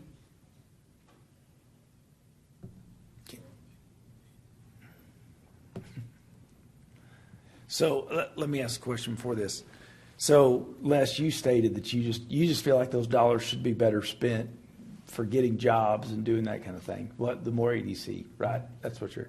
So Tom and Josh, I'd ask you the same thing. I mean, why would you not use the EDC dollars? Like what's the reason why you wouldn't when their board approves it when it is a marketing item? Like what? I think it's our marketing deal is where it belongs. But that's what this. It belongs in the city. But that's They're what this. outside the city. You're asking them to do something that's questionable. Huh? It's Yeah, not questionable. Well, that's your opinion. I got mine. Well, I've got the attorney's opinion. I mean, we've done the research. Do it right. Whatever we do has got to be brought here right. And I'm not going to make a rash decision on something that I don't know for So sure. you just don't know, so you want more time to think about That's it. what I That said. we're saying. You just want That's more time. exactly what I said. Um, I mean, I'm not opposed to the idea at all. I think it's a great idea. I love the signs. Yeah. But I'm just not ready to say I want to take it out of their budget. Okay. I would rather see it come out of our, that's my feeling, my budget. We're getting the same thing, it just depends on what pot we want to take it from. And a different path to get there. Well, I think it would be the same path. It's a very different path. What's the different path? On the I can't hire this guy? No. The procurement, we can hire that guy, but the procurement process. The same, it's Are like these- build, Say if there's in tier- City like Hall tiers. here, I hired this guy to do it, he did it, right? Is that right? Right or Yeah, wrong? but a different path. It's just a different Is that path. right or wrong? It is a different path. So it would be design build as we have it currently, where we would hire the designer. Typically, in working with the city, it would be you would have 2 services. You would hire a designer, and then you would hire the construction manager separate. And so you would have 2 separate contracts and services that would We be for always that. do things double over here. No wonder we spend so much money. It's not just the city. It's just a different procurement method. Okay. I'm trying to get my money out of Mr. Hyde, and he's sitting on the edge of his chair here. So One of the particular benefits of an economic development corporation is its ability to work quickly without having to be burdened with the procurement process. Also, city projects have to have, unless we put this into the agreements with the contractors, but they have to have bonding and for performance bonds and other bonds which are not typically required by private contractors or people that don't have those requirements under state law. So it will cost more, and it will take time. If you don't have him on some type of design approved list already, then you'd have to procure an engineer through the RFQ process, and then if there's another person with better qualifications in your opinion, they would have to be negotiated with and so forth. So it can take a significant period of time longer. thank you, Mr. Hyde. Thank you, Mr. Are we ready to call the question, gentlemen? I think we can wait another 2.5 weeks to investigate a little further, give Councilman Sherlin some time, and then see if we would be willing to bring this back underneath the existing proposition. So, just curious, so how does this work budgetary-wise? If it's $625,000 on y'all's budget, Kevin, that would, you would eventually be coming back for another budget amendment to basically re-up to what your previous marketing budget would be, right? I have no idea. Yeah, At this that's point, probably I have not no the idea best how one the process directed. is working, so. Poor Kevin doesn't understand what we're asking him to do, but like, in back to our conversation, we will give Hyde an opportunity to work with them to provide a budget in consideration of this item. Since nothing's been prepared yet, we don't have the amendment issue. Included in the budget for this year. It's a valid question. Say that again. So like the Western Builders estimate, I think showed like July 29th. You know, how come it wasn't in the budget that was presented to us? Because we did a budget amendment to last year's budget, because we did this. This thing was presented a couple of weeks ago to be on the Gotcha. docket. We decided to wait until this meeting to do it, so we may have lost the deadline on last year's budget, so that's why it wasn't budgeted for in this year's budget. Okay. I mean, I agree with Mr. You have a $25 million revenue for this year, and so they can only spend $2.5 million of their total revenue each year on projects like this. So if this wasn't included in the 800,000, then there would anticipate they would have $800,000 of economic development marketing to do, as well as the $625,000 here. So I think it's to Councilmember Simpson's point that this combined is roughly over half of their entire marketing budget for this year. So that's the point. So, Councilman Sherlin, I think we're going to get a lot of things done by allowing Mr. Hyde to work with the board, work with staff, work with the other attorney. We could table this today, and it can come back as a budgeted item. Well, after the discussion here, I'm leaning more, it sounds like it's the only way to do it and get it done quickly. I mean, that's where I'm at now. Well, after Mr. Hyde made his presentation there. I know we've gone a while with the signs we've got. We're only looking at 2-3 weeks to potentially having something. It would give everybody an opportunity so that we're not voting on something here tonight that may or may not have been represented as accurately as it needs to be with the 23-24 issue versus 24-25. So if we take no action, we don't even have to table. We can take no action on 10F. You can clean that up by taking it back to the board and give it back and put it in the budget. And adjusting to the line item budget. 24-25. And I think we've labored on this discussion, but like we see there's probably some pros and cons in it. And I think we have a better understanding of the value of our contractor at a cost plus 10% versus the procurement side. And as much as we all want to feel like we still, residential home builders, like it just doesn't work that way from this side of the dais. Everything costs 3 times more than what we would like it to. And so the cost was the original issue. I'd like to take no action on 10F, or I'm fine with, since we have a motion to table, I'm fine with voting on that, and we just table it. Then you got to take it from the table. Well, I guess you need to kill it. Yeah, let's take no action, since it's going to the budget. I believe you do have to vote no to the motion to table, since that motion's currently active. Since it's sitting there. Mm-hmm. Oh, Hyde's back up. I mean, unless the motion and the second was withdrawn. But the other part is you can postpone it to a particular time. And so if you want to postpone this until the meeting, the next regular city council meeting, you can do that. But that would require an amendment to your motion. Right. Anybody want to do this any different? I'll just, they got to oh, never mind, I didn't make the motion. Or he can withdraw it. Well, you can move to amend his motion, right? If he wants to withdraw, it's easier that way. I will withdraw my motion. You will withdraw your second. We've got a total withdrawal down here. Okay. Simplest thing is to take no action on item 10F and move on. So direction to EDC and staff, clear as mud, right? So bring it back in line item budget, please. Yes, sir. Okay, thank you, sir. Moving on to item 10G, Mr. Carter, you are up for some expenditures. And I don't know if there's a presentation for this. I know it was in your packet. This is a request for different funds to be released that were not included in the approved budget a few weeks ago. There's a total of $83,512.50. A couple of these are dues to organizations. Those dues are due by the end of this month. One of those is the High Ground of Texas dues for $25,000. The Texas Economic Development Corporation, that's the marketing arm of the governor's office, not our state association, that's $25,000.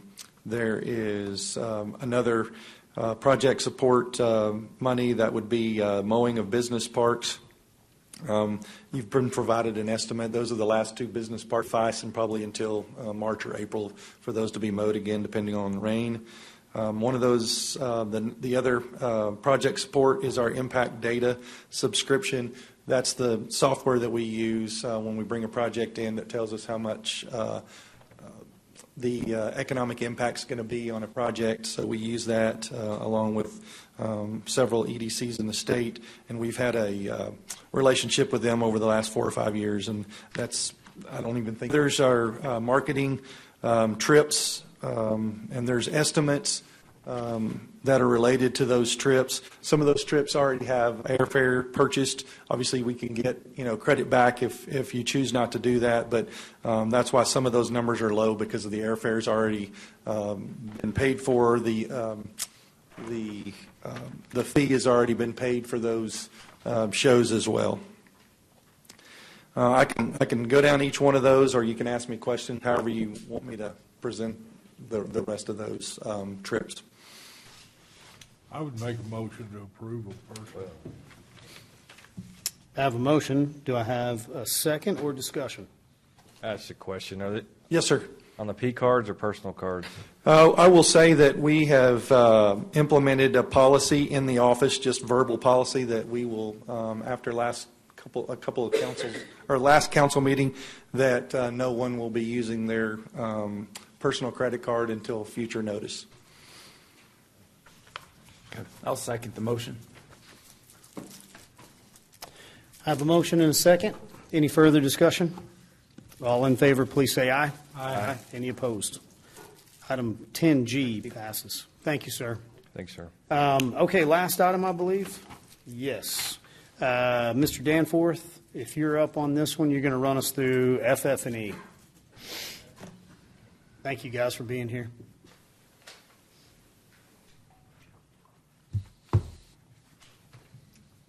You have in front of you, and I think you guys have the sheets in front of you. What we did was we went in and highlighted, I know it was critical to you as a council and actually to us as a staff, to reutilize as much existing equipment and furnishings that we have here in this building. So you can see as you go through those pages what we are relocating, what we're reutilizing. You're looking at the first floor on this page. Generally, when you see the red represents what's being relocated. Some of the challenges we have, the assumption would be that we have a lot of furniture over here that we can reutilize. Actually, we can't. For example, in HR, in IT, in accounting, in multiple areas over here where you would think there are cubicles or furniture, those are actually custom-built furnishings that we as facilities built, so that we didn't have to buy cubicles at the time. So there's not furniture to move out of those locations. So that's why you see your number adjust a little bit as you go through that. Can you kind of scroll through that? So you see the red area. This is on the first floor. That represents the conference rooms, HR, benefits, and you can see the furnishings that we're relocating over there. In an area like this where you see the furnishings, the different color schemes, the red, of course, is, like I said, we're relocating the furnishings. It was to make sure that the furnishings in the area match. Basically, what we have in City Hall is 5 different kinds of furnishings. So when we move to the new City Hall, everything in that area will match. So Go to the next one, Stephanie, and we'll give a good example here. When you look at the IT area, and then go one more, Stephanie, please. You can see where almost always on every floor you see the conference rooms. Where the conference rooms is one place where we can reutilize the furniture. The conference room basically is reutilizing the furniture that exists here. One more. That's accounting and finance, and you can see, and partially IT. That basically is all the mahogany furniture that's over in City Hall now. That gets relocated to that area. So the furniture that you're seeing relocated there is actually over 20 years old, but it's still in good shape. So we're still going to take advantage of it. Third floor, you can see legal. Legal is actually that they have. And then when we get into the lobby areas and spaces like that, the chairs and the lounge seating that goes in there is, of course, new. And then the next one is the city manager's area and executive staff. Also, the mayor's office. I did think about on the mayor's office saving some money there and putting a card table, maybe a folding chair. I wasn't sure if I wanted a padded chair or just. Tell me you had one of those little elementary tables with the small. I don't need any furniture. I'm still good with no finish out, no furnishing. He actually asked if we could repurpose these chairs for his office. Oh, my because they're gosh. so comfortable. You know, I've been in 4 of these chairs just today, and the springs are poking up in all 4 of them. Mr. Danforth, I believe what we said was I'm staying here. I'm going to run an extension cord until the demolition crew. There you go. That'll work. I can make that happen. Okay. But that gives you a quick outline of what we're looking at.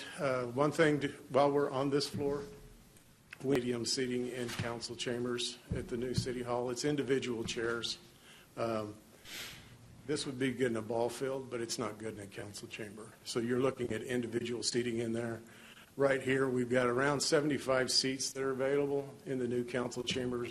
We're going to be around 125 to 130.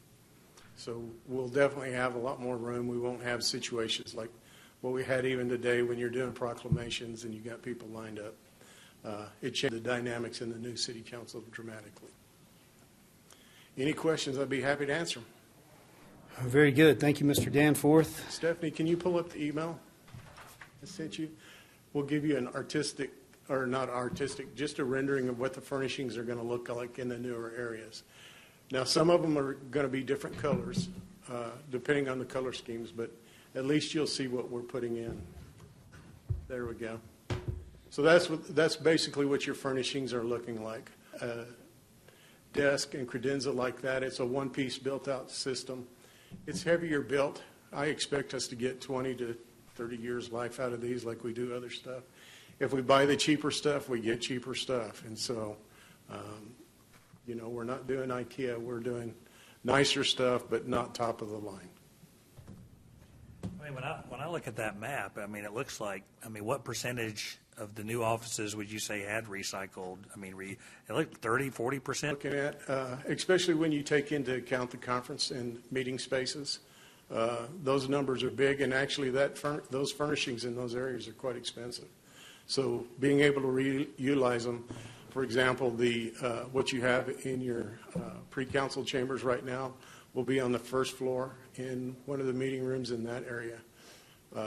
The council chambers and the executive staff meeting room, we're doing a marble top table instead.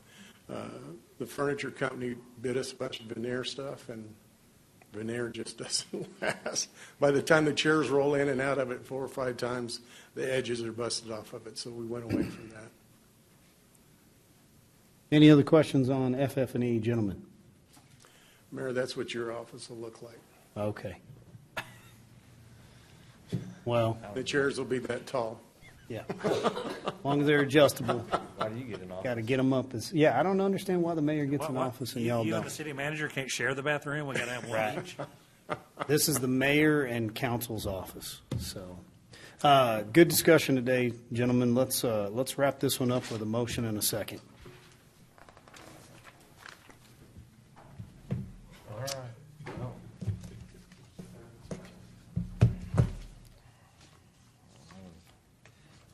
I'll make a motion. it is, right there.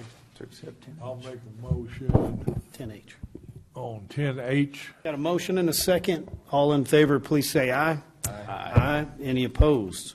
Last and final question, if nobody has any issues with adjournment, we're adjourned. Thank you all.